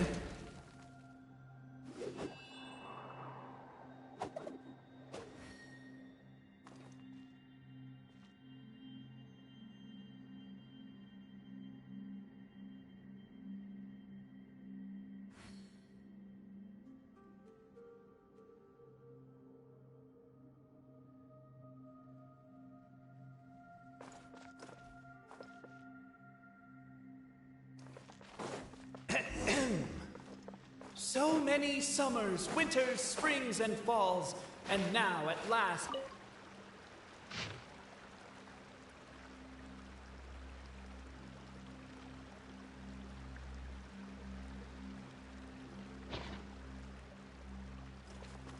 Captivated by the epic poet. Stop the poem. We have a situation. Something's up with this person.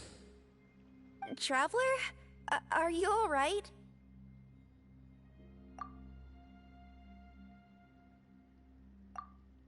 Come on, you can do it! This can't be how our story ends!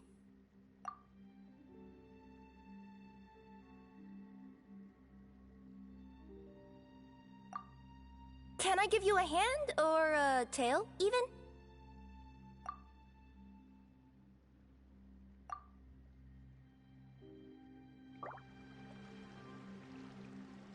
Namely, to remove the clockwork key from the raised platform up ahead. Cafe, I just realized you said we all had to speak like bards, but every time you open up your mouth, I don't hear any rhymes. Yeah, I noticed that too. It's one standard for us and another for you. That's not fair, Cafe. With wood and earthenware strewn all around, the demon feline Strong as stone, firm as steel, the Outlander pulls, but it does not heal. This has happened many times before, but this time is different. A thought. The attack now over. Only one final step remains. Now... But alas, as was the case for all those who had come before, the key still did not move an inch. Wait, what? They got it out? Yes! Finally! Come on, move your butts! And your lights, assuming they're still in working order. It's showtime! No hard feelings about your lack of Welcome, esteemed and noble Outlander. Allow us to introduce ourselves. We represent the 3 great clans of this realm, having been selected as its authorized historical supervisors. Our purpose being to await the arrival of one such as yourselves, who shall remove the clockwork key. My name is... You're Cape, he's Albizzi, and that's Bobarano, right? You've done so much talking that we can already tell you apart by your voices. Aren't we missing someone, though? The guy who led us here to begin with? Who? And thus was born the long-awaited fellowship, destined to uncover the truth of the past. Allow me to quote, if I may, in the history of Constellation Metropole, a new page has begun. Him. Well, there's no fourth person, so Which of you is the ventriloquist? Come on, out with it. We've never heard that voice before. But he sounds like he'd be good at reading bedtime stories to children. Well, whoever it is, I don't know and I don't care. Forget about him. We have far more important things to focus on. Like, where our journey goes from here. That key you hold is the pivot point about which the past and present of the Metropole revolve. However, between our three clans, there is some dispute over the historical record. Each clan has its own version of history, detailing the clan's origins and the tale of the dragon of old. And unfortunately, we don't know which one is the truth. Dragon? You mean the one that's been acting up recently? Oh, no, not that one, you adorable little pixie. When I say dragon of old... He means a dragon that would be really, really old if it was still with us today, but it was defeated in ancient times. The new one has nothing to do with our clan history. Was that supposed to be a joke? Anyway, so you've been waiting for someone to remove the key so you can finally explore the truth of the past? Not just explore it, but argue incessantly about it. Honestly, I don't care that much. Cape's the one who's always bothering us about it. What we need to figure out is who resolved the dragon crisis. We have to know that before we can decide which is the supreme clan. The moment you removed the key from where it was lodged, you became the honorary Marquis. We humbly beseech you, noble Outlander.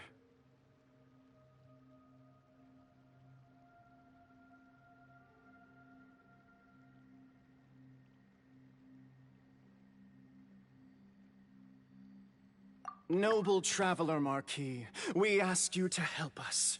You and your talking Puss in Boots and the pale floating pixie. Puss in Boots? Are you serious? It's better than demon feline, but still. Embrace it, my friend, embrace it. Most cats don't wear boots or speak, do they? I'm not even a cat, I'm a Nekomata. Now that you know the word, I expect you to use it. Please allow me to lead you all to a sacred memorial site. It will be much easier to explain what needs to be done once we are there.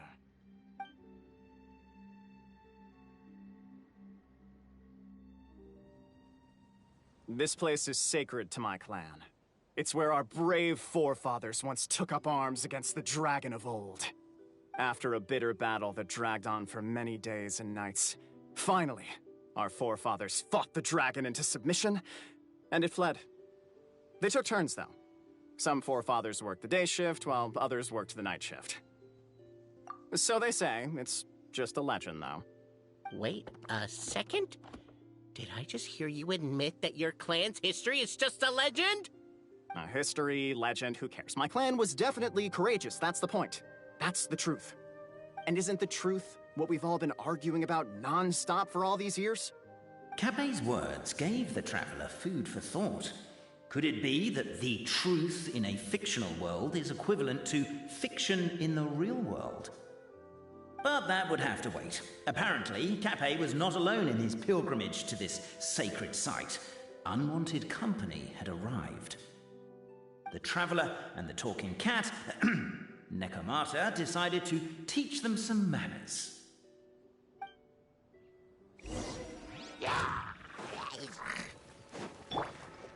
Into the wind. Commit it to memory. Wow. A true display of heroism and valor.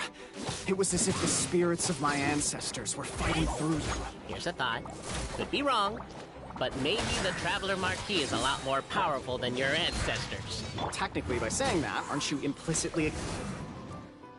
Your martial prowess and show of courage are a more vivid reenactment of my ancestors' feats that suit the modern aesthetic. Now, let's get down to business. As we all know, time is but an illusion. Time may flow line by line, page by page, or frame by frame, but usually it flows in the form of springs and gears. And that clockwork key you have in your hand can turn back time and make the past reappear. Well, actually, my view is that the illusion of time is more of a problem of consciousness. Gears power the body, while the body is the vessel of the conscious mind. But the mind cannot understand the dimension of time, so we experience instead an endless continuum of moments as the pinion of now turns along the rack of ages. I'm getting flashbacks to when I was delivering packages to the Sumeru Academia. A teacher once asked Albizzi what his greatest fear was, and he replied, dragons. Boberano was asked the same question. He replied, time, and repeated the argument we just heard. The teacher then turned to Cape and posed the same question. He replied, Boberano. The manuscript that tells the truth of the historical record, the blueprint to all of creation, the work of the great mage themselves. It can be found at the beginning of the gear rack, and on the very first page of the book. Paimon didn't follow all that, but basically, you're just saying that we need to put the key in and turn it all the way back? Exactly. It is said that in the beginning, the goddess of creation took the goddess of fate's manuscript as a blueprint, placed it under the goddess of prophecy's starry realm, and generated the world from a few magic arrays. So in a few moments, when the great clockwork key turns the local time here back to the very beginning, we will restore the magic arrays back to their original configurations. Hold on, isn't stealing part of the blueprint of creation a little dangerous? Also, how are we supposed to know the original configurations of the magic arrays? Well, the general shapes of the configurations have been passed down over the ages. They now form the family crests of each of our clans. So you'll just need to reference my family crest and join the dots accordingly.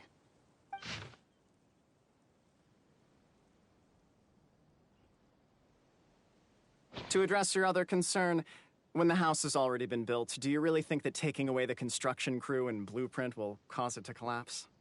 The Traveler Marquis prepares to insert the great clockwork key into the nearby keyhole.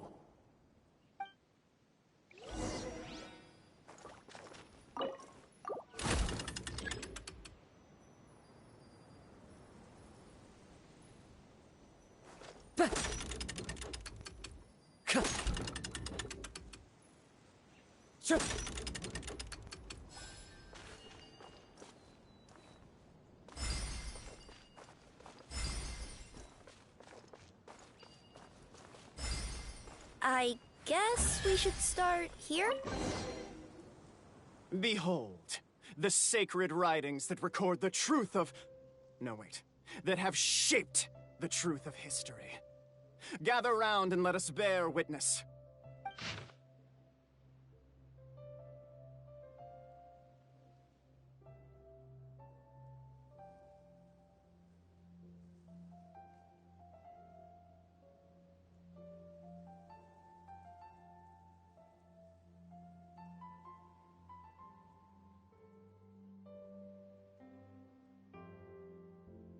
Feast your eyes, rejoice, and cheer, for this is the unquestionable truth. Look at the signature. Nobody is capable of forging that. I don't believe it. So, all along, our histories have been false? Don't lose heart, Albizzi. It does not follow from his is true that ours are false. That might be the most bogus logic I've ever heard. But keep up the mental gymnastics, Boberano. Been waiting for that look of jealousy on your face my whole life, and I'm gonna savor it.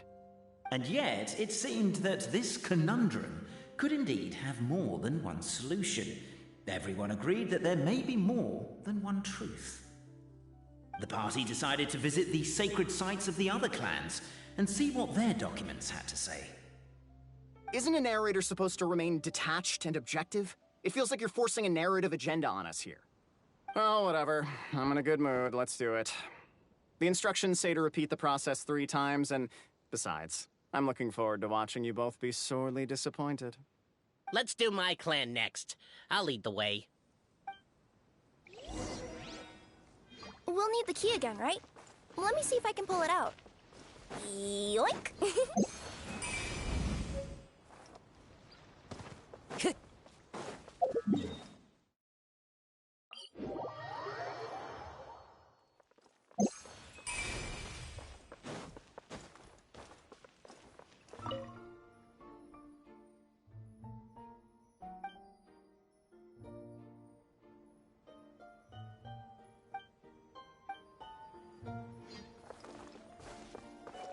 Time to go.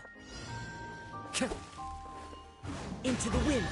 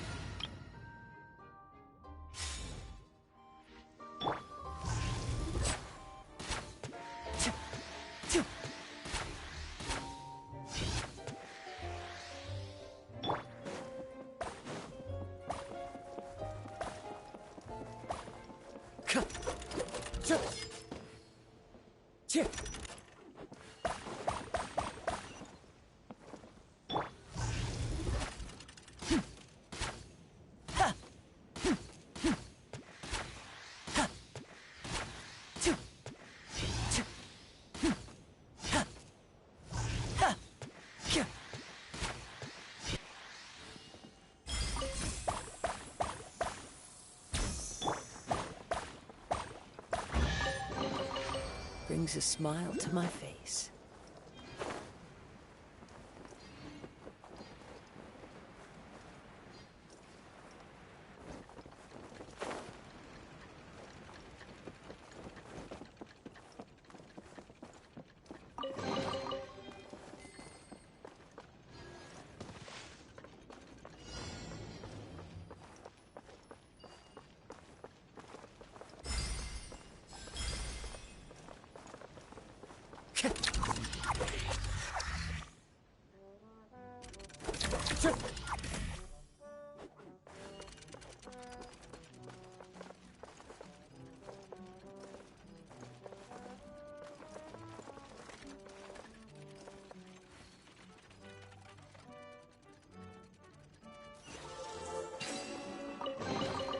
Brings a smile to my face.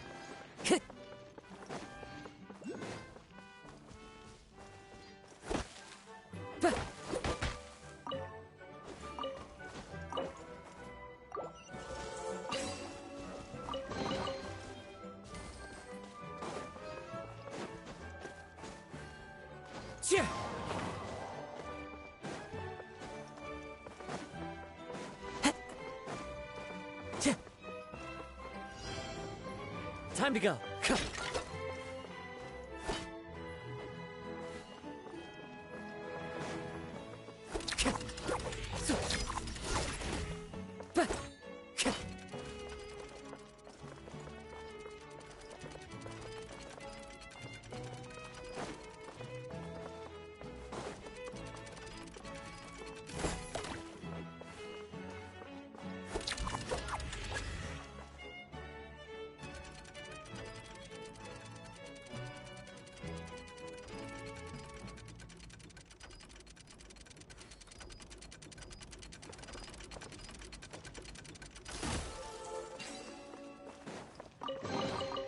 Who says there aren't benefits to a life of wandering?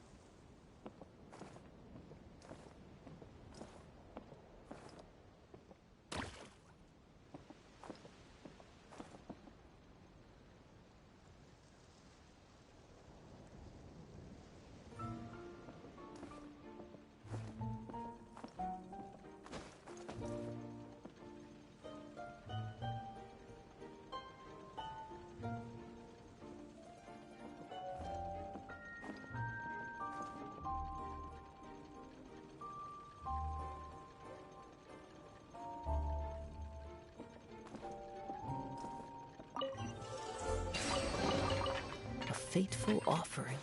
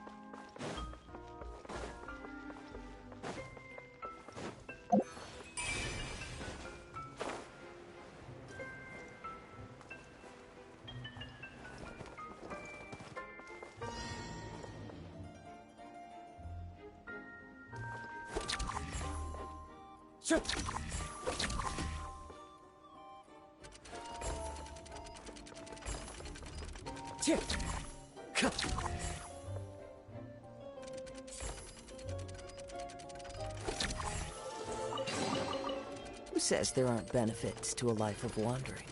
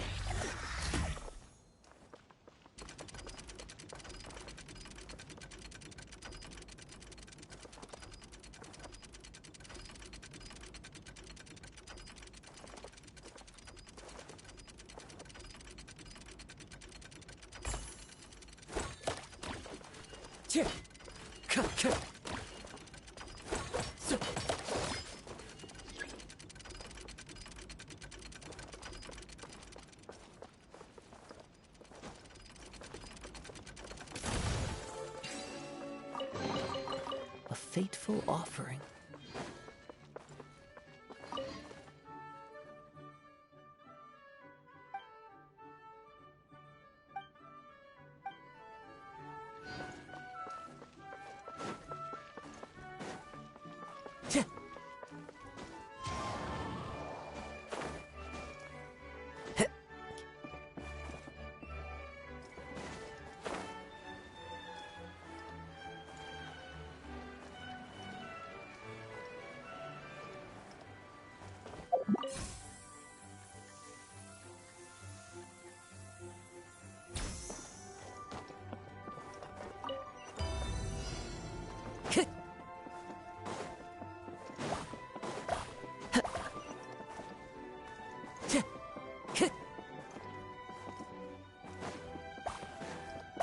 Time to go.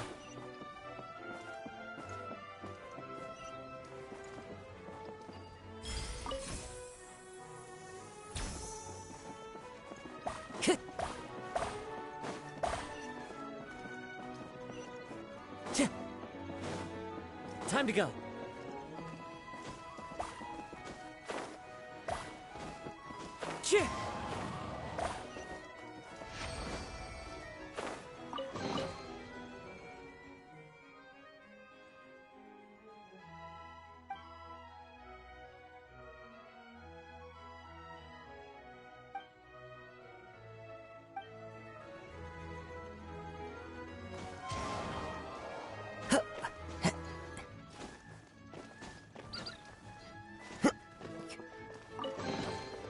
Who says there aren't benefits to a life of wandering?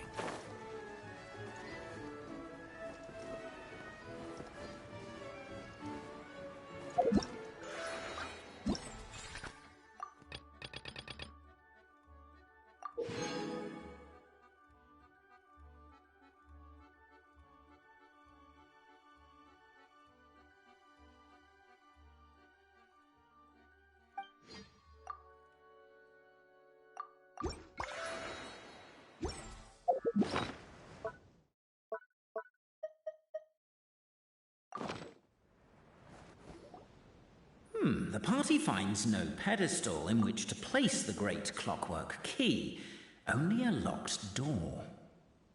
Where's your clan's pedestal?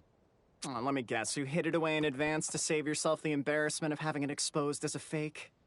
You done? Okay. Now, since my clan's main claim to fame is...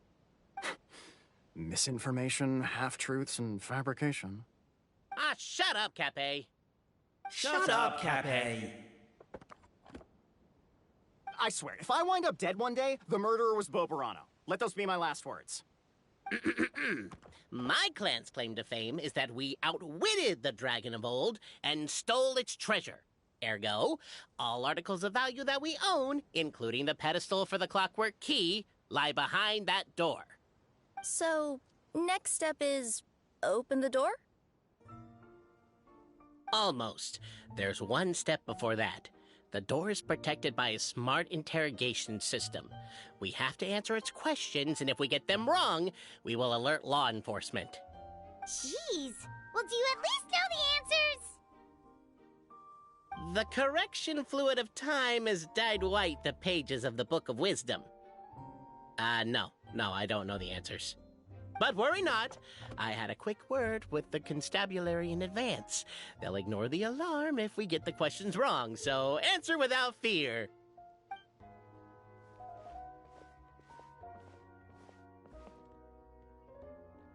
Question 1. Who is it?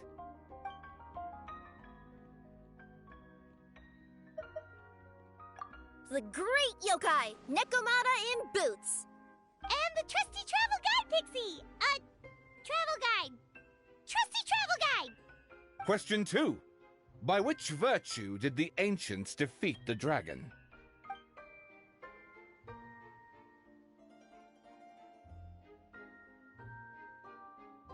Oh, no, don't say that. Even though the writings you saw do prove that bravery has its uses.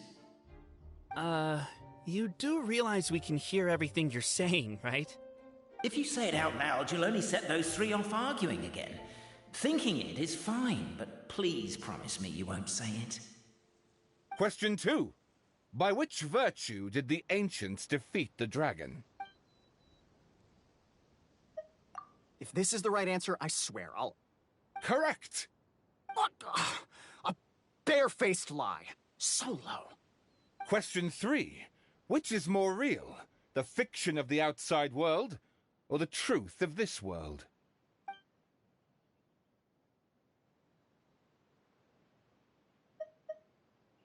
Hear, hear! Who can be sure that the outside world isn't just a dream? And that when the dreamer wakes up, they won't just find themselves inside a novel? There is no way to know, therefore both are equally real. All correct. You may have the key pedestal.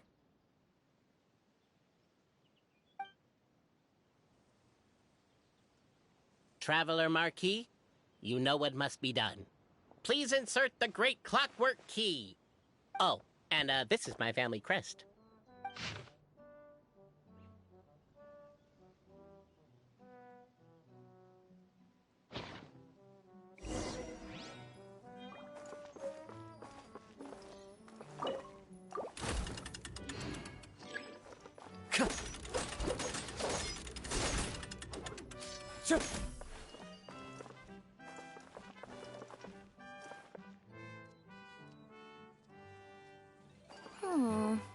Do we really need this one?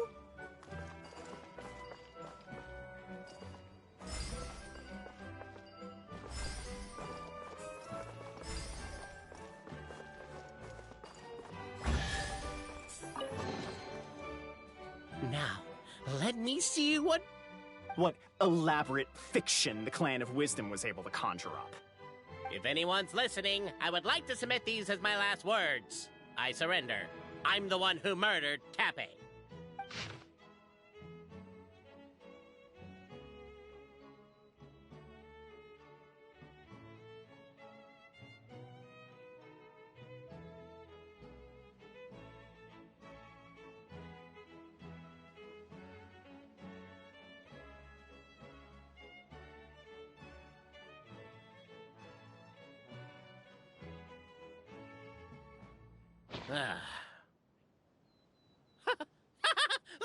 Look! My clan's history is true as well! There's that same unforgeable signature again, right here! What? Oh, Does this mean that my clan is the only odd one out?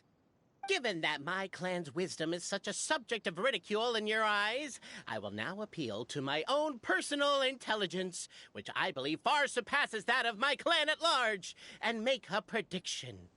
It seems likely that the claims made by each of our clans regarding their history and virtue are all true. Boberano? How can that be? Oh, I get what's going on. Once, when I was drinking with Gujiyai, she bet me a round of dried fish that I couldn't guess which cup the umeboshi was under. Whichever one I guessed, I was always wrong, and Gujiyai would lift a different cup to reveal the umeboshi. But then, I learned later from one of the shrine maidens, Miyuki, that all of the cups had an umeboshi under them. Just goes to show, I still got a long way to go before I become a great yokai. Oh, don't mind Fox Lady. That's just her way of teasing you. Actually, that reminds me. We can now open these 3 treasure chests.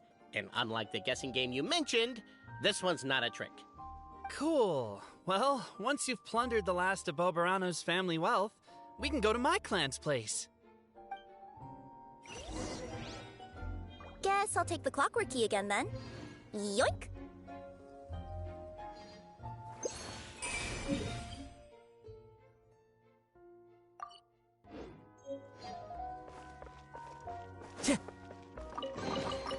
Who says there aren't benefits to a life of wandering?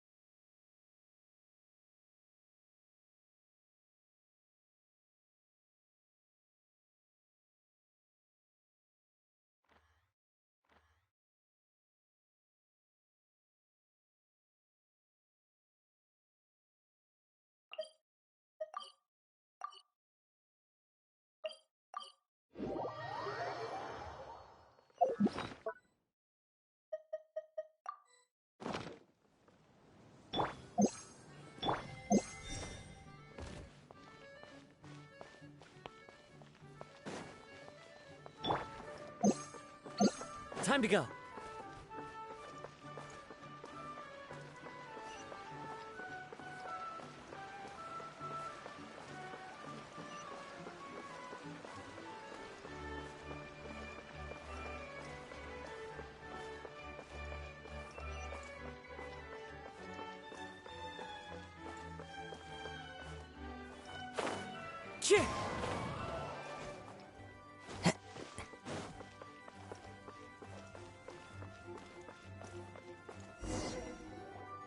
The cohort of truth-seekers followed Albizzi to his clan's sacred site. They arrived to the site of a giant guard towering over them. Up ahead is my clan's gigantified guard. He can be a little pig-headed, and he's incredibly strong. Your weapons won't even scratch him. Wait, but wasn't Kappei's clan the one that's all about strength? So, what do you guys believe in then? Oh, the guard is one of Kappei's people. Size is a coveted trait in the clan of strength, after all. Mine is the clan of empathy, and our key contribution is growth serum. What's empathetic about that? Our ancestors believed that just maybe, the dragon of old didn't mean us any harm at all. Perhaps the dragon simply didn't notice us, since we are so very tiny. So, they drank the growth serum and grew even larger than the dragon. Then, they set the dragon down, calmly explained their perspective, and eventually taught it how to empathize. The serum isn't what it once was, though. Nowadays, it doesn't make you grow all that much, and it actually makes you lose your empathy. So, I advise we take a detour. Despite Albizzi's words of caution, somebody, no doubt, has other ideas. Surely we could avoid a conflict with the guard, they think to themselves. If we could just try to understand. Everyone, I have returned. I come with the long-awaited Marquis and their followers to search for the lost origins of our clan. Well, we weren't told anything about that this morning. Get out of here. Leave us alone.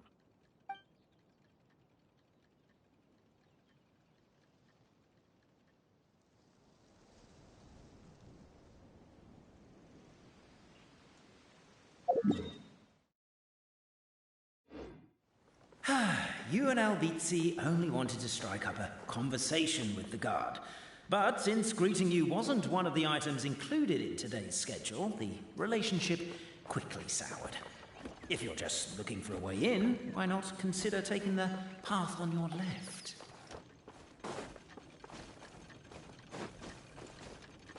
Why is my own clan treating me like a villain?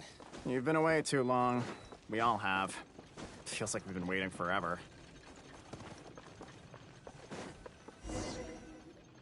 We should be getting close. Why is this place so full of junk? Are you the kind of people who never throw away the box when you buy something because you're worried you won't be able to return it without the original packaging? We'll never find the Oracle Pillars in all this mess. Never mind that. We have a more pressing issue. It seems there's a slight problem with my clan's family crest. The Marquis may need to utilize their wisdom to solve the issue.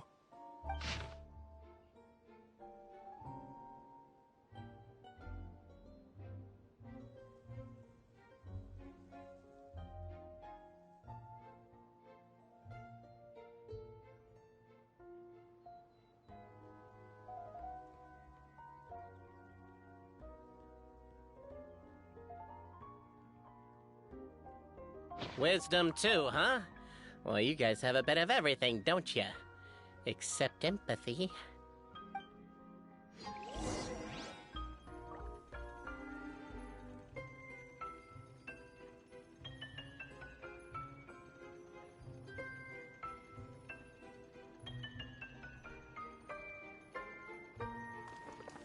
Over here! I found it! Yes! Keep the noise down! We don't want to alert the guard.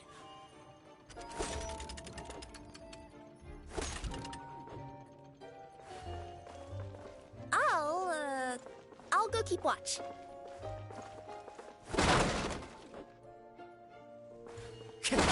Can't you destroy the boxes a little more quietly?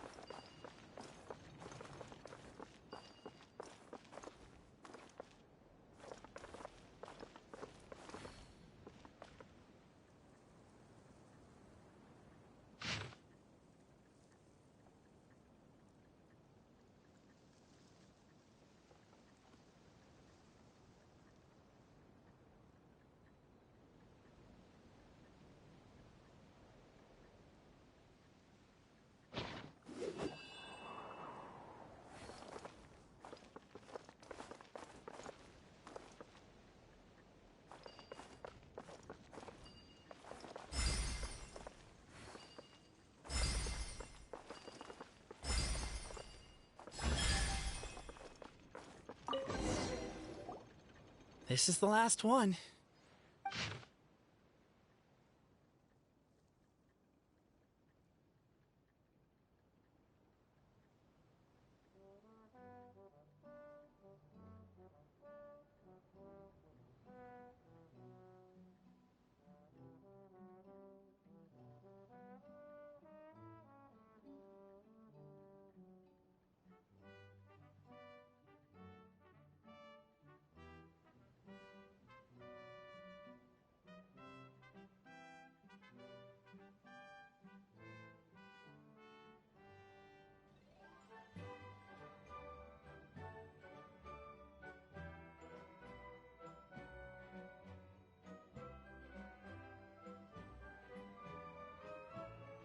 The signature.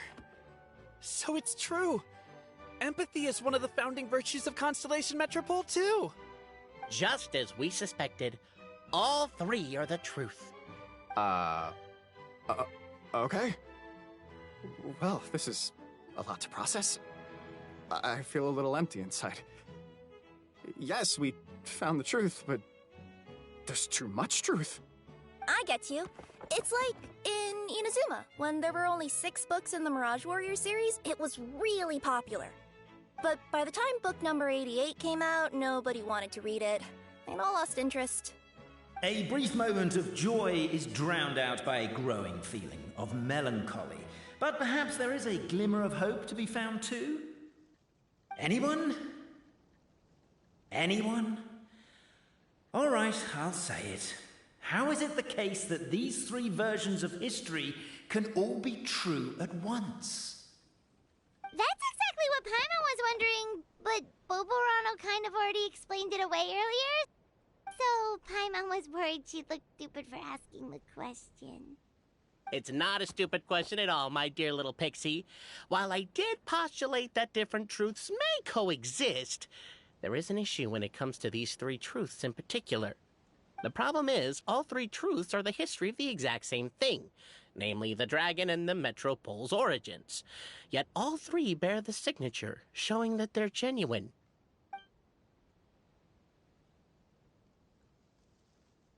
Suddenly, the sound of a bell rings out.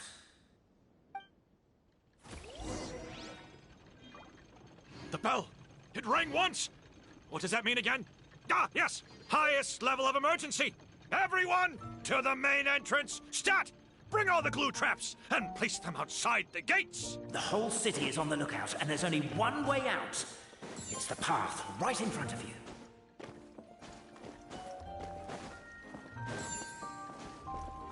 Why'd they ring the bell anyway? Also, why is 1 ring the highest level of emergency? Obviously because you have to respond fast. They're outside! After them!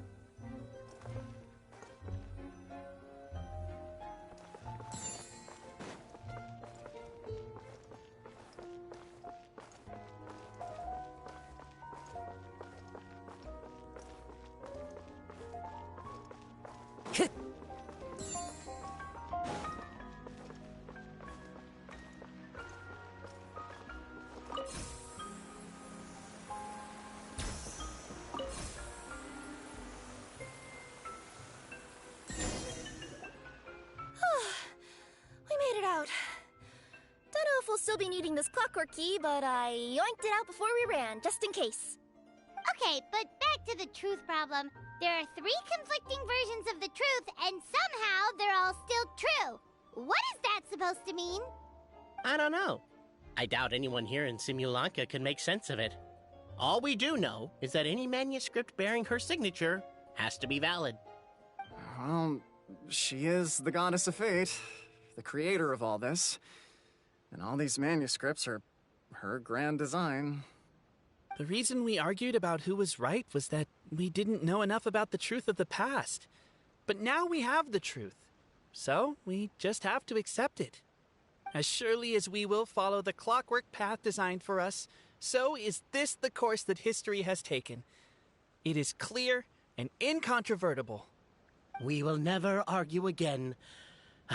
Thank you all. Is that all there is to it? Is this where the decision made at the first crossroads of destiny has led us to? A pointlessly happy ending? Overthinking it would be equally pointless. Well, that's enough for one day. Time to take a break. Could you be any more cryptic? You're planning something. Paimon knows it. Whatever happens, today was a breakthrough in my journey of discovery. I will go back and share it with my clan. Me too. And me. Let's leave it there for today then. I'm sure we'll find out what else Mr. Narrator has planned for us tomorrow.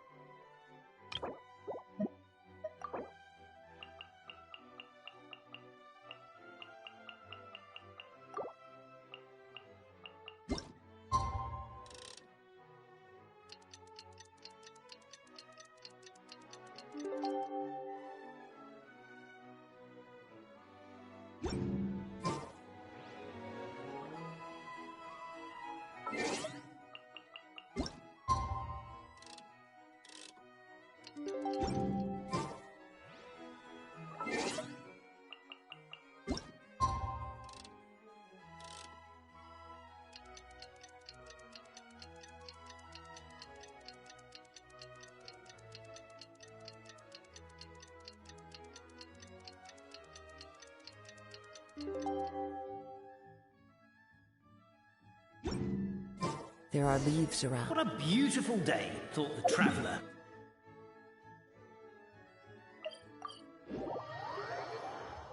The voice in his head grew louder. Must go to Pendulum Lane.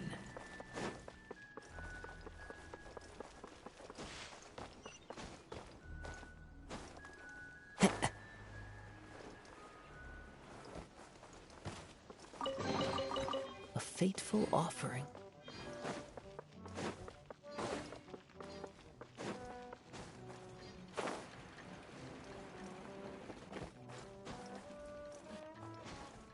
Time to go. Pendulum Lane is just up ahead. Something must have happened here after all. Everyone's crowded around. Oh my god, this is terrible! I don't understand. The three great clans of Constellation Metropole have finally made peace with each other. Who could have done this? What happened? Oh no, someone's lying on the ground. Cappe! How did this happen? Cappe, you idiot! Wake up! You need to revise your last words or everyone's gonna start suspecting me! Last words? What did he say? If I wind up dead one day, the murderer was Boberano. Ugh, you could have at least pretended to not remember it. I'm sorry, Boberano, but this is an interrogation. I have to give the detective straight answers. Don't worry, Boberano. I don't consider you a suspect, nor do I have the authority to charge anyone with a crime. So, are you the last people to have had contact with him? My sincere condolences. You were travel companions, right? It's a real tragedy. I'm afraid he'll be out cold for another hour and a half, at least. Huh? Yeah, I know. It's despicable. Hitting someone in the back of the head is the second worst act of cruelty there is.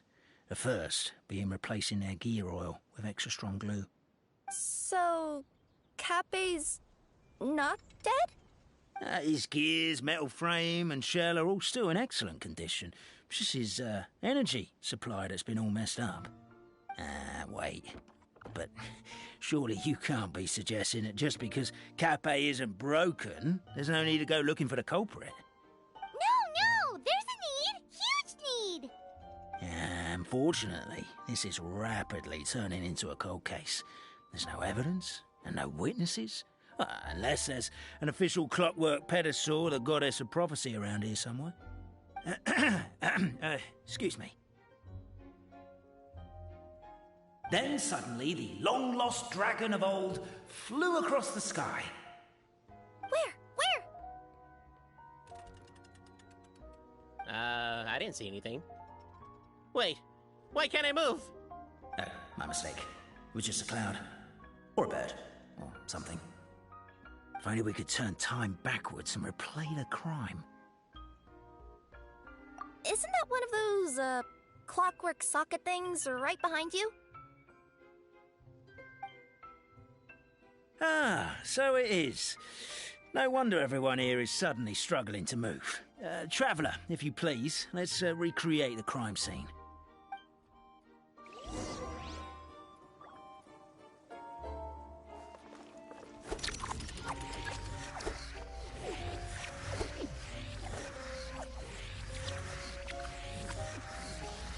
The crime scene's too chaotic. I can't make heads or tails of it.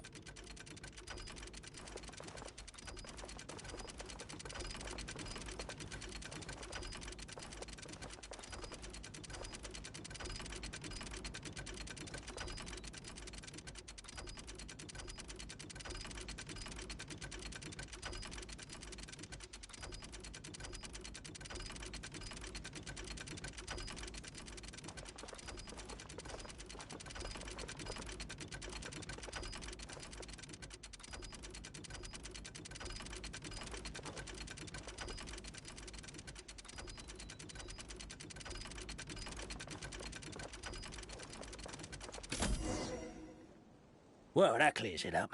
Cappe was walking along the street, and he suddenly collapsed. He was faking it. What? So case closed? Aren't you supposed to investigate a little more first? Well, we literally replayed the crime scene and saw it with our own eyes. There's no need for any evidence gathering or powers of deduction now. And besides, maybe the truth is inherently strange by nature. Like how Constellation Metropole has 3 histories, each of which is the truth. But didn't you say Cappe was struck in the back of the head and knocked unconscious? For all I know, he could have bashed his head against a toilet bowl before leaving the house, then walked here in a daze before finally passing out. As for why he might have done that, my guess is...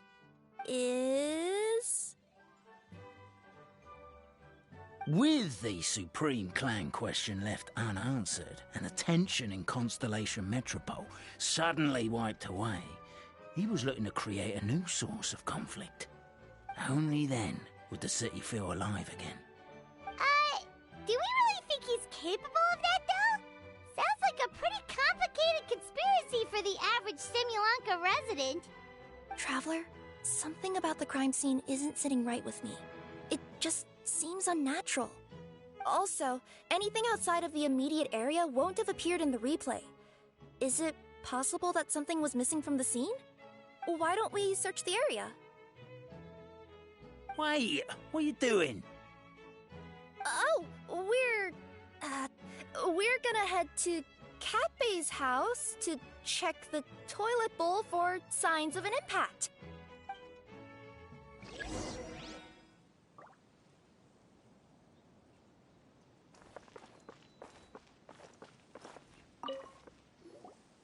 Hello there. Have you seen my spear by any chance? Someone was shouting about a dragon a minute ago, and I instinctively threw it into the sky. Yeah.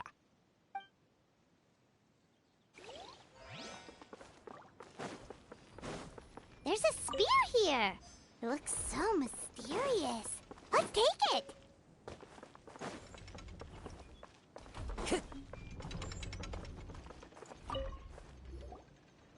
You're not from these parts, are you? Just visiting? Yep, that's right. Why? What's up?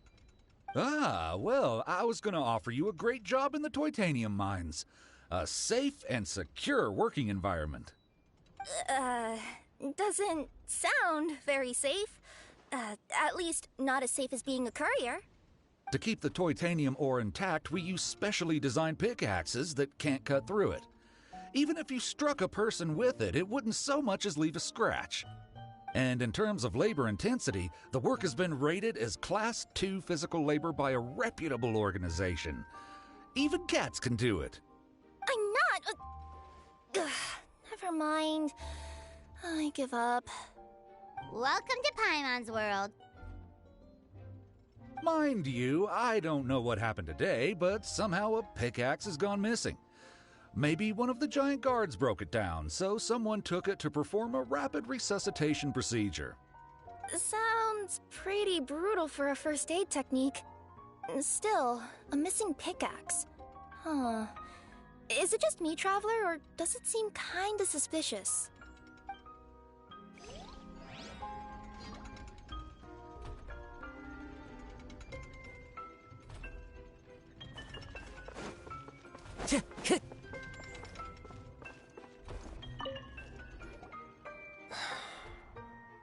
Come here.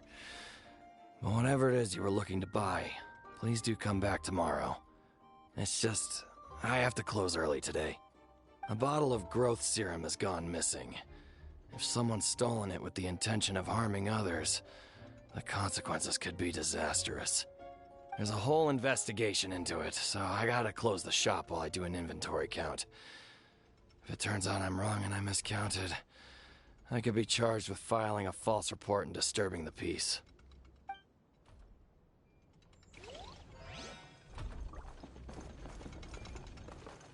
There's a strange potion bottle here. Looks so weird. Let's take it.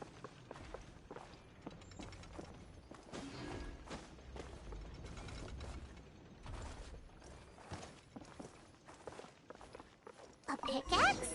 What is it doing all the way down here? There's gotta be a story behind it. Let's say one of these was the weapon used in the assault. Which one do you think it is?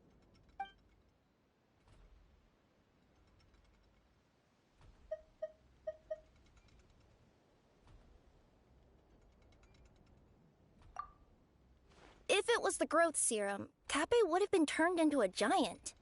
Also, the bottle probably would have shattered when it hit him. We would have seen the debris on the ground. Let's say one of these was the weapon used in the assault. If it was the pickaxe, Kappe sure is lucky it's not still lodged in his head. Actually, you're wrong there, Paimon. The foreman at the mine was just saying, this kind of pickaxe is designed not to damage titanium, so it couldn't cause any superficial damage to residents here. But you could probably knock someone out if you hit them hard enough, and it wouldn't leave a scratch. Let's take this back to the crime scene and replay it one more time. Ah, you're back. How was the toilet at Kappe's house? Toilet? What about it? Oh, yeah, forget that. What's this about? What are you trying to say?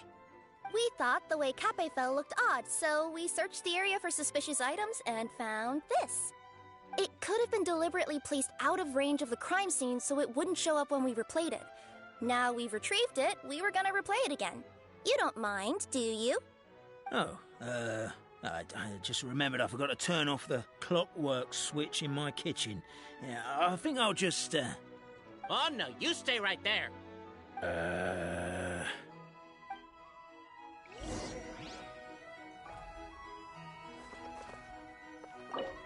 We should be good now.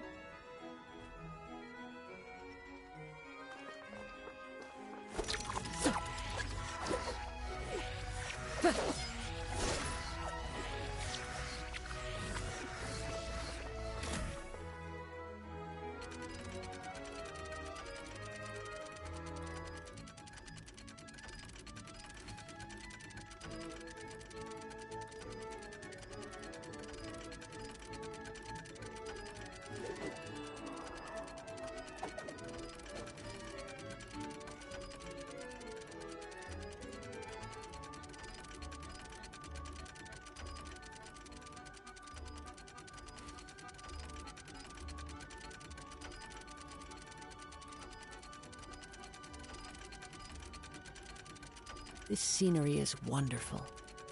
Surely enough to convince anyone to become a wanderer. So you're the attacker!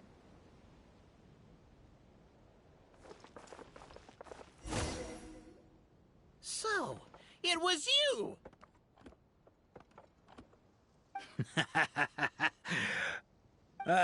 I would congratulate you for cracking the case, but since I did such an abysmal job of covering my tracks, it didn't exactly have your work cut out for you. So, all I can say is... Catch me if you can!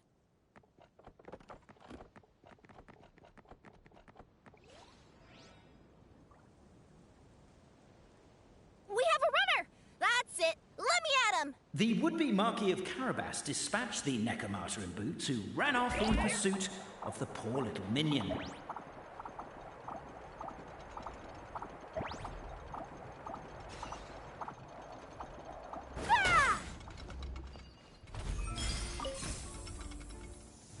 The minion's poor little lower back was protesting painfully against the intense physical activity. He decided to take the elevator, giving him a moment to catch his breath.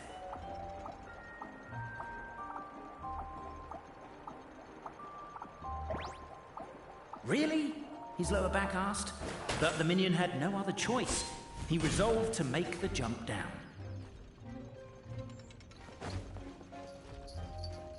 By this point, the Necromancer in boots was gasping for air. The minion was huffing and puffing, even more loudly. But we'll ignore that. I'm not! Don't underestimate the gold-level courier of the Komania Express!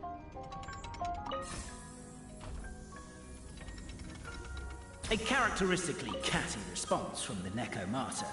Tell me, what do you hope to gain from bullying me? I get to let off some steam! Ha-ha! You fell into my trap! Oh, and by the way, remember the glue you got stuck on when you first entered the future Marquis' abode-to-be? That was also me. I did it using my powers. Rats! Oh, I'm so jealous of you guys guys right now. You can just jump out of your shoes and keep running, but Wait. The unnamed minion made a last-ditch escape attempt. He began his long climb, up the wall, the tall wall. He began his long climb up the tall wall. You call that a tall wall? I'm beat. I surrender.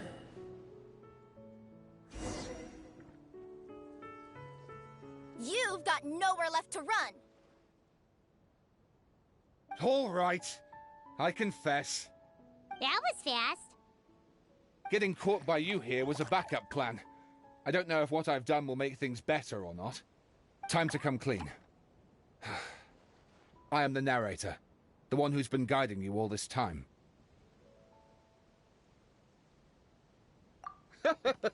Okay, I guess my voice acting skills have some room for improvement. Anyway, I only did what I did because... Why are you suddenly spilling the beans? I poured my heart and soul into all this. I was worried you wouldn't ask. The truth is, I was one of the first conscious beings ever made by the goddess of creation. And I've known for a long time that this whole world is just a fairy tale written by the goddess of fate. I know they say that fairy tales are just made up for kids to read, but I refuse to believe that fairy tales are just fictional stories and nothing more. The reason why Constellation Metropole has 3 origin stories is that the goddess of fate wrote 3 drafts and couldn't decide which one she liked best. Then her cat trod all over them, and they all got crumpled together, so the 3 worlds just sort of folded into one. The goddess of fate was torn between them anyway, since she couldn't decide which ending was best for the dragon or the kids. So when she saw what the cat had done, she simply decided to go with all 3. Who'd have thought? But what does any of this have to do with what you did? You're not a fictional character, so you couldn't hope to understand my sorrow.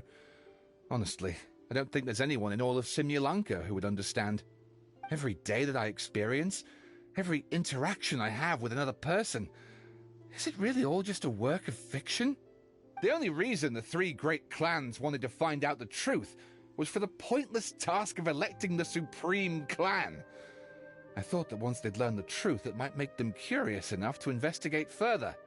But as it turned out, they just accepted it and carried on living the same old lives. I have to motivate them to keep looking for answers now that they think they've learned the truth. I have to make them uncomfortable with the superficial explanation that they took at face value. And I have to figure out, once and for all, while you real people from the outside world are still here, are we real? Aww. That's my full confession. Time for you to take me back. I'm guessing I'll probably be forced to make a public apology, then sentenced to half a day in solitary confinement. I definitely deserve half a day.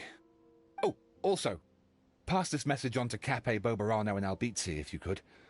The Great Clockwork Key was originally put in place jointly by the ancestors of the 3 clans. If the 3 of them had any ability to cooperate whatsoever, they'd have been able to remove it by themselves. Over all these years, not once have they ever tried removing it together. Oh, my poor child.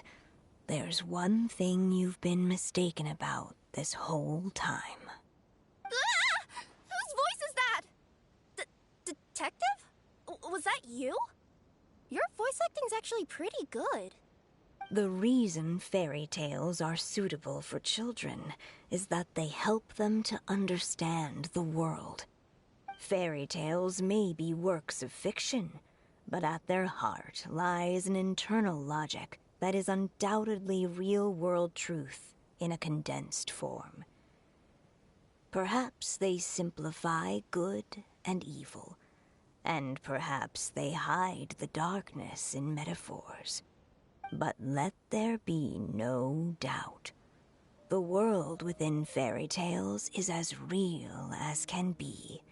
And by extension, you and your compatriots are also real. Goddess!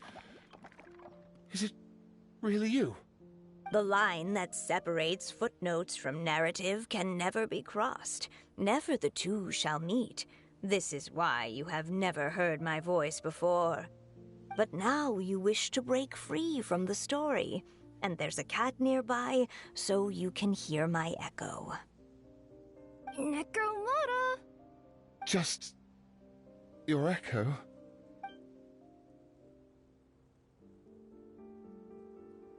Oh, poor detective. So, we are a part of the real world too.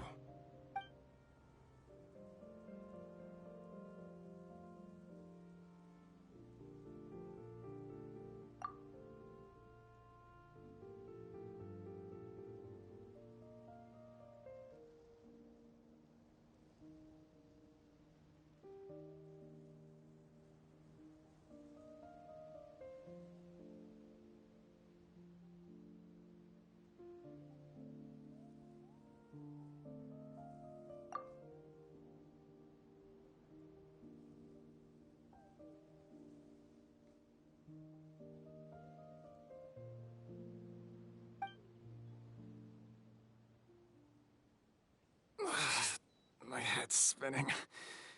Albizzi just gave me a quick rundown of the situation. So you caught the detective? Sorta. We chased him until he surrendered. Oh, and he asked us to pass on a message.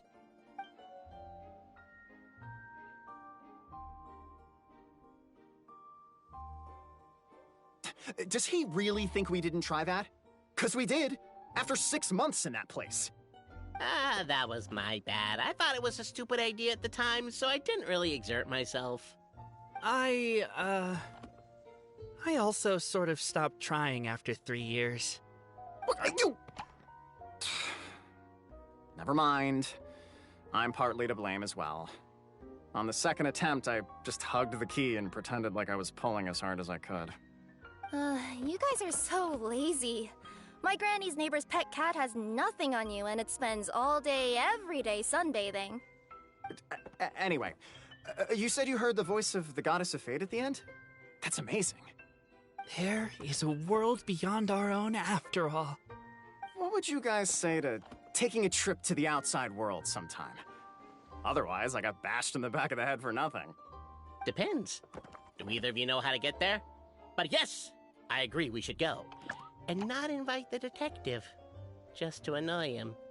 But maybe the reason we've never worried about whether we're real or not is that, unlike him, we weren't there to witness the creation of this world. We've never had any reason to doubt that we're real. If someone ever convinced me that these delightful dimwits, Cape and Albizzi, weren't real, oh, I'd be devastated.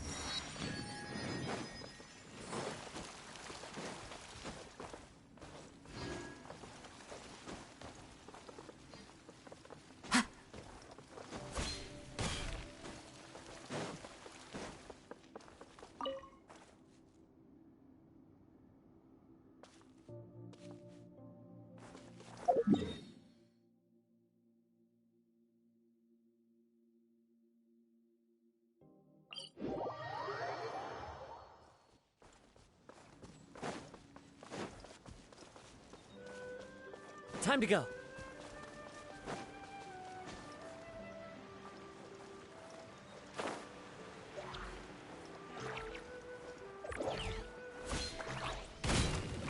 One with nature. Whirling snow!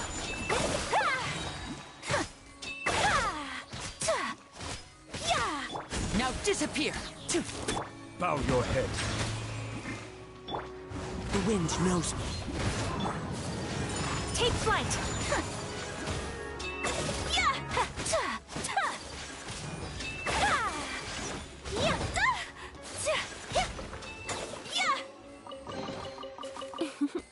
Today is a lucky day.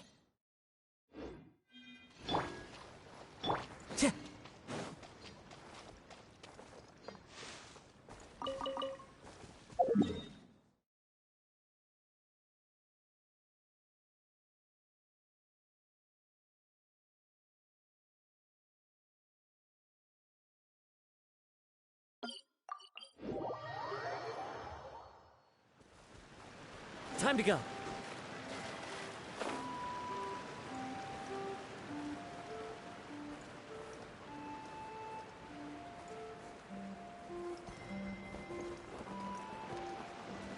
Yeah.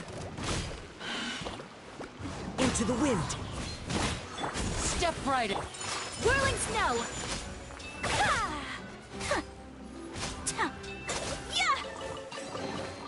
I shall treasure this good fortune.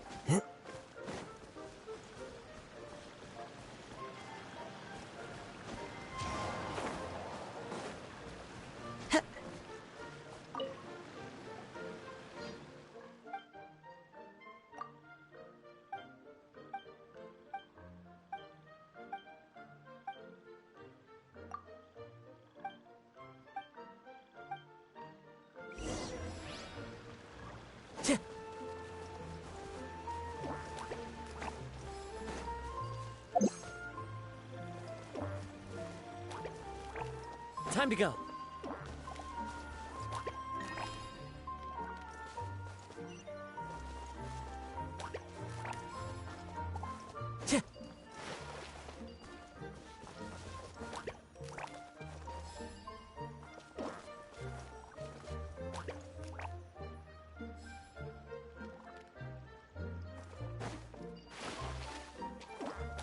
Time to go.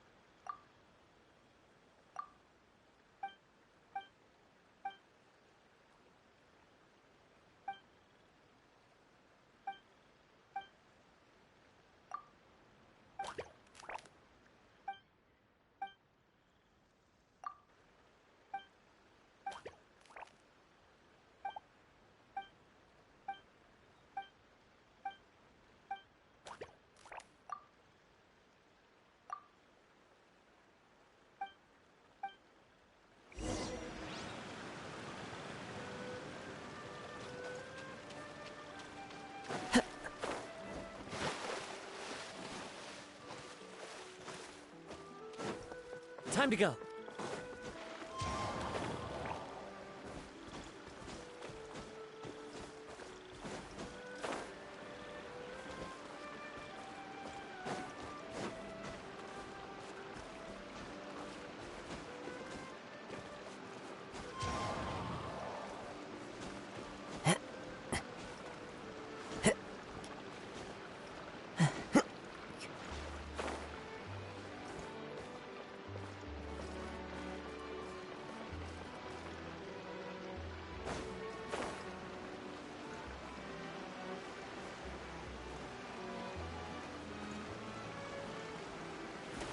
Yeah.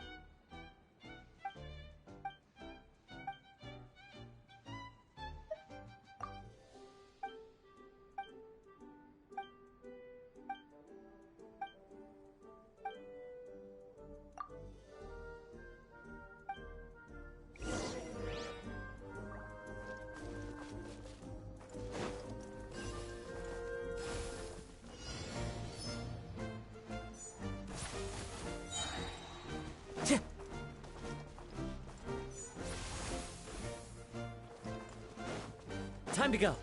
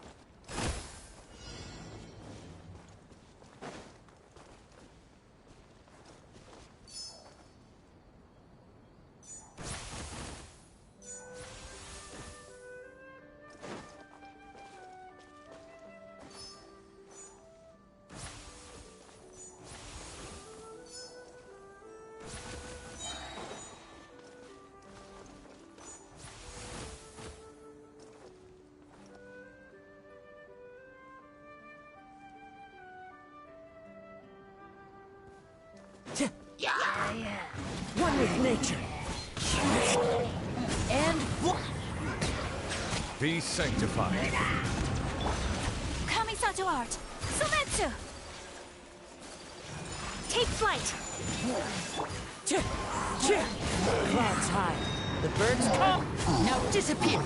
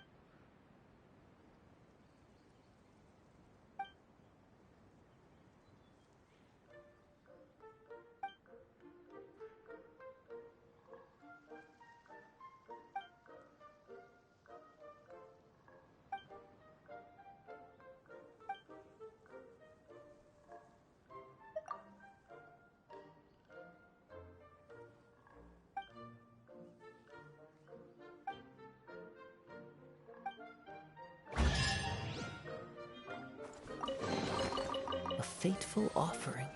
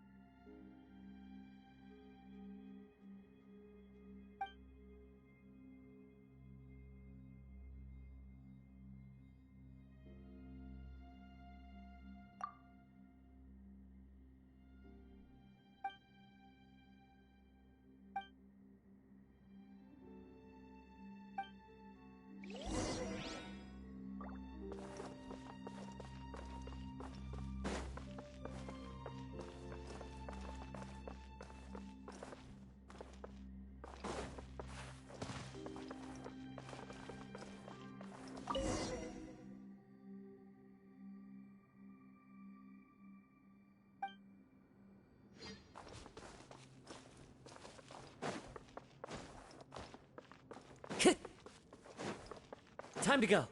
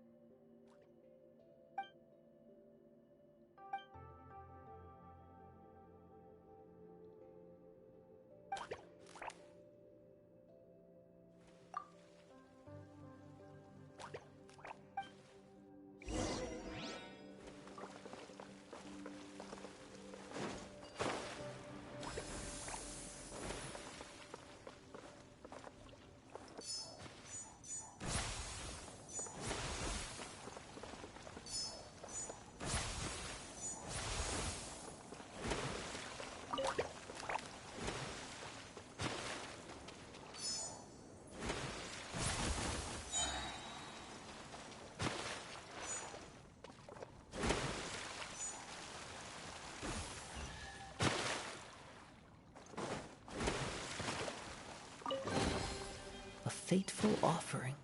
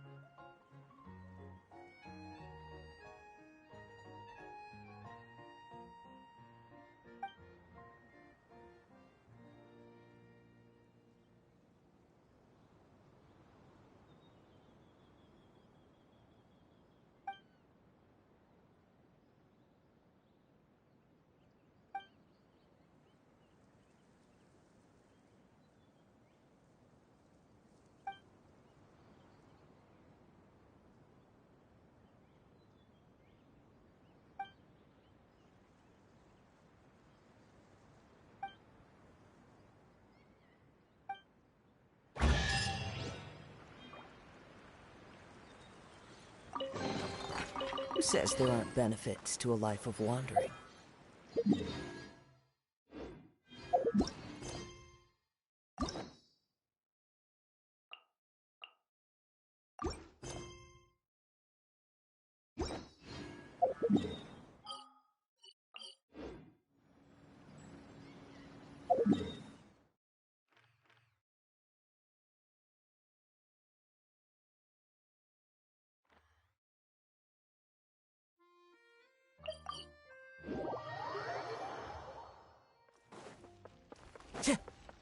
Time to go.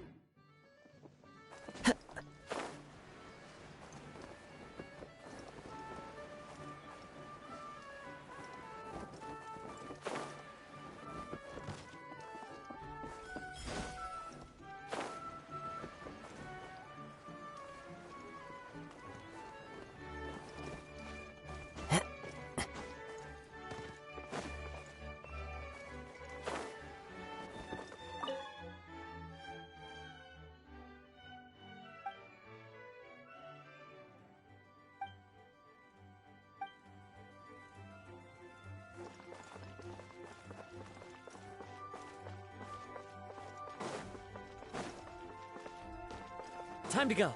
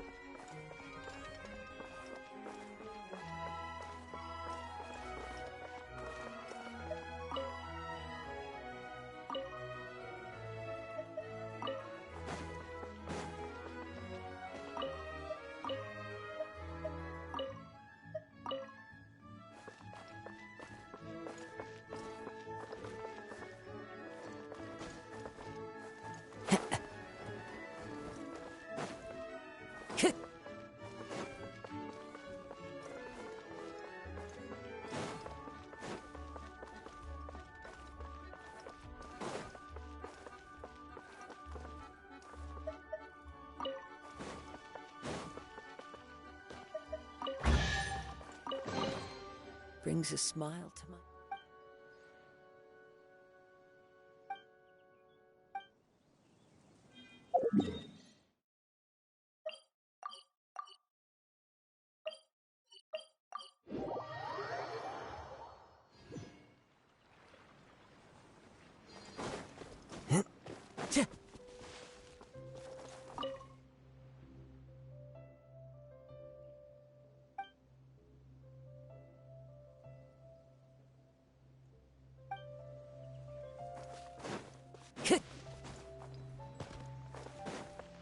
Time to go.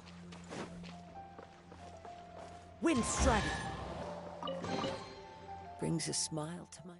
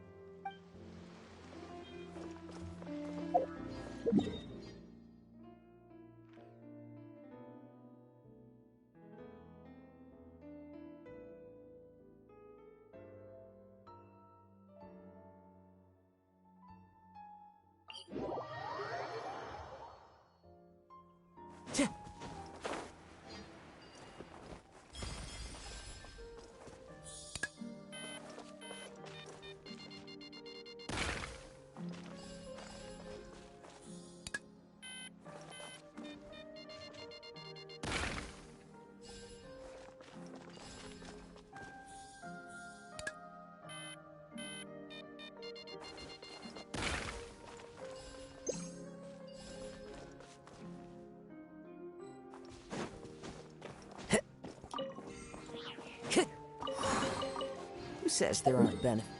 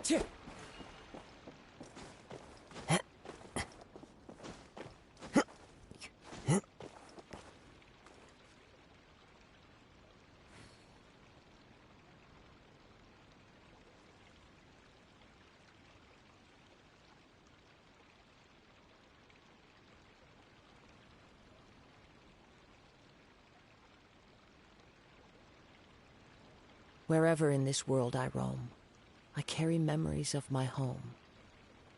This blade, it is the last link I have to the land of my birth.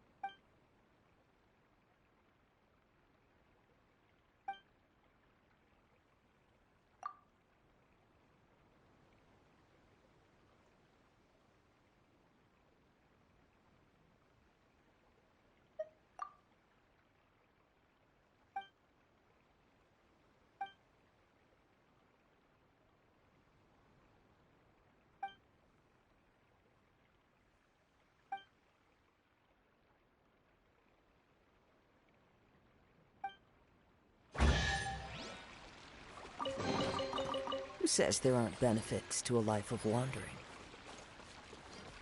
Time to go.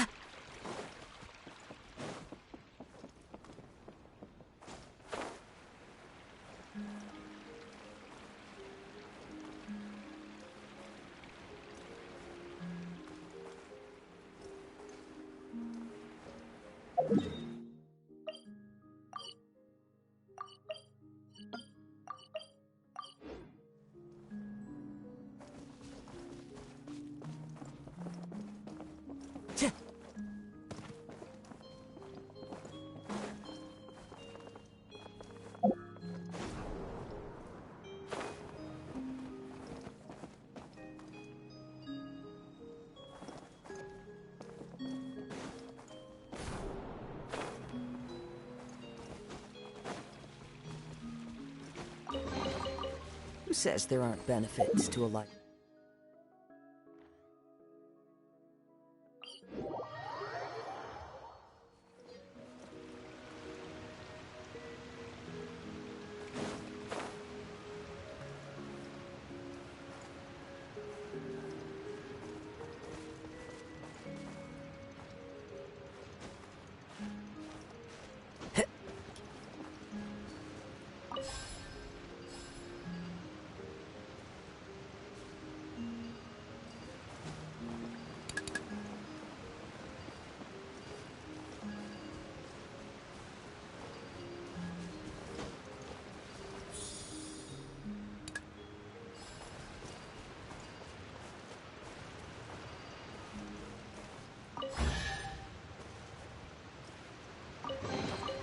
A fateful offering.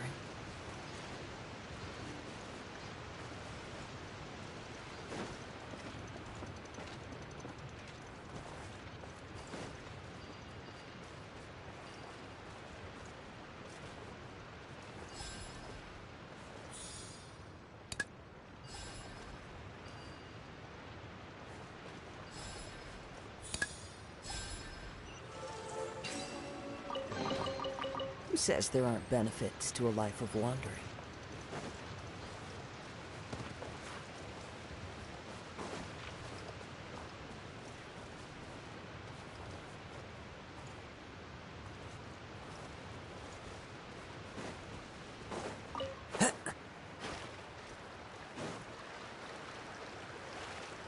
Time to go.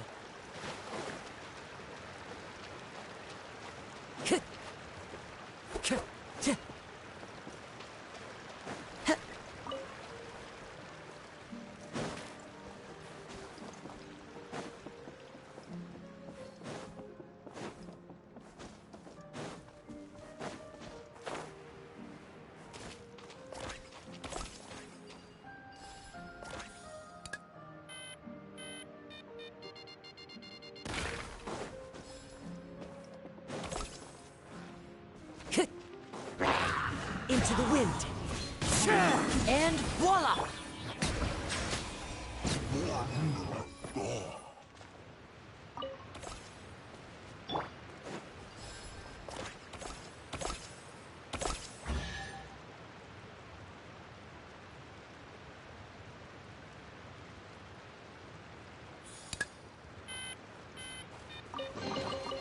A fateful offering.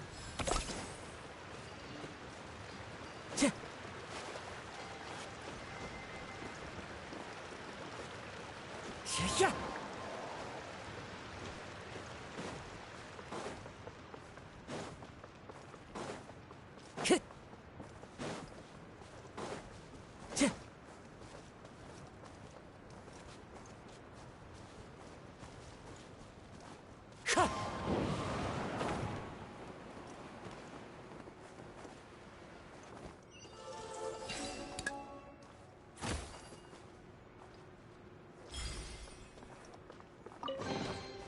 Brings a smile to my face.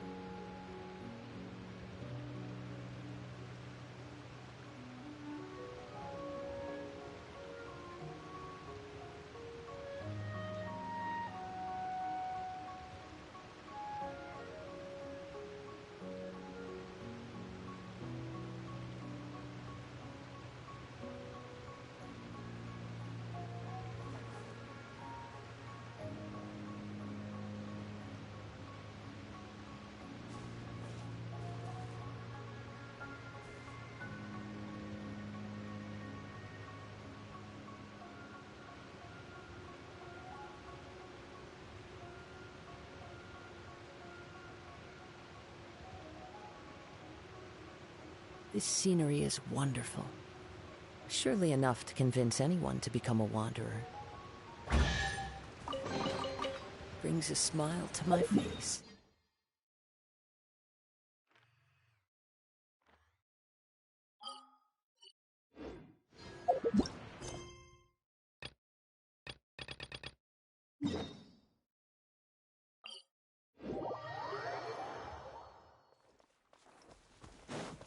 Time to go.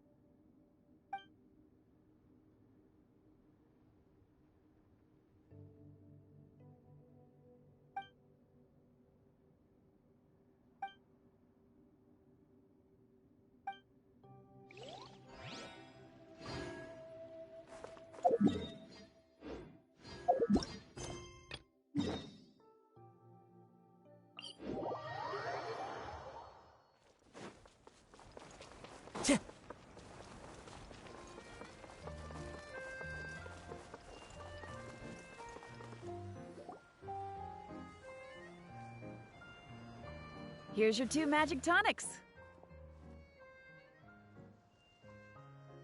Why, thank you, young lady. And might I add that you're looking quite lovely today. Jean, come on, take a seat and let's have a drink. I ordered one for you as well. But is this really appropriate? I mean... Still worried about Klee? Relax. Albedo's with her. She'll be fine.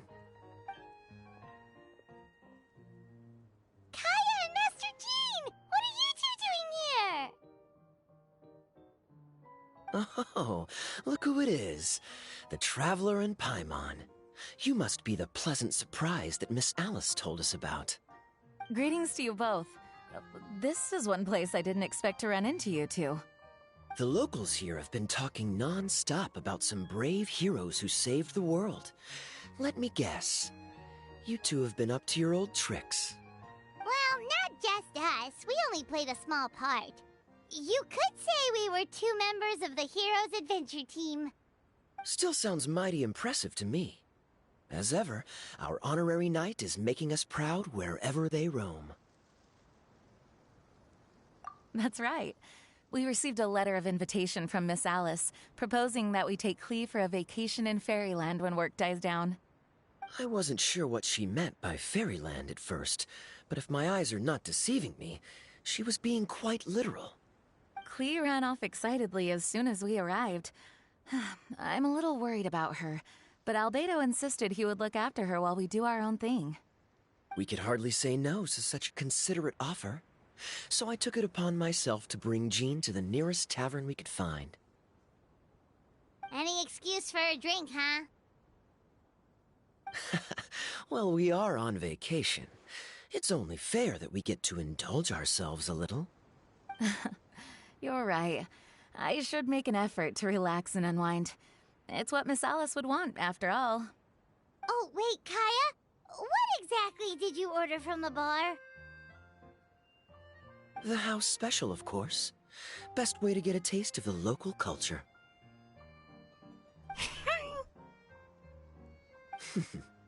Why are you making that face, Paimon? Nothing. I was just perpetually amused by your lifestyle, that's all. Go on, drink up. Something tells me I need to tread carefully here. Let's see, it's got a lovely color, but how about the taste?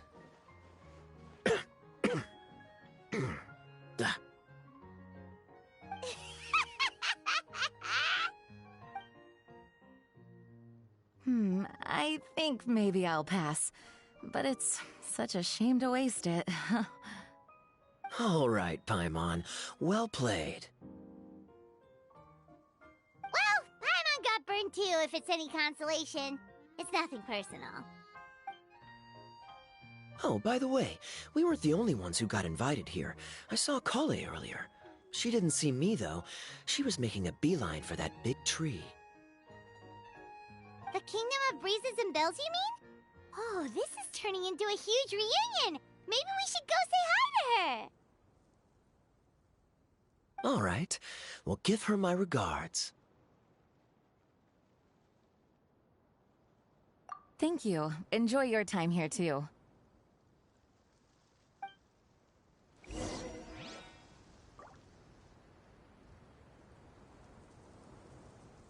So the magic tonic here is just writing ink? What a weird and wonderful world. Ah, Miss Citrus, do you happen to serve any beverages here that don't contain magic tonic? Of course we do. What flavor would you like? Sunsetia. Jean, you want in? Sure, I'll have the same, please. Sounds good. 2 Sunsetia drinks coming right up.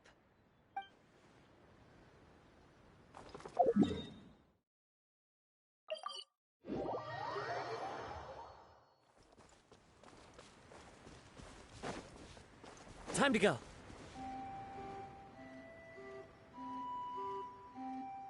The structure of the tree houses here is nothing short of amazing. I have to write it down so I can tell Master Tighnari all about it later. Hey, Kale! You scared me. Traveler and Paimon, you got invited here too? Yep. Well, they sort of skipped the invitation part, but anyway, what you doing out here? Something caught your eye? Oh, yeah. I'm trying to observe and summarize the structures of the trees here, and also the animals that live here. Well, the residents, I guess? I still can't get over the fact that they're all someone's origami handiwork. Once a forest ranger, always a forest ranger, huh? Not sure you'll be able to apply much of what you learn here back home, though, with this being a magical world and everything. What? Over there, by the giant footprint, have those houses always been there? Oh, those? The local flying squirrels told me that they were built by a small dragon and some guy wearing a hat. Oh, that must have been Mini Durin and Hat Guy. Any idea where they went? Supposedly, after building the houses, they went to somewhere called, Constellation Metropole? Did I say that right? Yep, you got it. Oh, also, when the locals mentioned the dragon, did they seem at all, did they say how they felt about him at all? Now that you mention it, the atmosphere changed a little when they talked about him. Oh no. They mentioned some stuff along the lines of past misunderstandings and welcoming new members. I only just got here, so I know very little about what has happened in the past. They seemed genuinely grateful for the houses, though, and said they were going to plan a welcome party. Oh, thank goodness. Whew. Sounds like the forest has begun to accept him. It's a step in the right direction. Are you looking for that small dragon? Yeah, he's a new friend we made after we arrived here. No way! Really? I'm getting more and more interested in your story. No. I've got to save it for next time. For now, I've got to make the most out of my time in this wonderful world. Oh, there's no rush. Just take it slow and enjoy yourself. Like Kaya. Oh, he sends his regards, by the way. Oh, Mr. Kaya is here too? Then I've got to go say hi to him. Well, right now he's at the tavern and he probably won't be leaving until he's drunk. Not that he'll ever reach that point because his alcohol tolerance is so high. Basically, it's Kaya. You know where to find him. You make a good point, Paimon. Then I'll focus on exploring for now and go catch up with him later. Shall we go pay a visit to the Metropole Traveler? Maybe Minnie, Durin, and Hatkai are still there. Oh, right. By the way, something pretty interesting has been happening in Sumeru recently. Master Trinari has been working really hard on it, so if you have time, definitely go and check it out. Sounds good. We'll find some time in our schedule. Of course. See you later.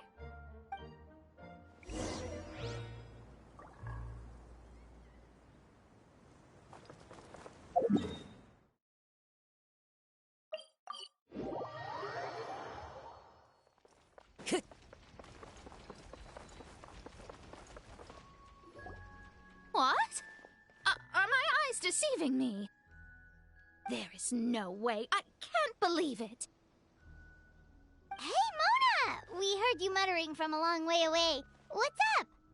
Oh, is your scry glass acting up again? Oh, it's you, the saviors of this world.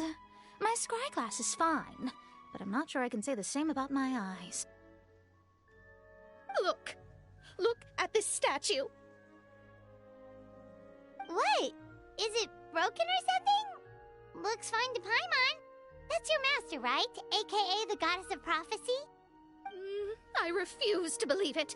There's no way that old hag looks anything like this. When she was younger. Oh, actually, now that you mention it, this does remind me of the fashionista phase she wrote about in her diary. She can't hear me, can she? I swear I just got chills down my spine. Either way, it's probably a little rude to talk about her right under her statue. But how do you know it's a statue of her if you never saw her as a young woman? I did a quick scry when I came into this world, and when I saw the stars' reflections, I was at a loss for words. It looks like fate in Simulanka is based directly on Tevat. A projection of real-world fate to form an image of reality. Or in layman's terms, basically the creator made this world inside a mirror or a lake, and this world is the reflection. Still sounds pretty impressive. The more I scried, the more familiar everything looked. It's her work, there's no doubt about it. Even so, everything's far more complex than I'd imagined. Trying to decipher it all is giving me quite a headache. I also asked the locals about her. They call her she who has dominion over the stars and the course of fate itself. Not even a pretense of humility. Clearly, she let the role of creator goddess get to her head. Not that I'm surprised in the least, of course. It certainly matches the tone of her diary. Anyway, we should change the topic. Oh, so Mona, have you seen a small dragon around by any chance? He's about the same size as Paimon, but with tiny little wings. Ah, you mean the one that caused all that trouble? I haven't seen him for myself, but I heard that he came to the Metropole not long ago to formally apologize for his actions. Apparently, he brought a huge stash of Toitanium and plant oil to make amends. Most people accepted his apology, although there are some who said that they'll reserve judgment until they've seen how he acts in the future. Oh, okay. Do you know where we could find him? One moment.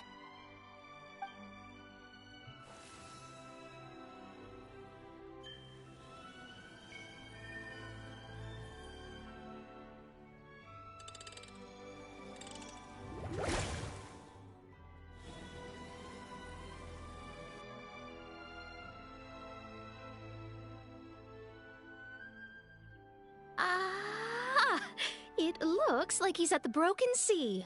There's a big group of people with him, too. Cool! Wanna come with us? We can introduce you? I think I'll sit this one out. This might be the closest I ever get to meeting the old hag in her youth, so I think I'll spend some time seeing what else I can glean from her grand design. You guys have fun. What do you mean, be careful? Now you're making me nervous. We'll be off now. See you later, Mona!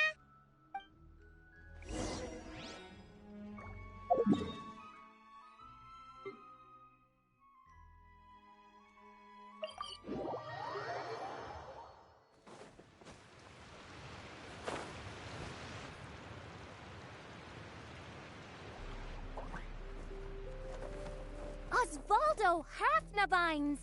Does thou see what I am seeing? Tell me that my all-perceiving Aug de Verurtelung deceiveth me not. Your eyes see true, mein Fräulein.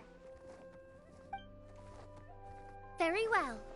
Then, as sovereign ruler of the Immenachreich, I extend to you both my greetings, O Night Dragon from the land of the Thousand Stars and his hat-wearing servant. Who did you just call a servant? What mein Fräulein means to say is, hello, it's a pleasure to meet you. Pleasure to meet you too. But Hat Guy's not my servant. He's my friend. Now you're over-explaining.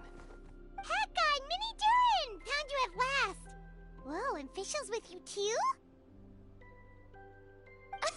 Oh, greetings, Outlander blessed by the Immenachreich. How honored you are to meet your prinzessin beneath the stars of another sky. Clearly a decision made by fate itself. Mr. Honorary Knight, Paimon!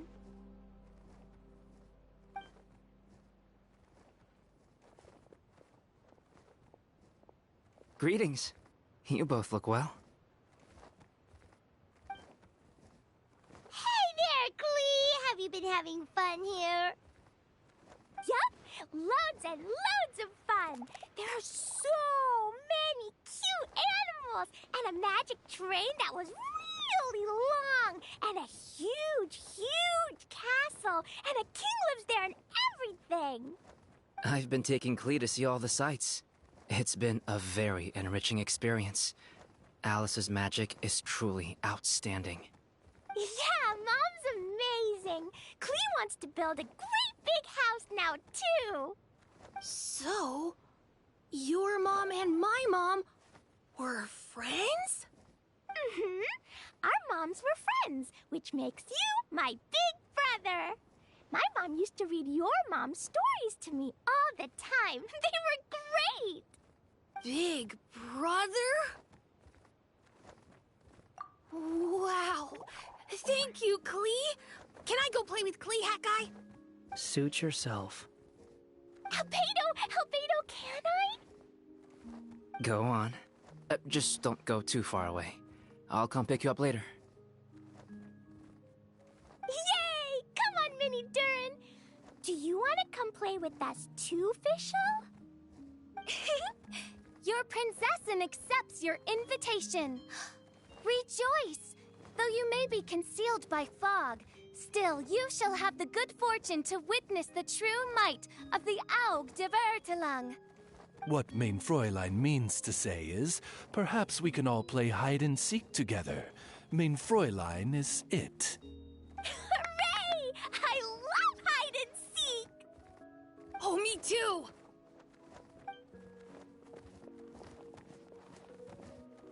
To return to our previous discussion, Mr. Hat Guy, you were telling me about a prophecy? I heard B talking to M. What she said was... Since you're so persistent, let me tell you a secret. Our child will one day rise from the dead.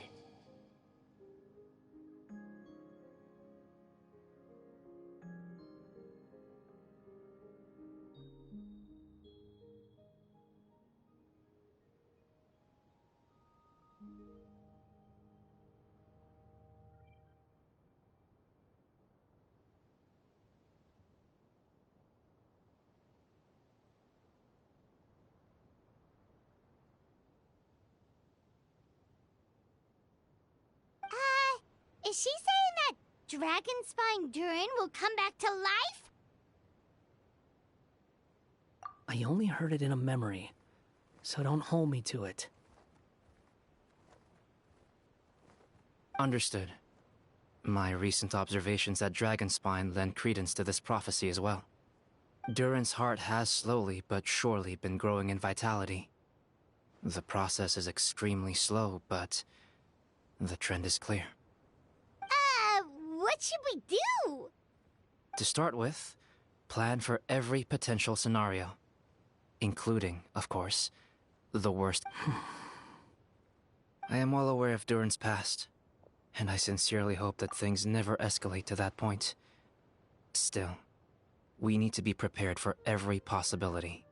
If the prophecy is true, and Durin's heart will one day beat again, I'd like to hope that whatever rises from the dead is no evil dragon, if you understand what I mean.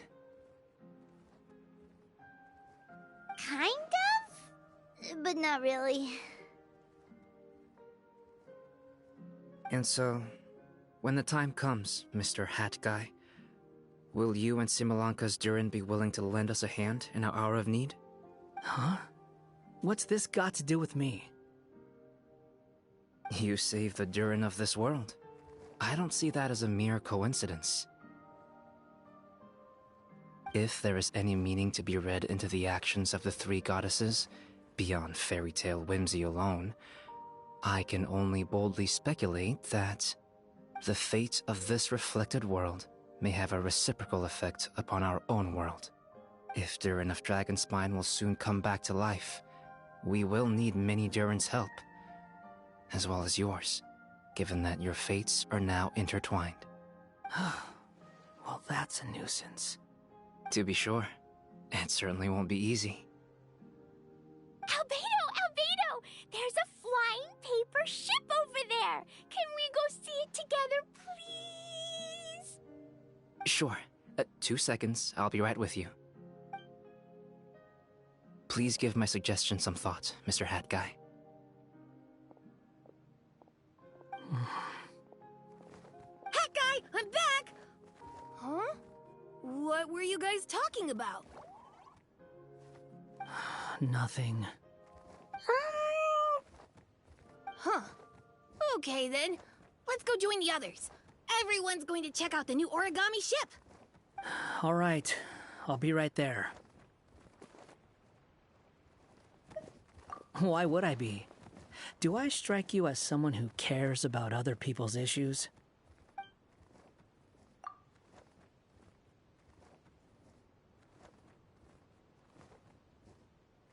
Quit trying to guess what I'm thinking.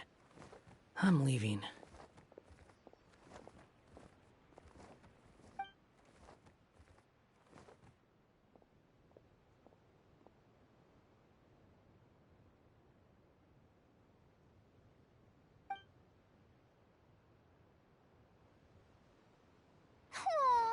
What a lovely little boat! The forest fairy helped us make it.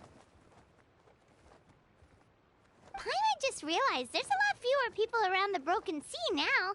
Guess most of them have made their way back to the Metropole. Does this boat have a name? I can't see one anywhere. Huh? A name? Every boat has a name. At least, all the ones I've seen before. They're usually symbolic names that represent something aspirational.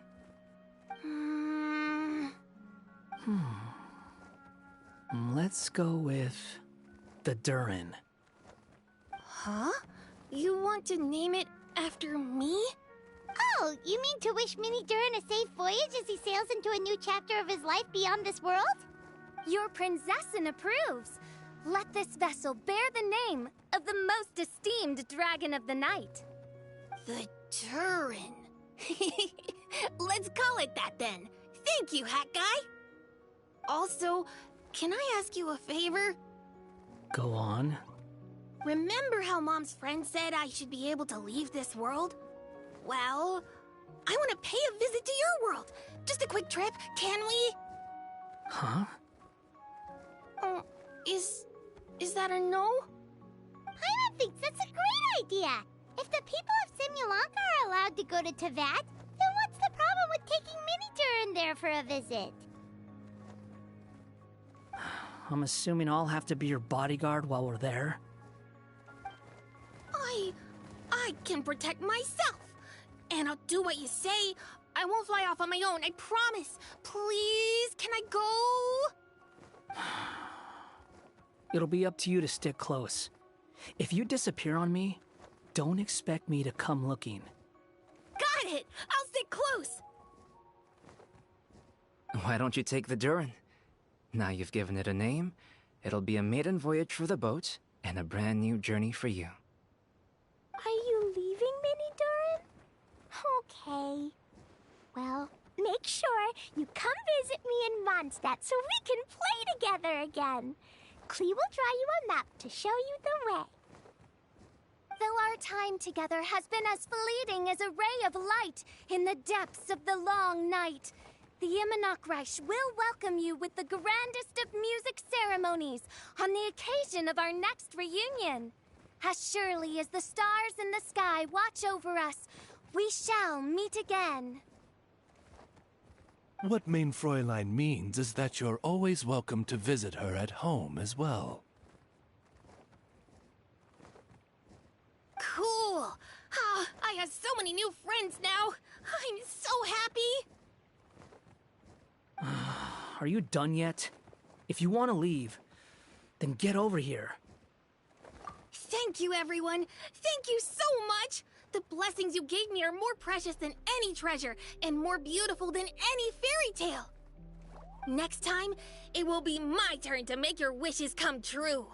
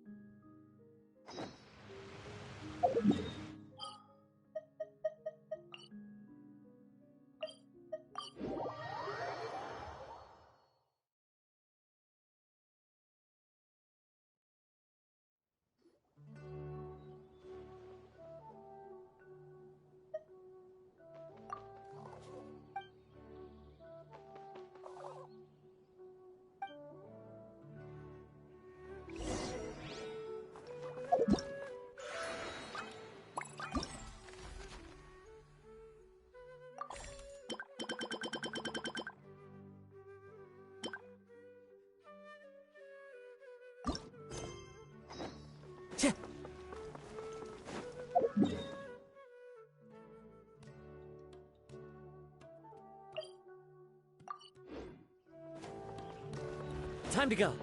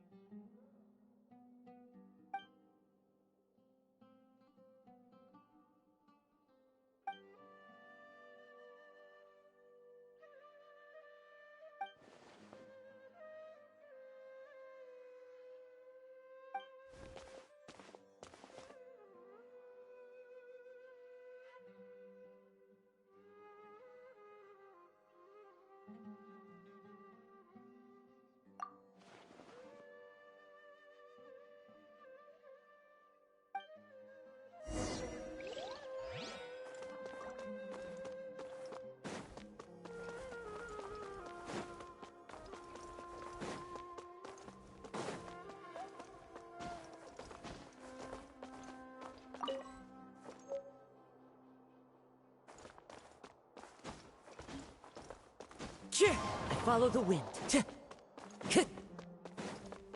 Time to go.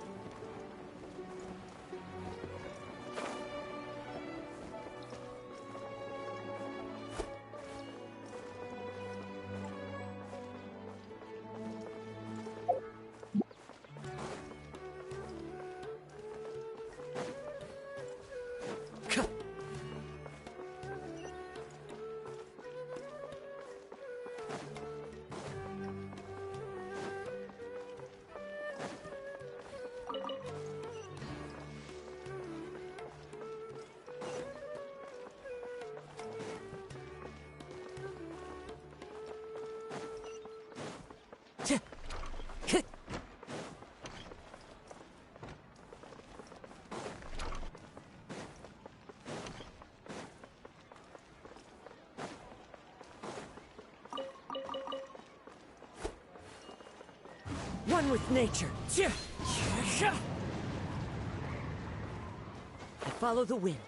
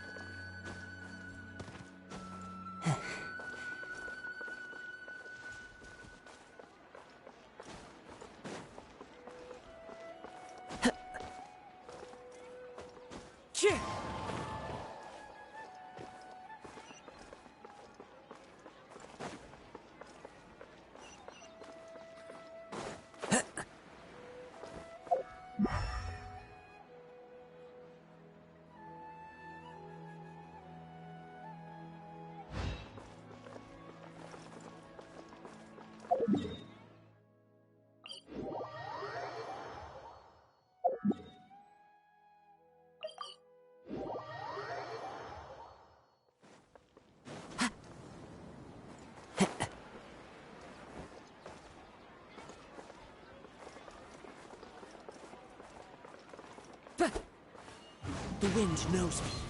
Time to go.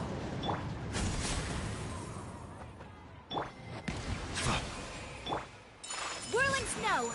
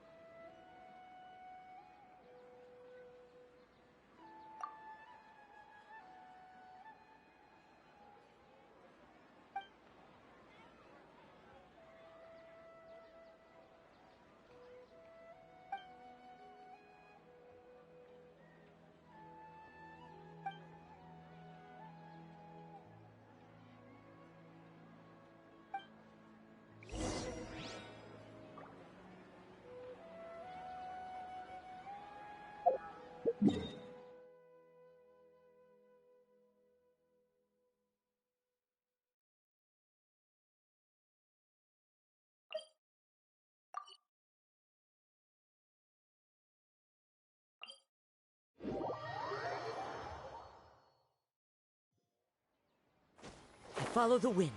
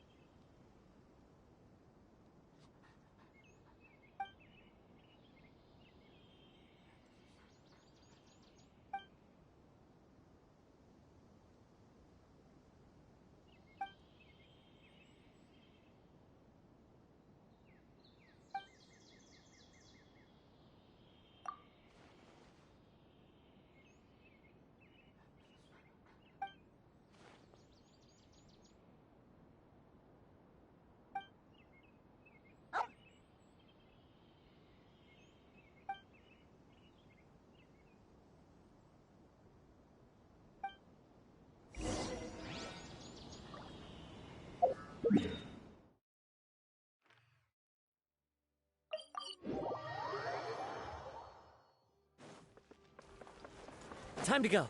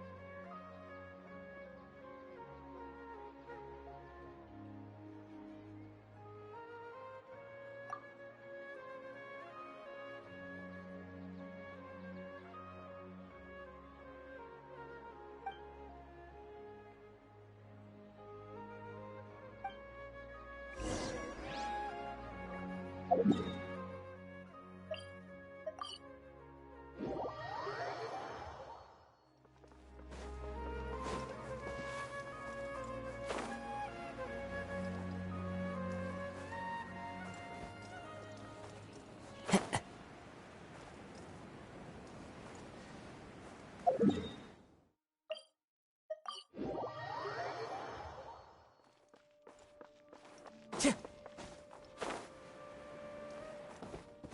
follow the wind.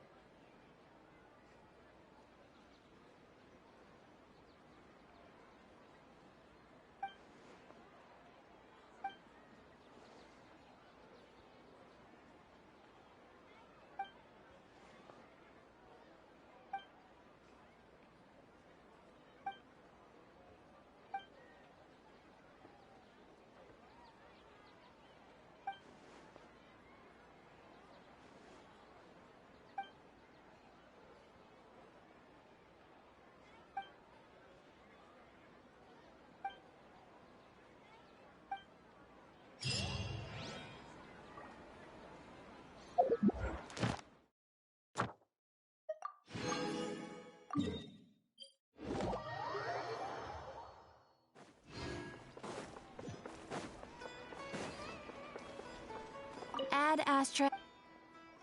Thank you for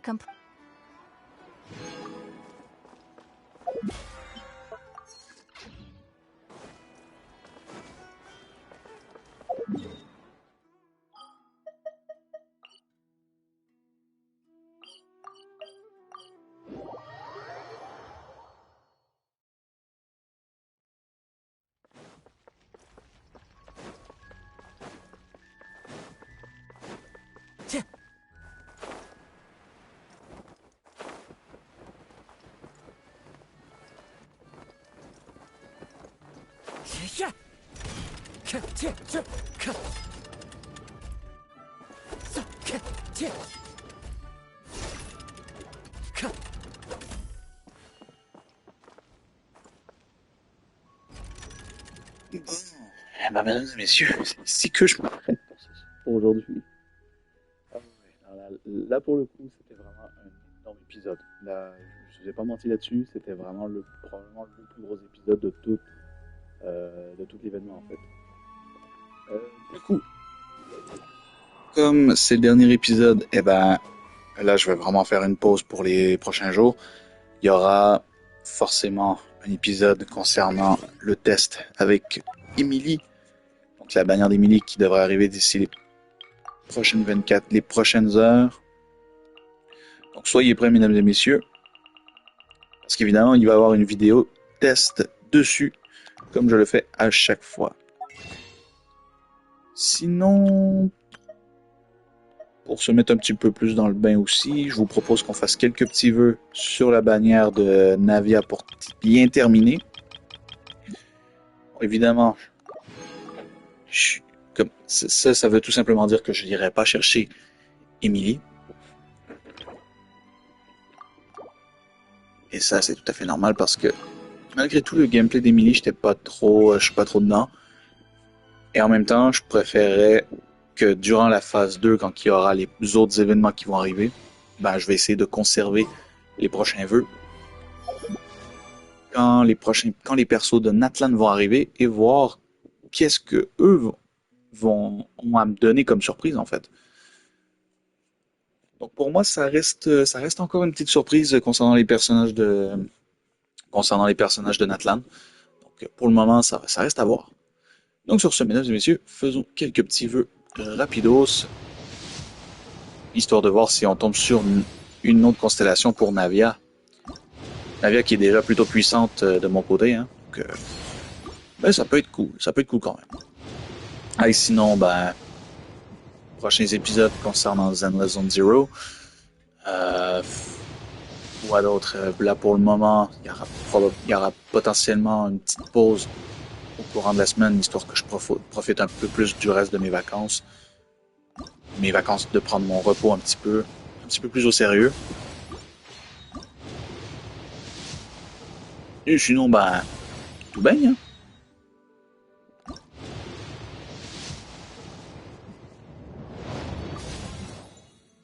Ah ben, une nouvelle constellation de Kirara, hein.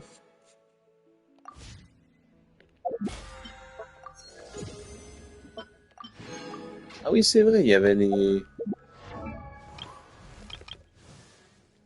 J'avais encore J'avais encore un dernier vœu sur la bannière normale. Ouais. Ouais. Je crois que c'est fini pour aujourd'hui. Eh bien, pas de quatrième constellation pour... Attendez, de troisième ou quatrième? Pas de troisième constellation pour Navia, du coup. C'est pas si grave, en vrai. Ça aurait été quand même stylé. Mais je préfère ne pas trop y aller directement sur les vœux pour cette fois-ci, hein. Déjà que le week-end de l'Otakuton, ça a été extrêmement... ça a été d'une extrême complication, en fait. Grosse journée. Ça a été des très grosses journées. Pas vous cacher. Donc, du coup, mesdames et messieurs, Merci beaucoup d'avoir regardé, j'espère que ça vous aura plu. N'hésitez pas à aller voir les autres épisodes qui sont sur la chaîne YouTube en ce moment même. Sinon, si vous êtes intéressé par d'autres contenus, évidemment, il y a les vidéos d'ouverture de cartes Pokémon. Il y a aussi les vidéos sur Zone Zero. Allez-y, profitez-en un maximum. Du coup, merci beaucoup d'avoir regardé. On se retrouve très bientôt pour le prochain épisode sur Genshin Impact. Un de ces quatre. C'était GeekYoshii pour vous servir. À la prochaine tout le monde. Ciao ciao.